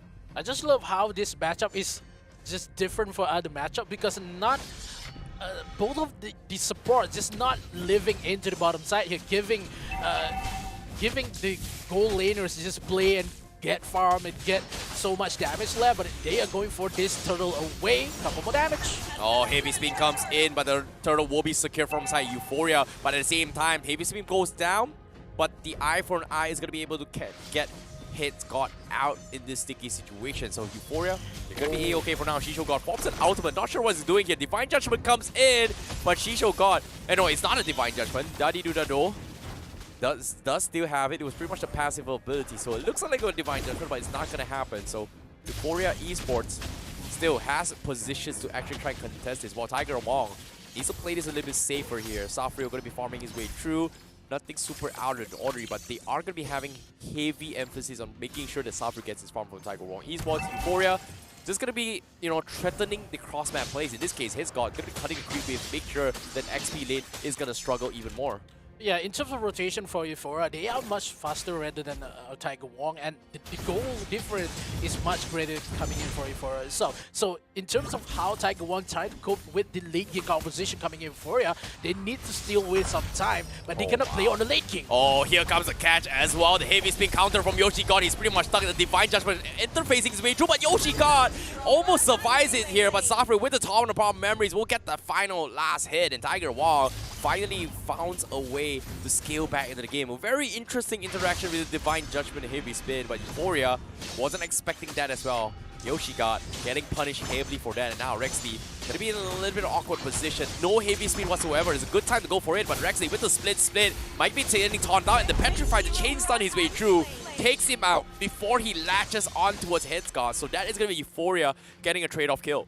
Yeah, EUPHORIA detects when they need a lot of gold because they suffer one death onto the bottom side. They just think, okay, we need to take this lead. We cannot give any window for the side of Tiger Wong. So they force down the kill onto that Rexley. So if they cannot take a lot of fall, EUPHORIA just trying to find a way. They know what they want. They know where to take it, and they make it happen for the side of EUPHORIA. Yep, cross-map plays are being set up from EUPHORIA Esports, where Tiger Wong, they're not looking for the 5-man split up yet. Benedetta has the mobility to try and buy time, get information for the team. And guess what? They're focusing on the turtle. Here comes the Headsguard as well. He doesn't have the Petrified, but Electro Firebolt is going to try to chip away the thing. But from behind, the Tyrant's Rage connects, but it is not going to do him any good. But the turtle will be stolen away from Gurgun as Tiger Wong. They need to back out, and they will successfully get out. EUPHORIA dropping the combos here, but the Tyrant's Rage not able to do too much against the real Malaysian at all. Yeah, I think EUPHORIA, they realize that the health coming with Headsguard is a little bit too low here to fight around that turtle, giving Tiger Wong so much space and the aggressiveness for the side. Momentum-wise, Tiger Wong really good at that position. And EUPHORIA, they know they can take the fight, but just cannot because of Headsguard. Health a little bit too low to take the full-on fight. Yeah, but it's going to be very difficult now. But Ryujin doing a little bit of harassments here and there. Bloodless acts up on Headsguard, so he is going to have a little more sustains when the split comes in. The Electro Final Blow is going to bully him out. As you can see, Headsguard can just completely dumpstring on Head Rexley, and you know for a fact that Tiger Wong can do absolutely nothing to do about this, because if they commit the Kachat up top, means Safrio is going to have a little bit of trouble farming way through. And even with that, you can see there's just so much threat potential being set up on the minimap from EUPHORIA. You've got the Kufra, you've got the B-Trace, you've got even Ryujin got just hiding in the bush, hoping to try and catch this off. So this is going to be cross-map plays all the way through, but as soon as the Sadish conceal plays as well, they're going for the dive, but the Tyrant's Rage not going to connect, but it's a 3v4, but the Heavy Spin connects on two. They know exactly what they're doing. In EUPHORIA, they are going to lose more, and Tiger Wong able to get a freebie with this, and just that being said here, Tier 1 will fall. Yoshi God cannot do anything at all. Initiate coming in for EUPHORIA. They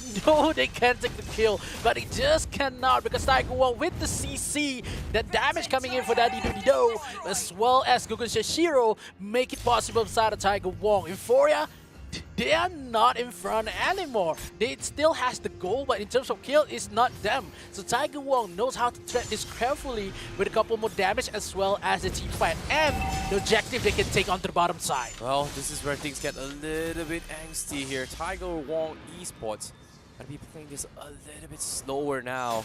But at the same time, they've got some sort of bearing because economy-wise, EUPHORIA is still leading despite losing the initial fight. Tyrant's Revenge from the sides, not connecting, but the turtle still at a stalemate. Electro Final Bro comes in, but he will be secure from EUPHORIA. But here comes the real elimination coming from Tiger Wong Esports. But the Benedetta will finish off the Archive and they will pick up the parts while the sides here, Safrio is doing significant amount of work. He gets himself a double kill. It's an all-out brawl, and EUPHORIA, they have to get out. Shizo comes into the party, but he's not going to do too much. But Brio from the sides, he finishes off the rest. 401 on this Benedetta, and now Ryujin needs to make a run for it, while Shizo is going to try and keep chase, but Shizo not going to be able to do too much in that scenario. Multi-toss coming in for EUPHORIA, takes the kill onto the turtle as well as the mid lane turret. takes the win for the side of Euphoria. The plays coming in for hit gods really makes the plays for the side of Euphoria. He knows the position, he knows the damage he can take for the bottom side. Rexley, a little bit awkward here. Tyrant's Rage to chain stun his way through. Rexley is gonna die here. An easy kill for Shizo God. So a little bit of funneling going on for this marksman.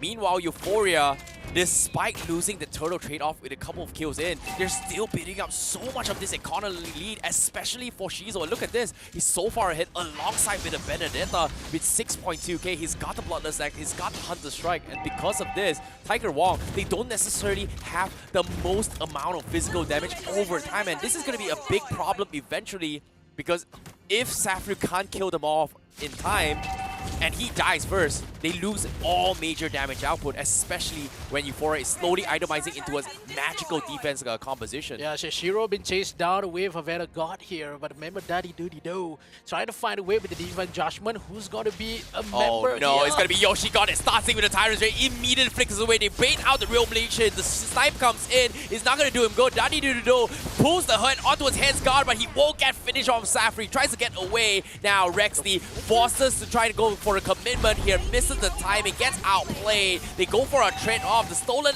heavy spin coming in from Ryujin is going to try and zone them out, but they do trade 1-for-1, but it is going to favor Tiger Wong a little bit more.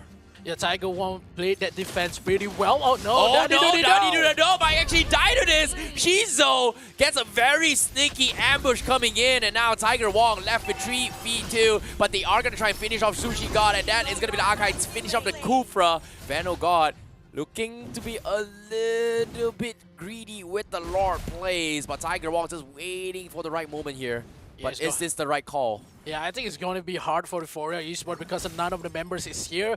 The rotation a little bit late here, found a bit late from Ryujin God itself. The members Tiger Wong really positioned themselves, but Resley could not go far enough. Because if this lot has been taken away for Euphoria, it will be a 3 turret down for the side of Tiger Wong. They need to secure this position.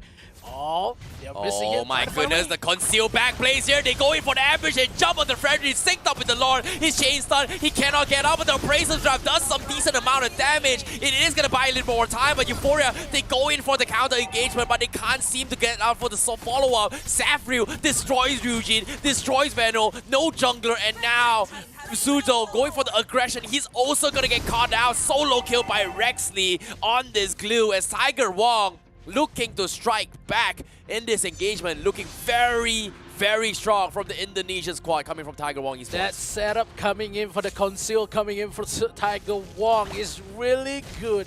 Try to catch Euphoria out of guard here because none of the members of Euphoria just realized the members Tiger Wong is missing. Oh no, Shujo is gonna fall, providing the assist, the map control coming in. The losing heroes coming from Euphoria, and Tiger Wong is picking them bit by bit. With that being said, that is going to be even more economy lead. Finally, they were able to take the lead here with only a 1k net worth advantage, but Euphoria somehow still keeping tabs on the economy, and they need more coming from Shizo. His God does have the Petrify for this next upcoming fight, so this is going to be a very important one if Tiger Wong wants to close up this game. Yeah, they really need to clump up to just take a lot more gold and EXP for the side of Shizu because they need 3 level to just max out Shizu God level, and Tiger Wong really had the momentum here. 100 seconds for the next Lord, but only Tiger Wong only succeed to take the outer turrets, and Tiger Wong still has the momentum and as well as the item. Daddy Doody Do is one of the members that just eyeing Shizu away to find the Divine Judgment to kill that Beatrix inside to give Tiger Wong a lot more potential and space to play without the damage coming off of Shizu. Oh, it's going to be very difficult right now because if you think about it here, because of the Divine Judgment coming from Kaja, it's so hard to actually push in the fights, knowing that if they go out of position and anyone from inside Euphoria Esports tries to commit to the save, instantly you are going to be expected a heavy spin to try and lock them down, and that is the biggest threat right now from Euphoria Esports. And even with the Kufra coming in, it's just so hard to engage this fight, and Tiger Wong, they just have so much to work with. And now with the Ice Queen's one up on Yves, it's not going to do it too much, but no, the stolen Divine Judgment keeping the bar the Archive away, but he's gonna drop down low, but they can't seem to finish well. They clumped up. A big Appraisal's Wrath coming in. Will try and shut them down, but it's not gonna do good because Euphoria has got the damage done. Gugun could not set it up for the team, and they pick them all apart. They go one by one, and Tiger Wong, in the midst of chaos, they get picked off, and now Euphoria will continue to chase. Rexley will be able to narrowly escape this, but all the squishes immediately get killed off by Veno. What a catch with this Appraisal Wrath. Ryujin God keeping away the Divine Judgment to just take Tiger Wong one by one. Look at the position here. Shizu really got taken away by the Divine Judgment, but the members of Euphoria is just going to protect. Oh my god, look at this big catch from Veno as well. 3-man Veno catch, Appraisal Wrath, instantly drops all 3 players from Tiger Wong so low. What a big catch here coming in from Vanguard with this replay. And nevertheless here, Tiger Wong, that was the first mistake they've done so far. But big setup coming from Eugene to set things up, because right now the second Lord, the Luminous Lord, is going to be very, very important for this next engagement. 2 bars down, Archive still has the Retribution, needs to force it out, so it's going to be a little bit of flank here, but do they have to conceal plays? Everyone from Euphoria in position to contest this. Gugun looking for the play, Real Which comes in, Tyrant's Rage is going to be zoned out. Who comes up on top? And it's going to be Euphoria that steals the Lord, and now they're going for a change. Dani Dudu getting zoned out, but he is going to survive barely. Gugun was going to pay for the price. Shuzo snipes him away from the cross, but they trade 2 for 2, but Lord in the hands of Euphoria. Rexley looking for the finish up from the sides. Veno trying his best to zone out Saffriel, but he just doesn't have the mobility. He will die in the hands of this Brody, and it is going to be a 3 for 2 in favor of Tiger Wong Esports. Euphoria can win that team fight, but in a matter of time, Rexley is one hard to kill for side of Euphoria. They doesn't have the damage, they doesn't have the anti-healing coming in for Euphoria itself. So the damage for Tiger Wong is not that much, but the healing coming in for Tiger Wong is too much to be handled with. Maybe Euphoria Lord here will be such a waste for them, because they suffered loss in that team fight because of Risley just messed up onto the backside, giving a lot hard time for side Sizu, as well as Ryujin could not help Vanguard as well as Headguard on that team fight on side of jungle for side of Tiger Wong. So very difficult. They have so many frontliners coming from Tiger Wong Esports. It's just so hard to pierce the back lines, and as you can see as well, Headscott, he's building some sort of tankiness in with the Bloodless Axe as well as the Hunter Strike, but it's not going to be enough because the Kufra doesn't have the mobility and kill threat potential that Rexley brings to the table to threaten the back lines. And every single time they force a fight, it needs to be a big wombo combo setup in order to win the fight. Whereas Tiger Wong Esports, all they gotta do is just play a little safe, space it out, and go in for the counter engagement. And eventually, they will be able to win the fight. So far, the only mistake they've done so far is being caught out by a 3-man taunt from Vanguard. But if you push Veno away to a certain distance, they are going to be okay. So with that being said, Euphoria somehow still limps their way into the later stage of the game. You can see the items as well. Everyone is trying to progress into the final stage of the game. But interesting now, Veno he got the Winter Trunket. He sold his he used up his immortality, so this is going to be a Winter Trunket swap here to try and extend the fight longer. But the question here still remains, can anyone get to Saffron? This is a Brody we're talking about. High mobility, high defensiveness, high tankiness as well. He's got immortality, he's got Winds of Nature. Extremely difficult to kill him off. Yeah, it's going to be real hard because of how Tiger Wong really played well with the Rexley onto the Glue, because Glue has messed Euphoria backline. He doesn't give space for Sizu as well as Ryujin, because the main damage for Euphoria has been taken away for that team fight as well. He's leave Vanguard as well as Yoshi onto the front line, and doesn't give any help. But when Tiger Wong engaged onto the team fight, they cannot go for a club up because they cannot give Euphoria some space for Shizu. We have Shizu, a lot more items, a lot more damage, but Shizu doesn't have a good game here because of Rexley as well as Gugun Shishiro. Yeah, this is hard, you know. With the Ice Queen 1 up on Eve, it's just so hard to actually get away with all the slows coming in. And the biggest threat right now is that the only one that is close enough to actually potentially one-shot Saffriel is pretty much Ryujin God. And for him to start the fight, how does he start the fight? Because if you think about it, if he starts with a fight with the Divine Judgment, yeah, if they don't burst him down, that's going to be a problem.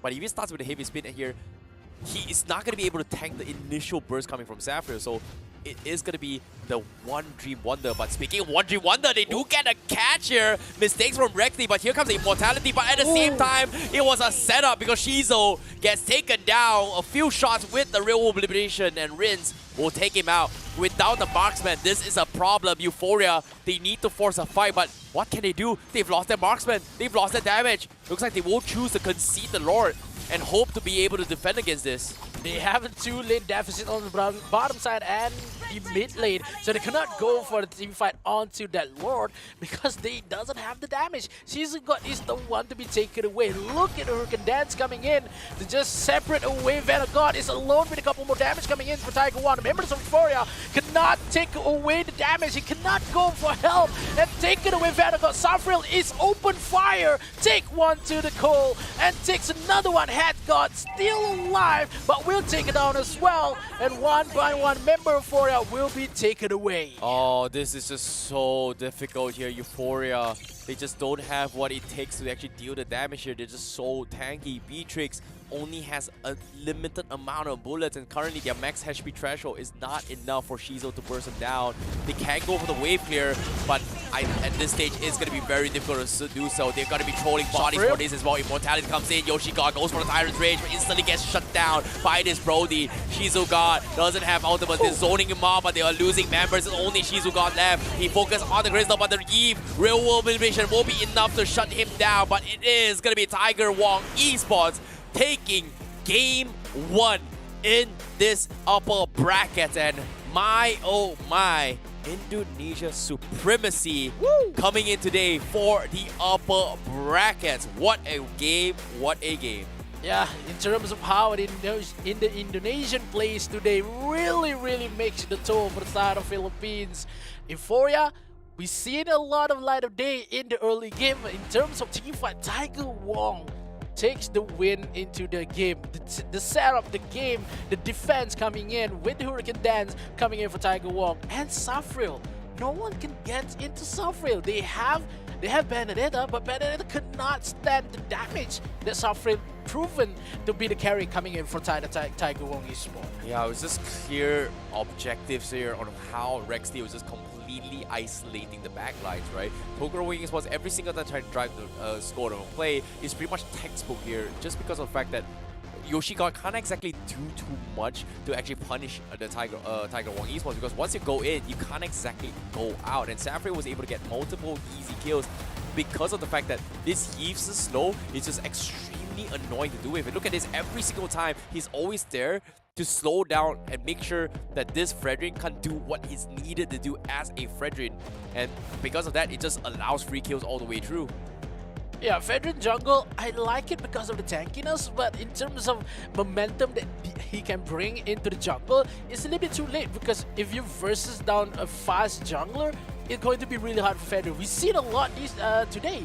Fredrin jungle has down into the drain, but Tiger WONG proved if you play the momentum, if you play the time before Fredrin could reach the power spike, you could win the game. Yep, Divine Judgment's just such a strong kill threat potential coming from Tiger WONG Esports, and Euphoria Esports just so afraid to push out.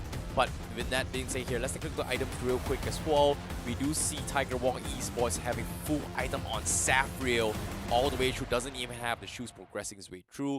Daddy Dudedo going for the fleeting time on this Divine Judgment. Gugun with the setups and heavy spins as well. He's got plate armor, radiant armor, pretty standard coming from him. But Rins also full item as well. Not going for Ice Queen 1, knowing that there is not much of a threat coming from Euphoria Esports, and the Brute Force Breastplate is more than enough to keep him alive, to actually help Safril do what he's needed to do as a Brody. So I like the synergy coming in from the ideas of having the Eve allowing mobility for the Brody to actually keep up and get certain kills.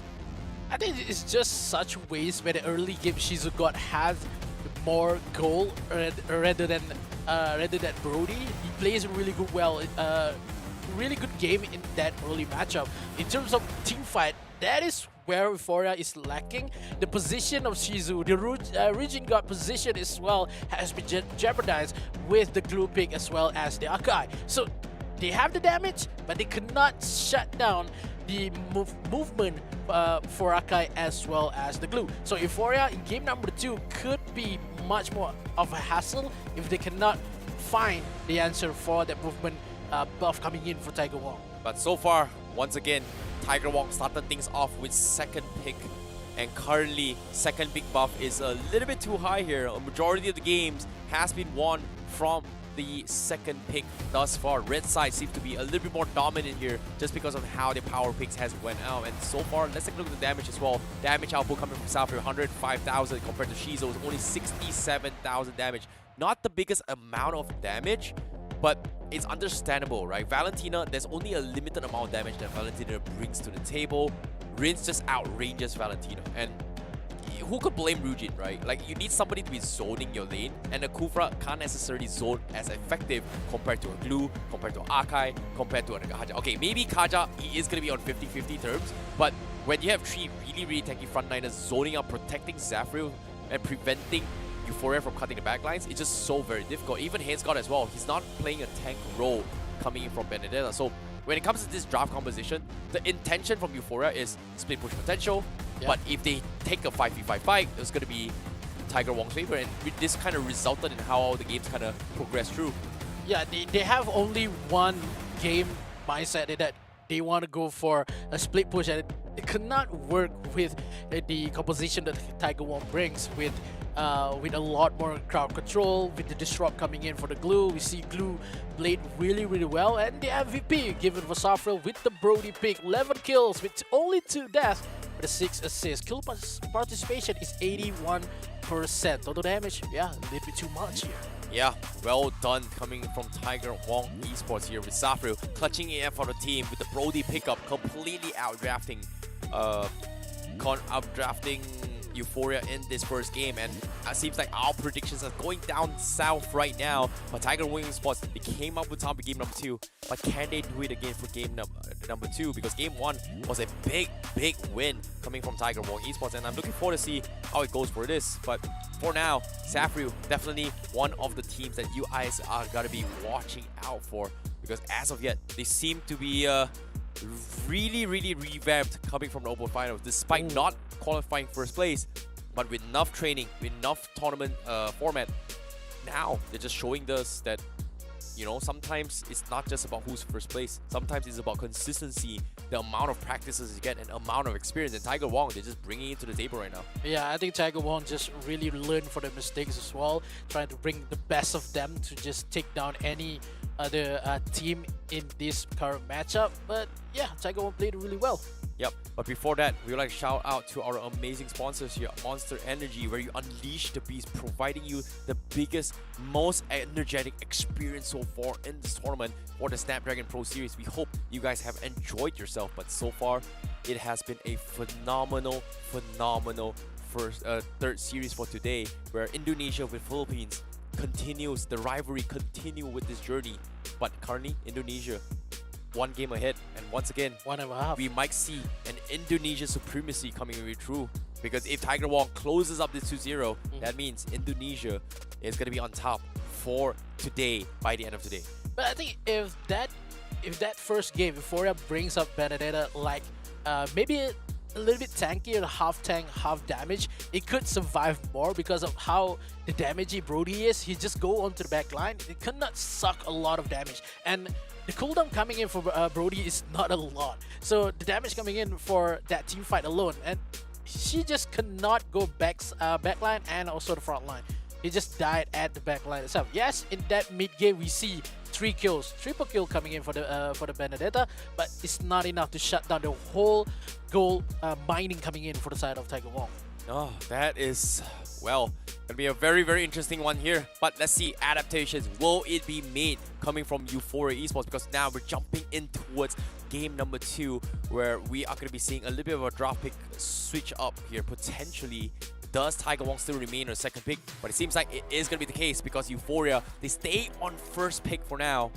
And hopefully, this is going to be a little bit different here. Do they respect the Eve? Because so far, the Eve was a big big problem for EUPHORIA, especially when it came to mobility to deal with it as well. I think the respect ban for the Yves as well as the Kaja, maybe the Faramis as well, because yeah. a lot of this mid lane matchup could play a big role side for Tiger Wong. Those Kaja. They're afraid of that Kaja.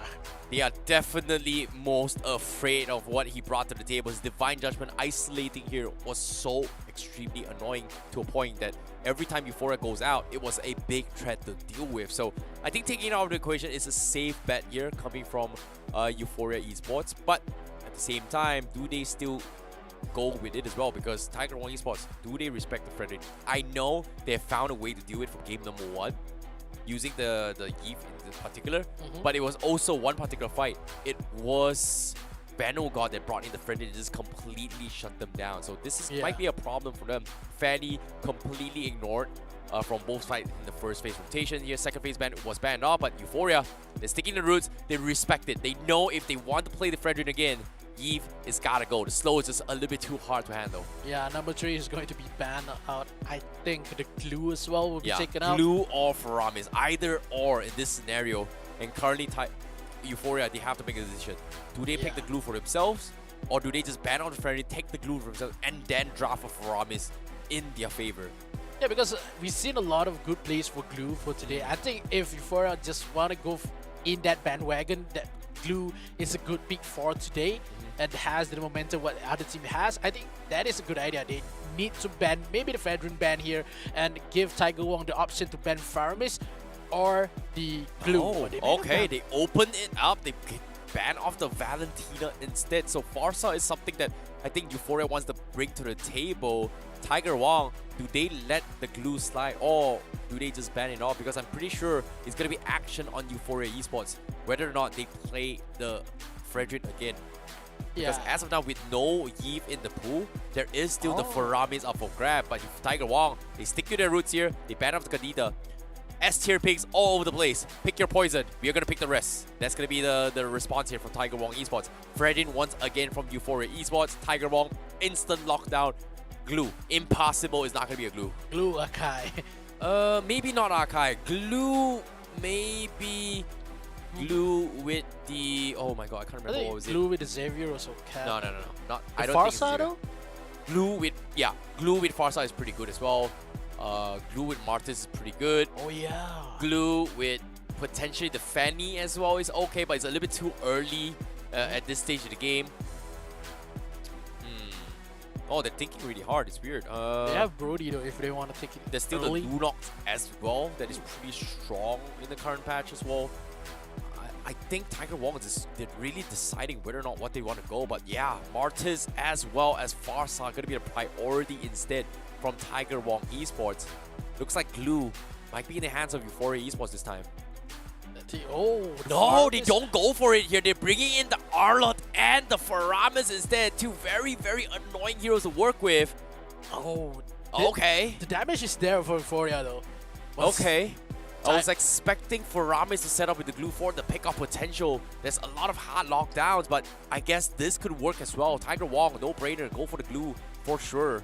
And just wait for the second phase of draft. But for now, this is a pretty strong opening coming from EUPHORIA Esports. Tiger Wong could go for the they go for the Moscow first. Okay. They want to secure the damage because they want to go for the for the Arlott. But I think Tiger Wong, if they want to go for a support kind of maybe a Diggy kind of because you need to stop away Arlott coming in for the dashes. So it's a good pick as well. I'm a little bit surprised by this, but okay, fine. For Moscow is pretty okay as well. You need some sort of damage to actually shut down the Cult Altar, right? But I was expecting Glue is great and all, but maybe they're setting up for a potential Terisla with the penalty zone, making sure that they are going to be clumped up together, right? Since Frederick is going to be up close and personal, you're almost guaranteed going to get a penalty zone. You are not going to take a very difficult time to shut him down. So the two main heroes that I think Tiger Wong Esports may consider banning off is going to be Carry and Claude as well, potentially. But Brody in the hands of EUPHORIA isn't too bad as well. So I'm curious to see whether or not that's going to be the case, because Glue will be immediately shut down from EUPHORIA Esports, whereas Tiger Wong, I'm surprised they completely let go of the Glue, prioritize on the Moscow instead. Okay, confidence from Safrio. Yeah, Melissa ban coming in for a side of Tiger Wong. in terms of how respect onto the Moskov passive. The glue ban here for EUPHORIA, I think, is a good ban as well because of how in game number 1 the glue is really good in terms of reactive. I think they should ban Therisla right here, just because of the fact that it is one of the very few that can actually match up in terms of XP lane. But Lapu Lapu is also one that actually does the same and what glue in the XP lane. But Edith completely ignored from both sides in terms of cash potential as well. But Lapu Lapu, alright, I like it. I like it. They're just playing safe as well. It's one of the very few that can actually deal with the Cloud Altar, right? So I guess Edith isn't that much of a threat considering that it is single target based XP pick-up hero rather than that AoE potential. So I guess that's the win condition. Melissa also going to be banned off as well. And it seems like Tiger WONG Esports, they want to go for a dive composition. So pretty sure EUPHORIA is going to go for the Brody. Kufra going to be picked up instead. Huh. A little bit surprised. But I guess it makes sense, right? Because if Tiger WONG picks the Fanny, it is going to be a little bit of a different problem. But EUPHORIA, they bring in the carry, they bring in the Ruby. But no, Tiger WONG, they're not bringing in the Fanny, they're bringing in the Edith. Pick-off potential, one-shot potential all the way through. I love it. I love it. Finally, we get to see a Edith on the XP lane against an Arlott. This is going to be a difficult one for Arlott, not going to lie. Yeah, because a lot of damage coming in for Edith. Arlott, yes, he has a lot of regions, but the constant damage that Edith can give is too much to be dealt with. So I disagree. It's more like Edith is more of like a setup composition, right? You go in, going for the catch. The biggest damage output of Edith comes in is the moment he pops his Primal Wrath. And that is where all his damage will be scaled. And you don't really need damage items on Edith. You only need like possibly one magic item, which is a Feather, and that completely changes the dynamic of Q threshold pick-off. So in a 1v1 fight, Edith is just so broken.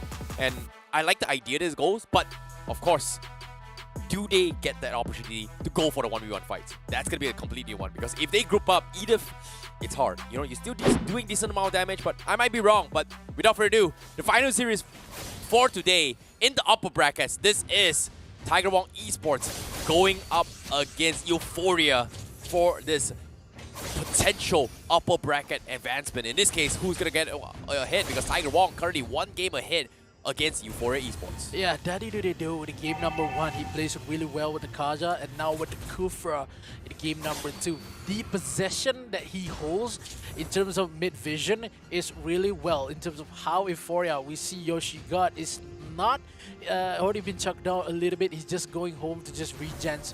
So in terms of Tiger WONG, he can just go a little bit aggressive into the jungles of EUPHORIA. So it's going to make Tiger WONG have a lot of gold in the early game, maybe a couple of hundreds to make it a little bit of a difference coming in if the total has been spawned in the 40 seconds from now. EUPHORIA, they need something they could bring into the matchup. Mid lane has been a hassle for the side of EUPHORIA because of Tiger WONG has the potential possession. Yep, 88% win rate on the Moskov itself, so that's going to be a problem as well. Daddy do gonna get harassed by Yoshi God. He's going to get pulled back, and this is a big disadvantage that Daddy do is going to be facing here on this Kufra. So EUPHORIA Esports, they found a way to deal with it for now, but they are playing a little bit more passive compared to before. But Rexley now, for a fight, he's level 3. He's not going to get his Primal Wrath yet, but Gugun forcing a Retribution to slow this out. He's trying to extend this fight. Is it worth it though? But he's going to buy time. Rexley goes for the setup. They get the first blood. They're going for the catch. He was a bait, and now Fed and S trying to zone them off. Massive ultimates being expended. But the turtle is going to be exposed. Vandal God just respawning his way through, but this is a pretty easy turtle. But without the Retribution, are we going to see a steal? Nope, it's not going to happen. That is a good kind of possession, trying to kill away Vanagod because he knows the rotation of Vanagod. He done his studies because he knows Vanagod will be there at any moment because of the turtle respawn on top side. And try go, okay, if Vanagod has Retribution, he needs to fight out away. If you cannot fight, if you cannot take down the team fight, you need to kill down the jungle for the other side. So Tiger WONG really knows what to deal with, and you can see how Resley already played possession onto the jungle or side of EUPHORIA because of the gold spike that they had after the turtle kill. Yeah, this is huge, but it's still pretty 50-50 now. Calm your horses as we try to figure out what Tiger Wong's objective is, because right now Dadidu can't seem to set up for the perfect catch, right?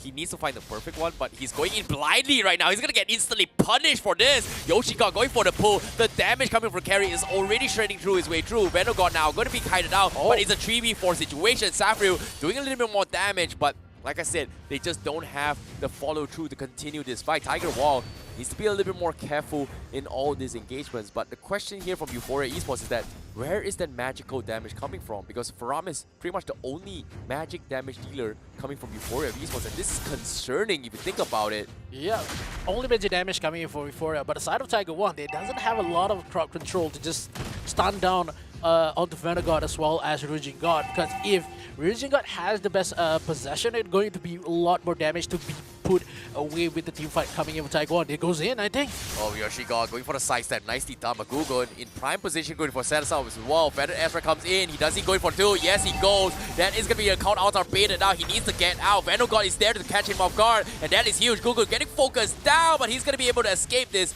as Dadidu stops the aggression and advancements of Yoshigod and Venogod, and they are going to disengage, but the recall a little bit too close to be called comfort, but on the side, hits God. He will finish off the Rinse, and Safryu will also get picked off on the bottom side, so EUPHORIA, they are looking to equalize here, and they are feeling a little bit more confident now. Yeah, overconfidence coming in for Tiger Wong because they know the damage they could give, but not enough of the crowd control to just stall away. Rotation coming in for Venogod out from the middle lane to bottom side here makes Tiger Wong really think about how the rotation comes for Esports. They had a lot of damage here. They only goes from one major damage coming in from using God. They take an easy kind of turtle in the bottom lane here, but Moskov is a little bit trouble here. Safryu has been taken away. No, they're all grouped up, and Tiger Wong, they can't do anything at all. This feels like a repeat from game one, but the roles are reversed. The Kufra cannot do anything at all, and EUPHORIA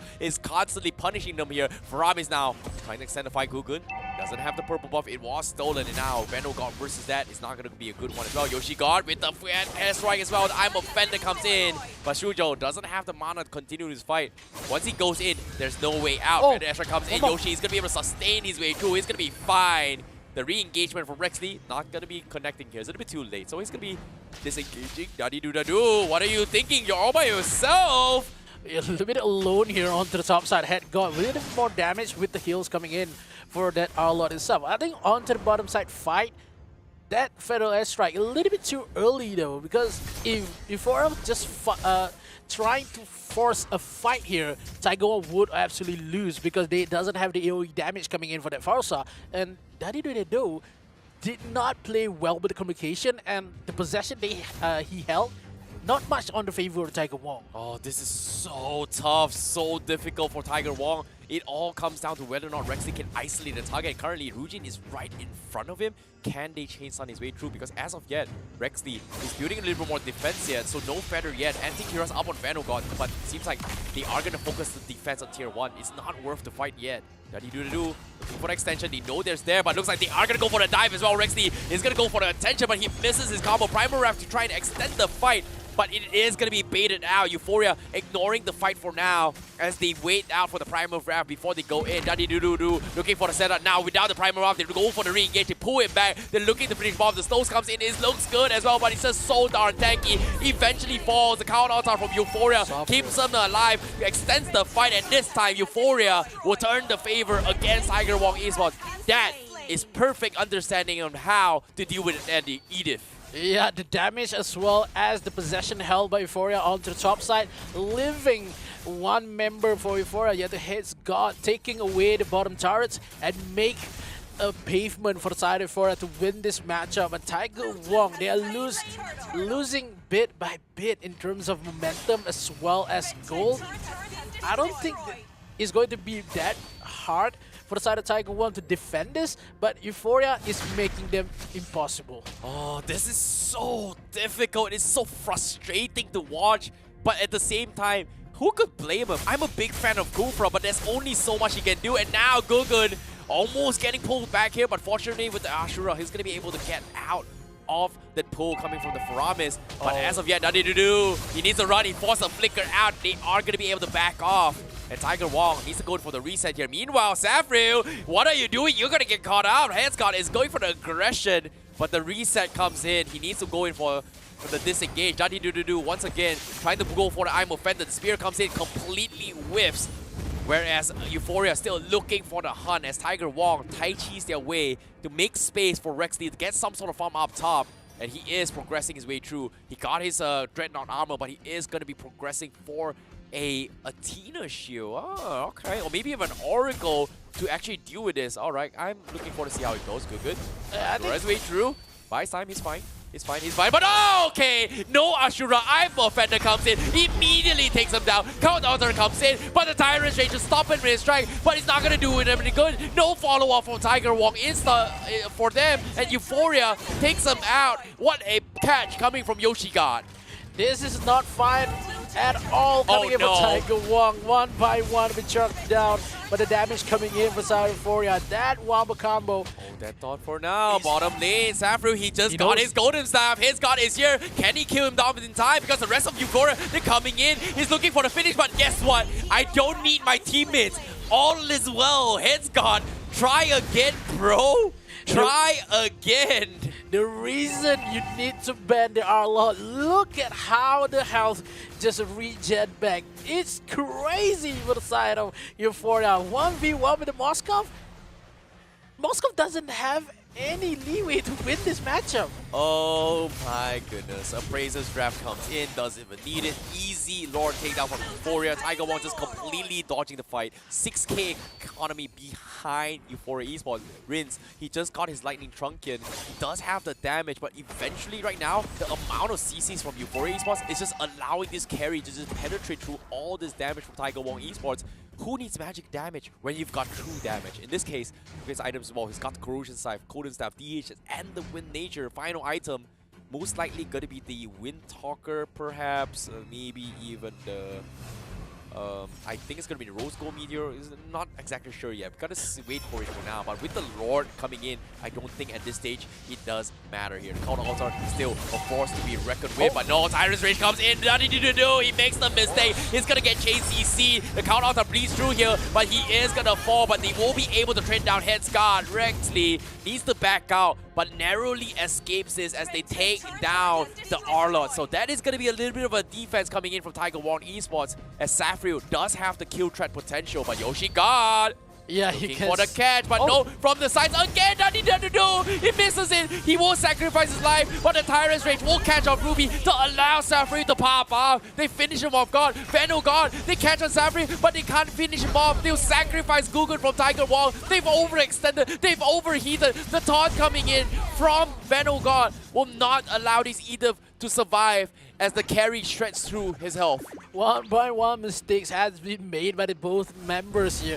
The defense is still co-op, but EUPHORIA didn't know how to re-engage with the team fight. They can win. Only 3 kills have been taken away by Tiger Wong Esports. The time fight onto the bottom side here. EUPHORIA trying to find a way to kill this remaining members.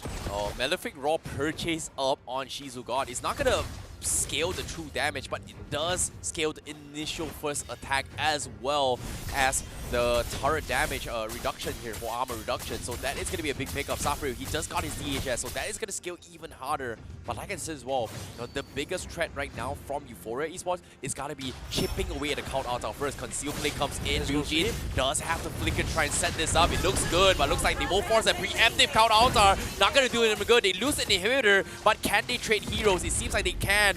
But Gugun, he's going to try and distract Headscott, but looks like follow-up is not going to be in favor of Tiger Wong Esports here. Spear connects to give vision, but EUPHORIA, they will play this safer now. If the defense still intact for the side of Tiger Wong, I could say that Tiger Wong really need to defend the top side. He doesn't want to give the super minion coming in for the side of EUPHORIA. They can win this. They need to wait for the Moscow full items on the side. And Daddy-Doody-Do really needs to land that bouncing ball and that stun to make this possible for Tiger Wong to win this 2-0 win. The Tyrant's Revenge from Daddy-Doody-Do has been a little bit awkward as well, but Headscott is gonna try and scout out Gukun, but it seems like they are gonna focus on Lord here, while Tiger Wong is gonna try and chip away the objectives. Seems like recalls are coming in. Somebody's gotta defend the bottom side. Lord quickly getting taken down by Shizo, as Euphoria will get another Lord in their favor. Great Mako plays coming from Euphoria once again. They cannot go into the team fight with Euphoria because Moskov is not in the vicinity. So Tiger Wong really need that team fight 5v5 inside of their base to win that, to make use of the 100% for the Moskov passive. If not, it's going to be a game for Euphoria. That team fight really rely on the Moskov in this matchup. Oh my goodness. Now with the Lord pushing down middle, Tiger Wong, do they have the Edith bringing value to the table? Because currently he's 0-3-4 with the tenacity on tank. So far, we haven't seen Rexley getting a solo queue at all. It seems like it's a very difficult task to do. They've got the double marksman composition, but can they defend against this? Because as of yet, Euphoria, they've got so much CCs, and Reno is going to try and start things off with the taunt, but the Lord is going to be focused down by Safrio. Concealed has been expanded as well. Looks like they are going to focus on Inhibitor. Rexley start things off with the push as well. He's going to get taunted out. He flickers his way, but they do bait out the counter on tower. This is good for Tiger Wong, because now, without the tower, it's going to be good. But no, they go for it as well. Safrio getting a couple free hits in, and they are going to trade a couple more, but it is going to be the carry that is slightly stronger as they continue to maul. They lose Adi-Do-Do-Do, they lose Rexley, and here comes the re-engage from Euphoria. Safrio, he drops off pretty low. They trade off Yoshi God, but he's just going to sacrifice his life. The minions are coming in. It might be over. We might see a full game 3, and Euphoria, they will chip at the crystal and tie the series for Philippines, and they keep things alive for Euphoria Esports. Safri really hold down the line for the side of Tiger Wong, but what could happen with the damage coming in from Euphoria Esports, making the game. We are going to game number 3, the first game number 3 for today. Yeah, it is going to be a very, very long game here, but it seems like Euphoria Esports got a little bit too confident by the start of the day, but now they are getting serious in terms of our game here for game number 2. The Edith, I'm a big fan of it, but it just didn't really work out. This was a perfect example of how to bait things out, because once the Primal Wrath is popped and nobody is in this vicinity, this Edith is not going to be able to do the damage it's needed to do. And time again, with this Ruby pickup, it's just so good for Euphoria Esports, knowing that, hey, Ruby is a good way to deal with the Fanny, but even if there's no Fanny, it's still a good way to start things off with the catch potential, which kind of worked in Euphoria's favor.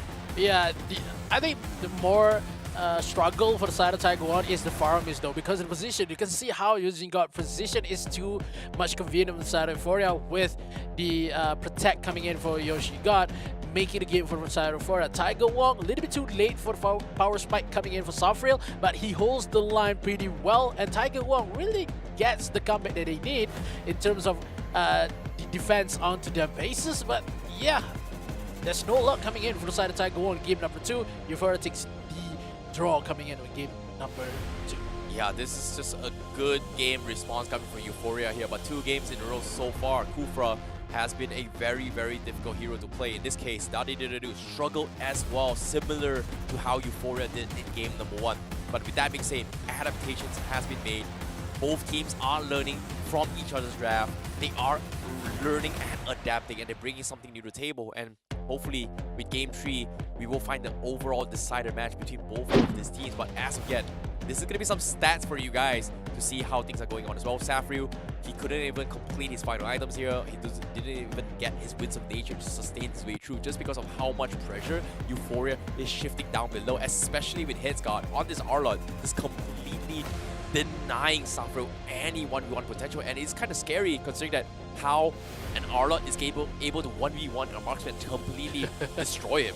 Yeah, not enough of crowd control coming in. They just want to stop Arlot's movement onto that bottom side. But I think for the side of Tiger Wong, they just realized that if they want to bring it, they cannot give the Arlot on the side of Euphoria. That Arlot must be a ban by Euphoria itself.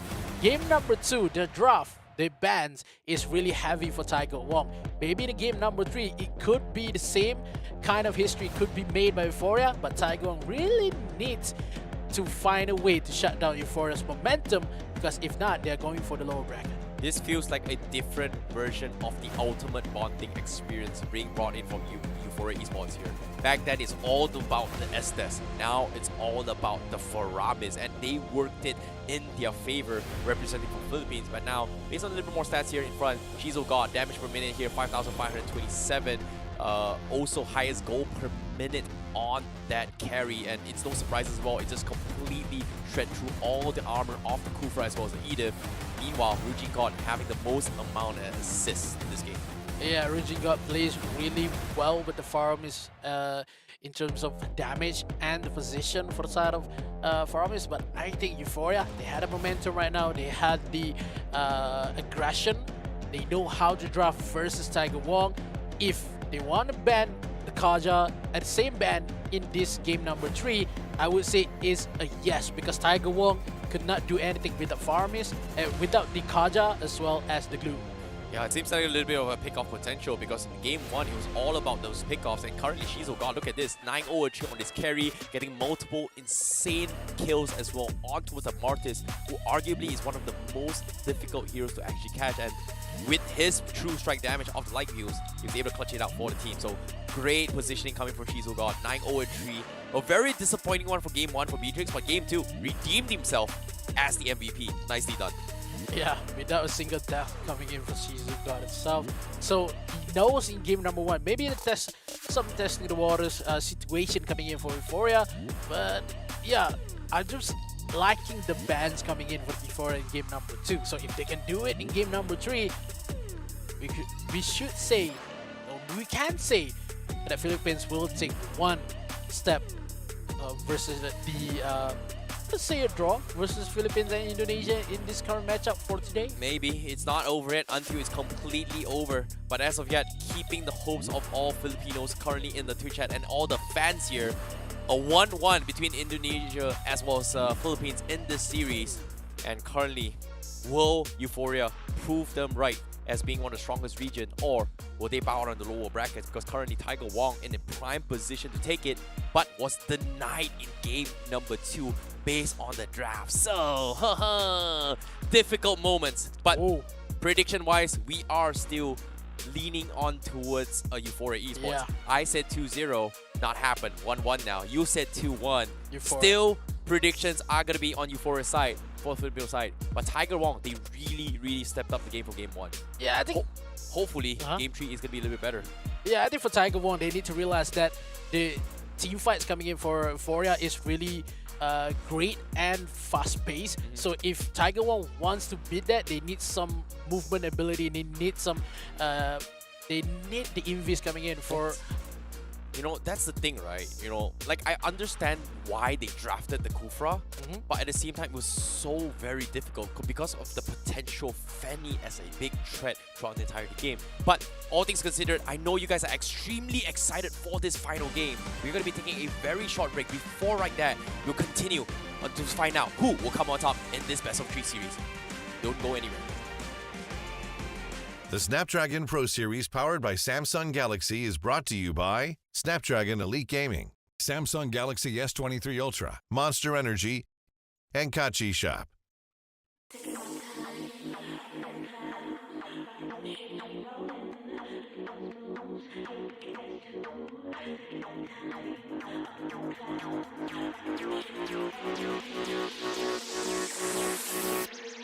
Taking my time, up in them clouds, rocking them shades, we rolling. Look at them moves, yeah, we can dance too, yeah, we be tick-tocking, body rocking, check my clock, we ain't stopping. Till the sun comes up, till the sun comes up. Taking my time, up in them clouds, rocking them shades, we rolling. Look at them moves, yeah, we can dance too, yeah, we be tick-tocking, body rocking, check my clock, we ain't stopping. Till the sun comes up, till the sun comes up. Hey, hey, hey, hey. High class, up in stacks. We be changing systems, we be Gen Z flash. High class, face with masks. We be changing systems, we got Gen Z cash. Taking my time, up in them clouds, rocking them shades, we rolling. Look at them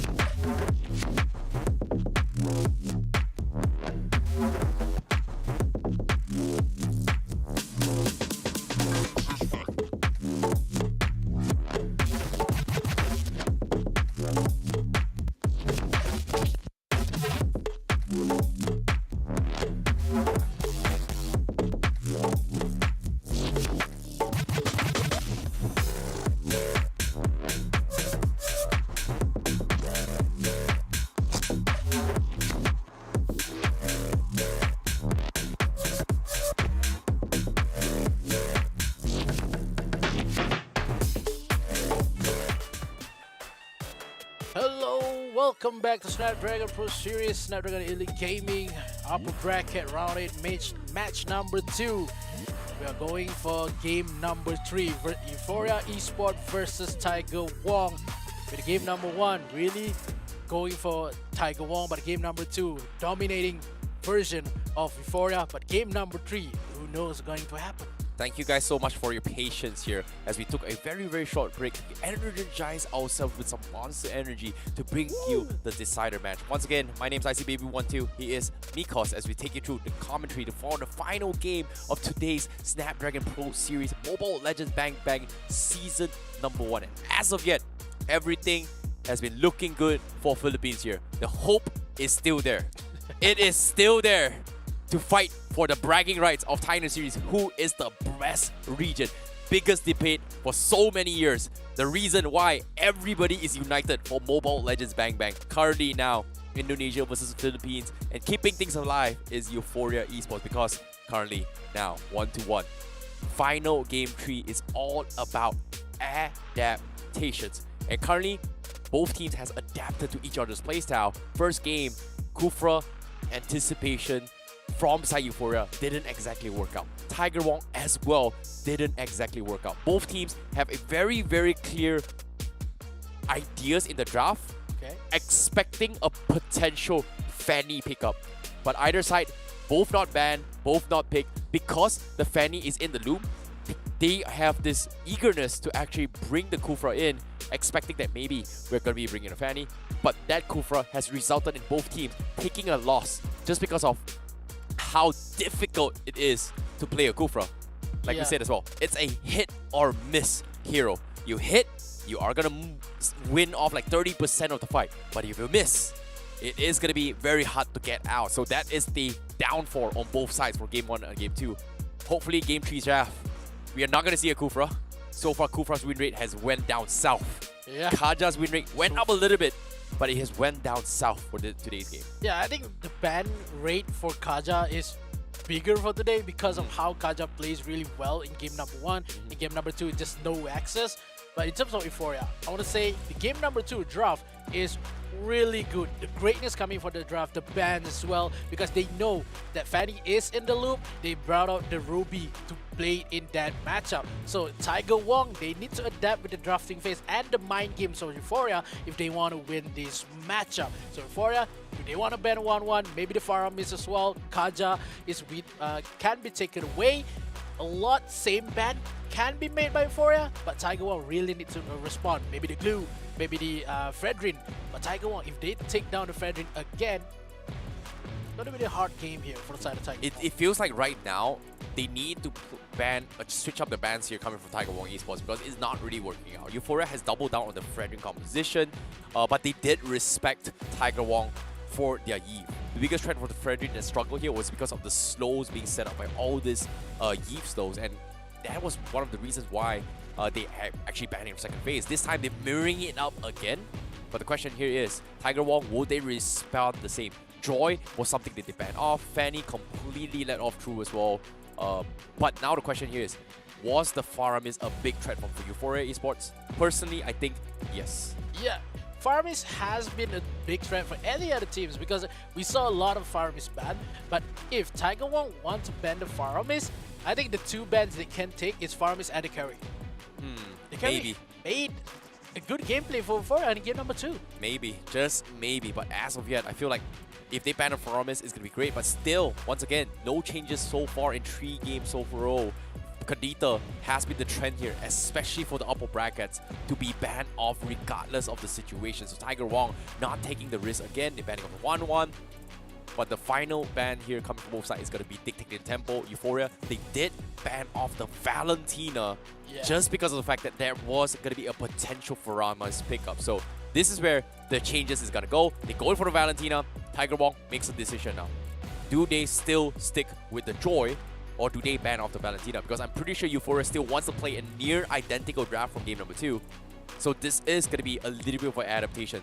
It's all about rock, paper, scissors based at this stage now between both these teams. But I think Arlot is a better ban coming in before the Joy, because how Arlot has made a lot of games in the game number 2. So I think if Tiger Wong is not scared of the Arlo, they might be going for Oh the... no.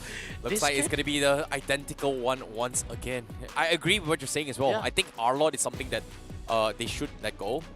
They should ban. And then if they bring in the Joy, they could still use the Kufra. And then maybe Kufra would have some sort of effectiveness to actually shut down, because Arlot can actually pierce through the bouncing ball rather than stopping the track. It's unblockable, which is crazy considering that Kufra has been known to be the king of blockers out of so many years.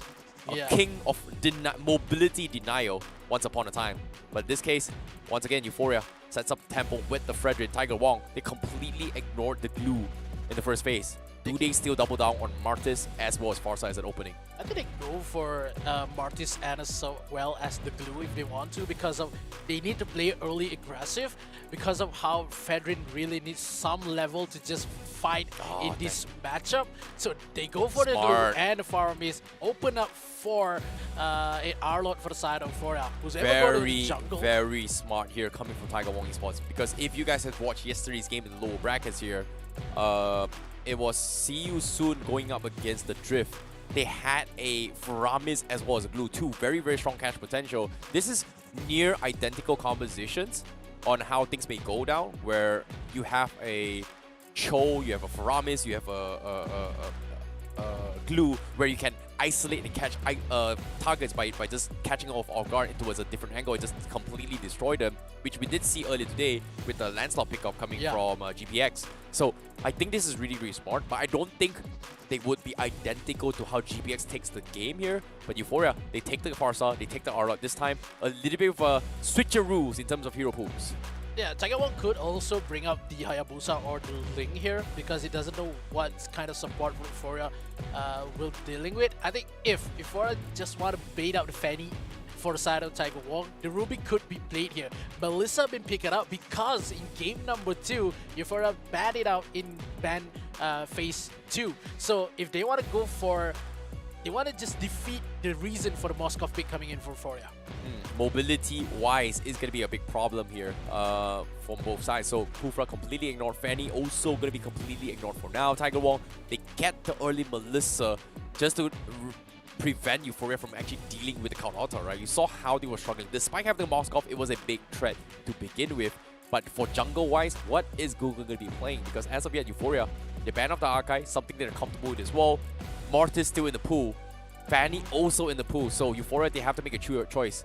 Will they face off against a Fanny or against a Mortis? Completely different story. Tiger Wong needs to take away with Marksman here. I think Brody was something that won Tiger Wong Esports the game. But to deal with the Faramis itself, I think Claude is a great solution with it. I think Moskov isn't too bad of a ban, but personally I think Beatrix is a little bit more safer because of the AoE control. But no, Carry, you talked about it as well. Carry, something that EUPHORIA was the reason why they won the game number 2 for Shizo, completely punishing the Martis whenever Gugun was trying to actually get a little bit more aggressive. I'm just worried if EUPHORIA want to give Beatrix for the side of EUPHORIA, because we saw what happened in game number 1.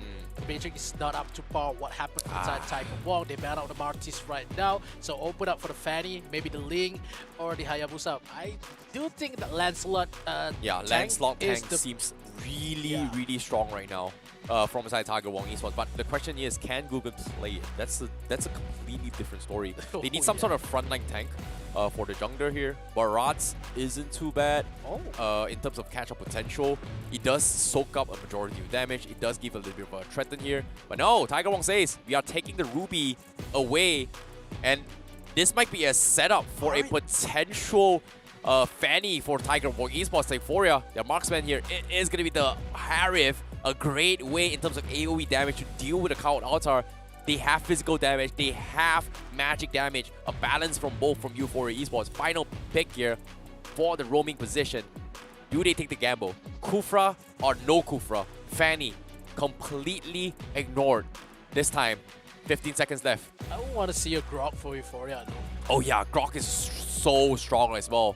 Yeah. To actually deal with the Fanny. Comes in, wall charge, catches him, one shot, boom!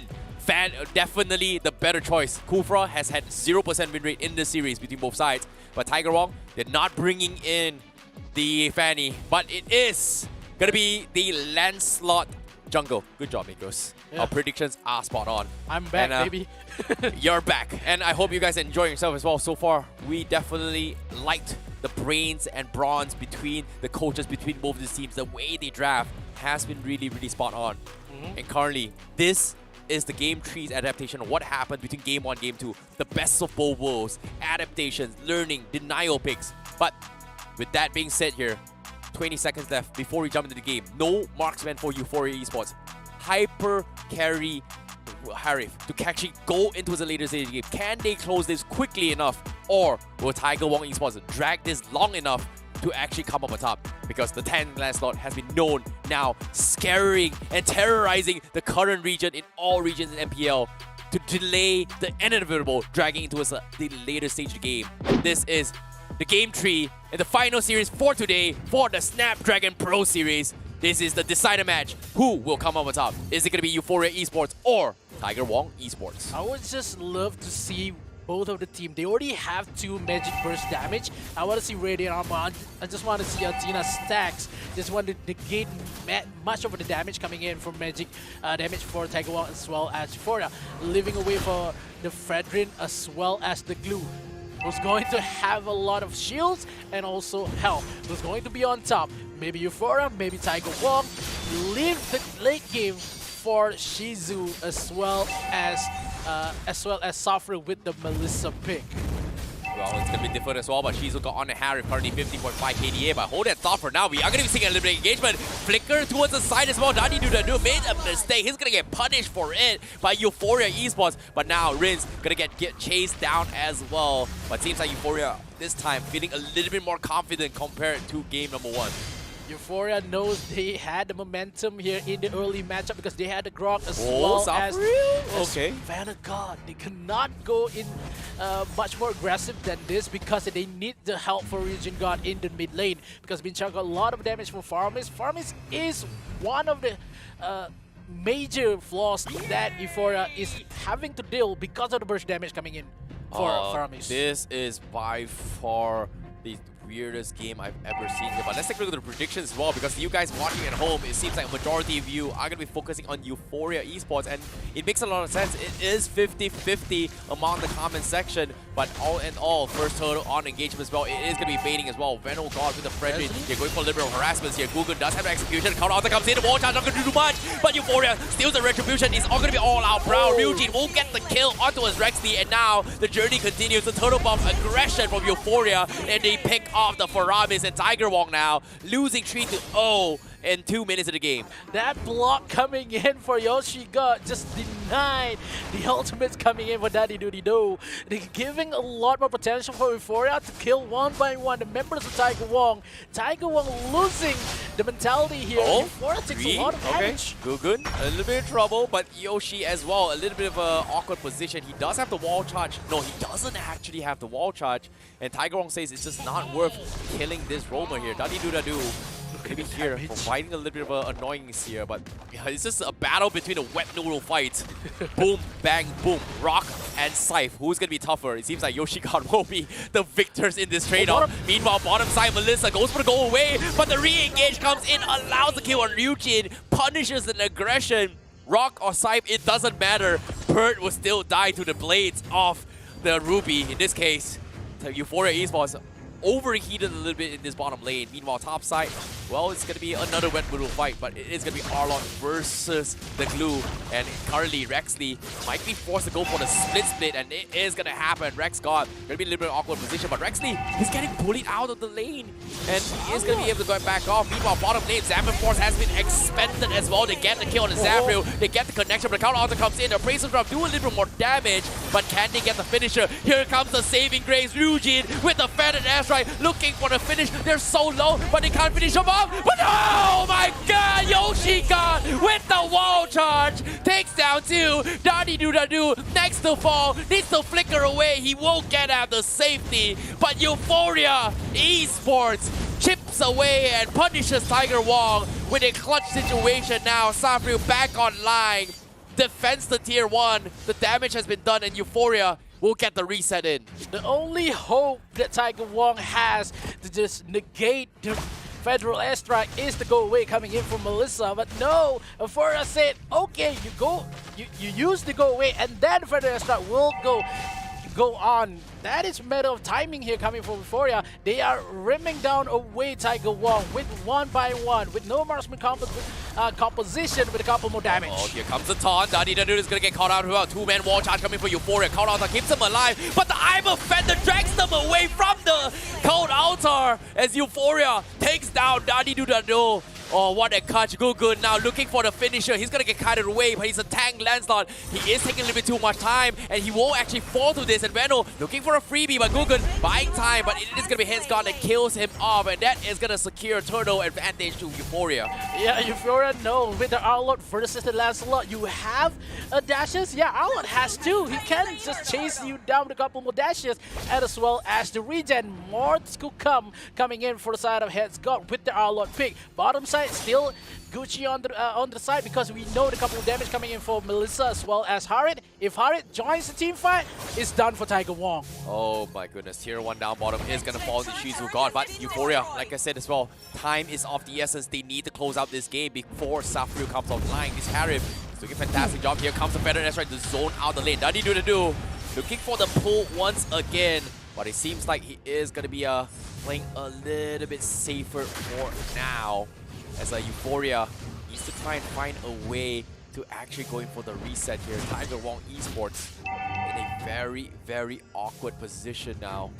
Yeah, I think Daddy Do really needs the Radiant Armor. Maybe that's a little bit early because of that Harit as well as the Farsa. But Yoshi God played really well with the possession he owns, trying to find a way Tiger Wong members to just scare them with the Grok pick. Oh my goodness, good. Now going to be a little bit of awkward position. As you can see, 4-man down. Reno all by himself here. He might actually get a finish ball, but now as his teammates expose himself down top, Tiger Wong, they will lose a tier 1 up top. Meanwhile, bottom pressure, they're not making any movements as well. Tiger Wong, they play it safe. 2-man talk comes in. Here comes Safrio. Hits here. Waiting for the moment inside, but Feather Airstrike catches on Rinse. He's gonna back off, extends his flicker to reposition, messes up Daddy Dudu's I'm Offended. Great outplay from Ryujin, but it's gonna buy him one more time. Rexley now going for the split. He's gonna try and pull his teammates across, but it seems like EUPHORIA, they just don't have the damage. Wall charge comes in, he's gonna collapse his way through. Meanwhile, on the sides, Henscott gets a double kill, finishes off Rin. Arlon will get Daddy Dudu, as now Rexley is gonna be next to fall. He flickers away. The Lancelot is trying to get his kills, but he gets slowed down. The retribution comes from Neno to save the day, and the second Feather Airstrike from EUPHORIA will get the kill as Tiger Wong is completely crumbling. EUPHORIA, what an absolute dominance in Game 3. Tiger Wong, what's Tiger wrong in this game? Because they cannot fight out EUPHORIA. Headguard's really going for underestimate what a Tiger looking for the kill. Ooh, they force the flicker. It's gonna be good. Rinse. Taking a little bit too much damage, but Ryujin God, he just got his Lightning Truncheon. So that means he does have a lot more kill potential to threaten this. But let's take a look at the real replay right here. Things was a little bit awkward because, like you said as well, the wall block isolating Daddy Dudu and also Gugun is one of the results that why EUPHORIA was able to offensively dive this tier 1 and actually win on this fight. Yeah, the audacity for EUPHORIA, just Zaman Force under the turret, just make the burst damage coming in for Shizu God. Doesn't even care if he lands a kill or not. He knows he just run down Tiger Wong's members and make it wipe out for the side of EUPHORIA Esports. We saw this gameplay when we know what the outcome is. Now with the Lord also going to be up for grabs as well in the hands of EUPHORIA. They're going to try and force the issue. Tiger Wong needs to play a little bit more defensively. This tank Lancelot is not working out for Tiger Wong Esports at all. Seems to me, based on the items here so quick, they do have a little bit more to work with. But it seems like it is an enchanted talisman up on Rin. So, okay, cooldown is what he needs for the Cold Altar. And so far, it is going to be a little bit of a problem. But as of yet, EUPHORIA, time is on the essence here. They're trying to close out this game before Tiger Wong builds up defensive items to deal with this Harif. And that's exactly what they did. They need a fast game here, trying to push onto the mid lane. Oh here. no, Gogun, he needs to get out. He tries to go for ultimate, he cleared the Criminal Waves, but now they bait out the count outs are coming in, but the wall charge comes in, they won't connect on the guard, and they won't finish him off Riz right from the get-go as EUPHORIA completely shuts them down with Headscott just slapping them across, drags them away. What a catch coming from EUPHORIA. And now Tiger Wong, they need to back off. Headscott now looking to try and zone them out. This tier 3 going to be exposed as well, but pull away from Headscott, isolate his way through, but he needs to go in for the reset. Gugun looking for the finish, can't get the kill. The Lord threatens the position. Tiger Wong needs to re-engage, but EUPHORIA, he will safely back off. Yeah, Zamanfrost is still up on the side of Shizu God. He knows the damage that EUPHORIA can give, and Tiger Wong, they could defend all on his own. This is what happened for Tiger Wong in game number 1. The audacity of EUPHORIA doing the same thing, just to leave the top turret. He knows what to happen, but one member of the Tiger Wong will be caught up here because of EUPHORIA is ready to take this game. Oh, Vano God now looking to try and threaten the Lancelot. They're going for a two-man fight. Yoshi got gets dragged back. The Feather Airstrike going to zone them out. Gugun trying his best to actually close his way through. The pressure pushes the fight, but it is going to be inhibited forward. The counter connects on 5, but they immediately get cancelled out. The go away won't defensively get them out of game. Safety, but Yoshi God, he's going to get jumped on by Rexley. Will he die though? He doesn't have the cooldown, but looks like he's going to be jumping out and isolated here as he goes down for his death. And that is going to be unstoppable for Headgod. And now Tiger Wong will lose 1-0 as they need to continue with this defense against EUPHORIA. Yeah, the defense coming in for Tiger Wong really make them well, but they cannot do it under Zamanfrost coming in with Shizu God, because the damage coming in for that Harriet as well as the dashes Headgod gives is too much to deal with for Tiger Wong.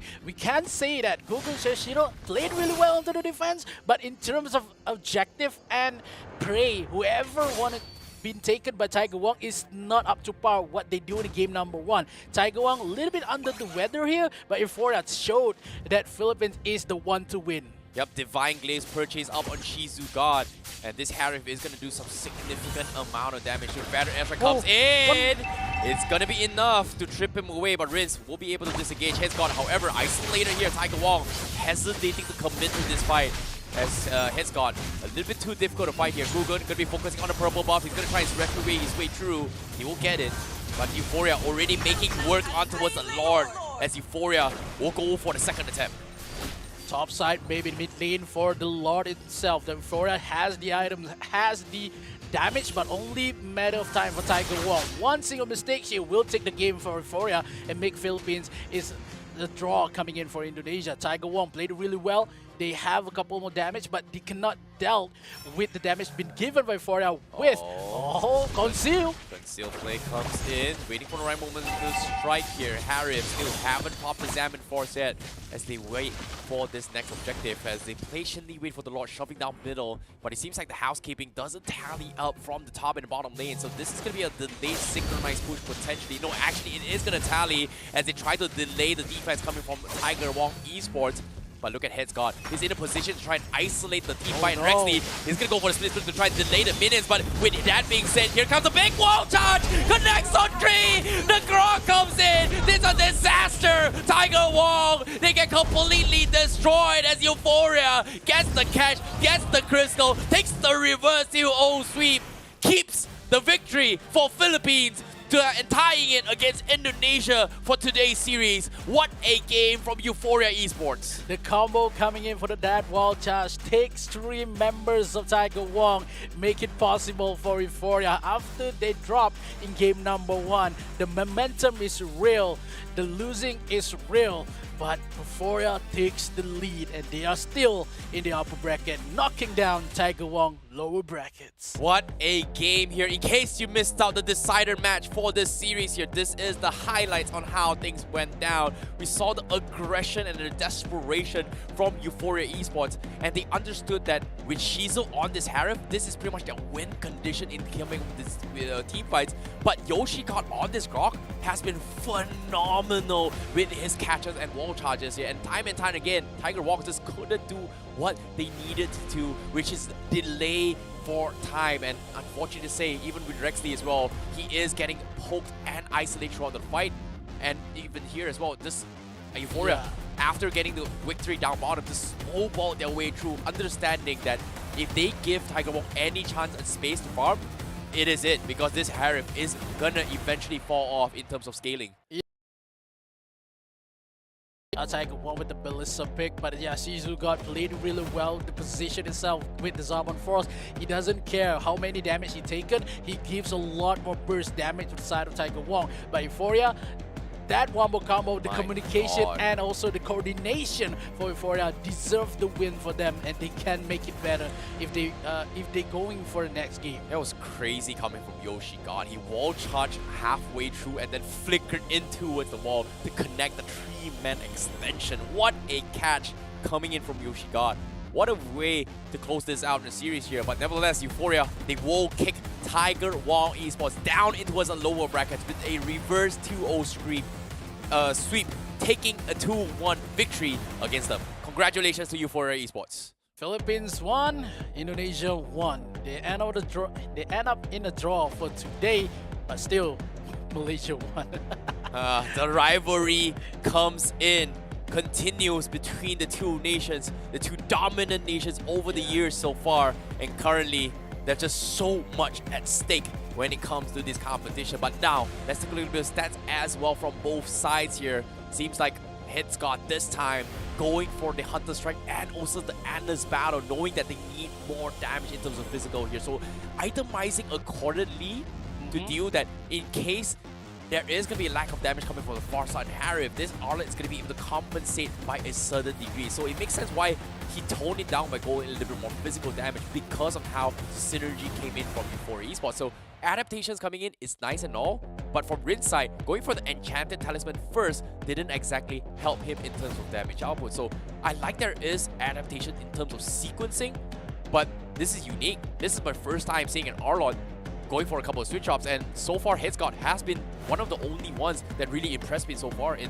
this entire Snapdragon series. Yeah, the plays and also the item specs has been making a play for side of Euphoria, but I think Euphoria knows if they bring this game to a late game phase, and after Glue and as well as the Ruby finish up the Athena as well as the Radiant Armor, it would be hard for the side of Euphoria to win this matchup, because without the marksman composition coming in for Euphoria. But in terms of they played it really well, they take some early advantage on the bottom side and make the kill onto mid lane. And I would say Rujin God played really well with the Farsa, with the Feather Airstrike and the Flicker.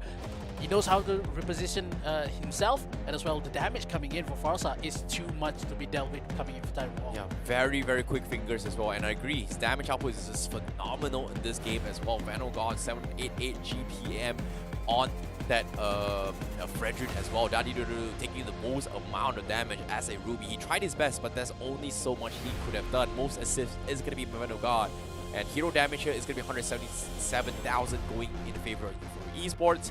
Total heals also going to be on Euphoria Esports' favor, but the question here is, who is going to be the MVP for this series for Euphoria Esports? Because I've got a lot of names here, but it seems like it was a team effort, because the flashy play for me is got to be the Grok. But let's see who the MVP is. Harit, though. Because I agree, the Harif is a good pick as well coming from Euphoria Esports. And I'm looking forward to see whether or not that is going to be the case, because we are going to be jumping into the MVP segment. And who's the MVP? It is going to be the jungler here, Vano God. 9.5 KDA, kill participation was 77.9% on his Fredrin, the MVP for game number 3. To be honest, I had doubts for Vanguard Fredrin in game number 1, but game number 2, he proves it. He can be reliable if the composition is right for Fredrin. And game number 3 still proves me wrong that Vanguard can use Fredrin in terms of early game matchup, not showing any kind of mistakes that could bring a fall for side of Fredrin. And yeah, the drafting coming in for Euphoria as well has been a good draft, and kudos to their coaches, man. Yep, good job indeed for the coaches, because as of yet, 3 games in a row, consistency is key. Vano God has been able to get his the damage across, and playing around this Fredrin has helped Euphoria win this game, even though game 1 was a little bit too close. But Euphoria was the one that come up on top with the entire series. And overall, today has been a fun time here for this week here for the Snapdragon Pro Series MLBB segment. And so far, we've seen so many interesting variations of drafts and gameplays here. And overall, it's been a pleasure here, Mikos. Yeah, it's been a pleasure, but we want to see how, and we want to ask how and what happened in the interview with Vanguard. Yeah, well, we are going to be jumping in a very short interview with Vanguard right now. And so far, hey, it looks like we are going to be seeing Vanguard on screen. How are you, Vanguard? How are you feeling from the game so far? Definitely satisfied because we just advanced from upper bracket. I've got a little bit of question here because during the interview segment before this series, you guys were saying that, hey, it's going to be easy, don't waste your time, it's a 2-0 kind of thing here. What happened with game 1? Tiger Wong definitely surprised us with their strength, and they successfully defeated us in the first game, but in the second and third game, we put our full force into Tiger Wong. Okay, so I do see a lot of drafts changes coming from game 1, game 2, game 3. Who's the one that made the call to adapt and change your strategy here? All of us. It was a team decision to change the draft. Okay, so question is, why Kufra and why suddenly game 3 no more Kufra?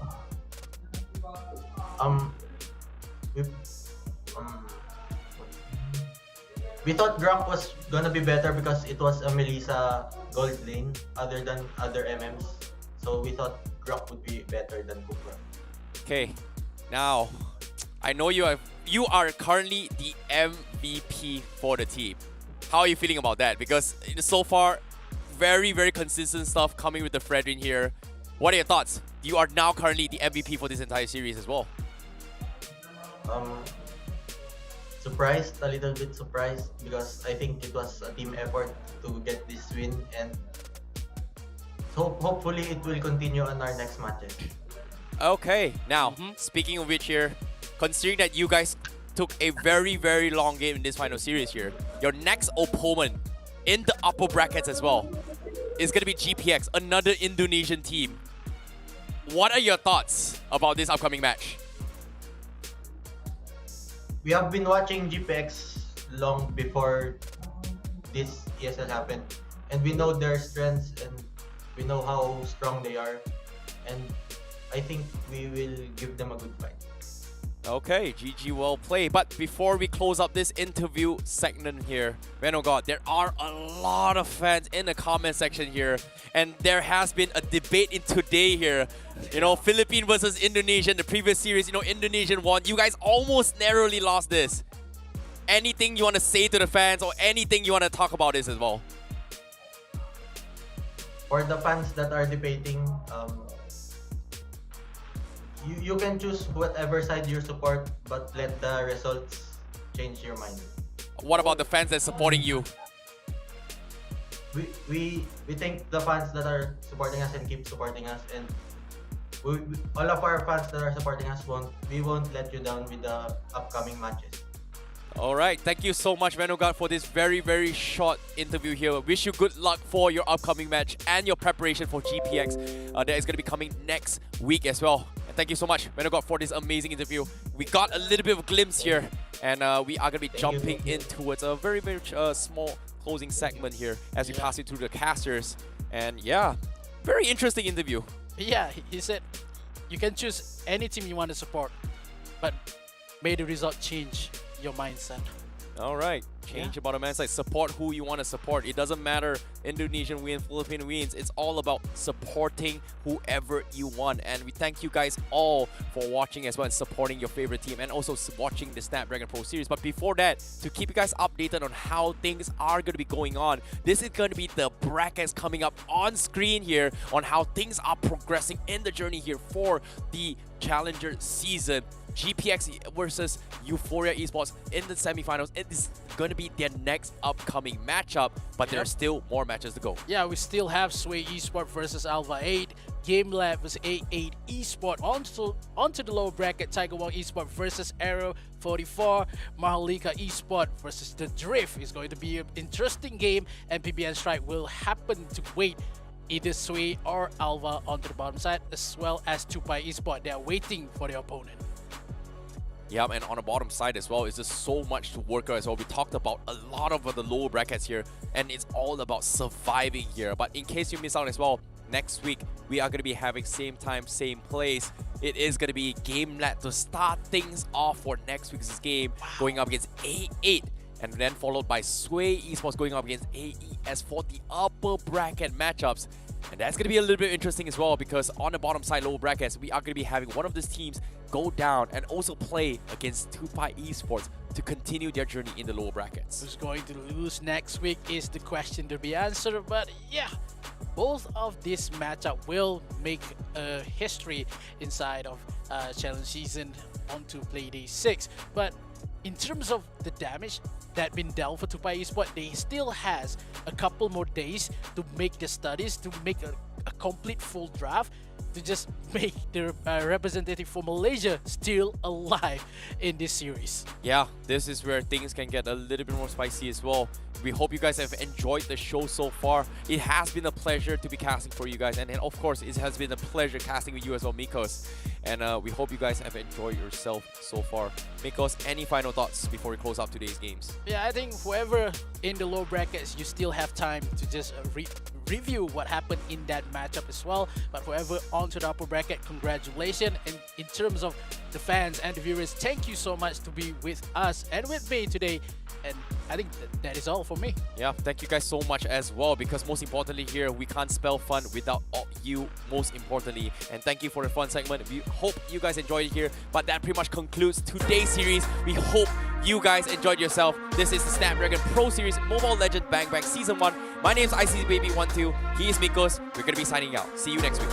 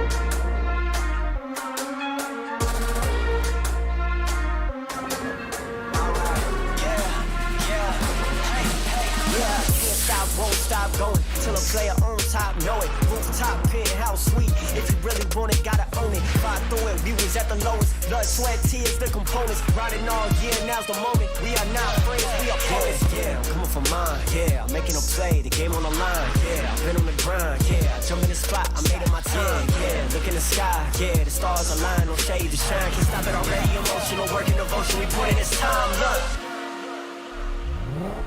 You won't stop my stride. I'll just break your line. I don't tolerate wasted time. Take us down, keep fighting.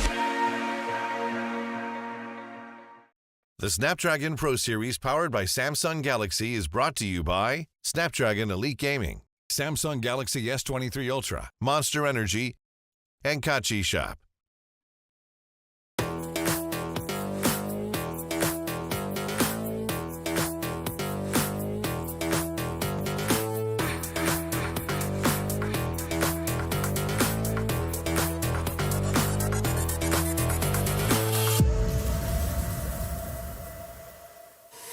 Confidence is key, and my keys all jangling. I can open any door, serving body, face, and more. Confidence is key, and my keys all jingling. I can open any safe, serving body, hair, and face. Confidence is key, and my keys all jingling. I can open any door, serving body, face, and more. Confidence is key, and my keys all jingling. I can open any safe, serving body, hair, and face. I'm a stunner, yes I'm the star. I set the tone, yeah, I raise the bar. I go to work, I make it look easy. Play hard, work smart, life easy breezy. Sugar daddy, no that's honey. Don't give him any sugar, he suckers me all his money. Wanna live lavish, you need a clue. Then look to me, I'll tell you what to do. Repeat after me. Confidence is key, and my keys all jingling. I can open any door, serving body, face, and more. Confidence is key, and my keys all jingling. I can open any safe, serving body, hair, and face. Now bring it out, it's your time to go. You all the baddest, put on a show. Don't be afraid, let everyone know. Don't be shy, just lose all control and work it. Go hit a full split, tear up the floor. Go ahead, snatch those whips. Repeat after me. I am the vixen, I am the stallion. I don't need fixin', but I do need all your attention. All these diamonds on me, they glisten. When I talk, yeah, everyone listens. Cause I'm somewhat of an addiction. Now work those hips and thighs. You're out here changing lives. It's time, so let's get wild, wild, wild, wild. And put in work. Work, work, work, work, work, work, work. Put in work. Work, okay. Work, work today. Work, work today. Work, work. Confidence is key, and my keys all jingling. I can open any door, serving body, face, and more. Confidence is key, and my keys all jingling. I can open any safe, serving body, hair, and face. Confidence is key, and my keys all jingling. I can open any door, serving body, face, and more. Confidence is key, and my keys all jingling. I can open any safe, serving body, hair, and face.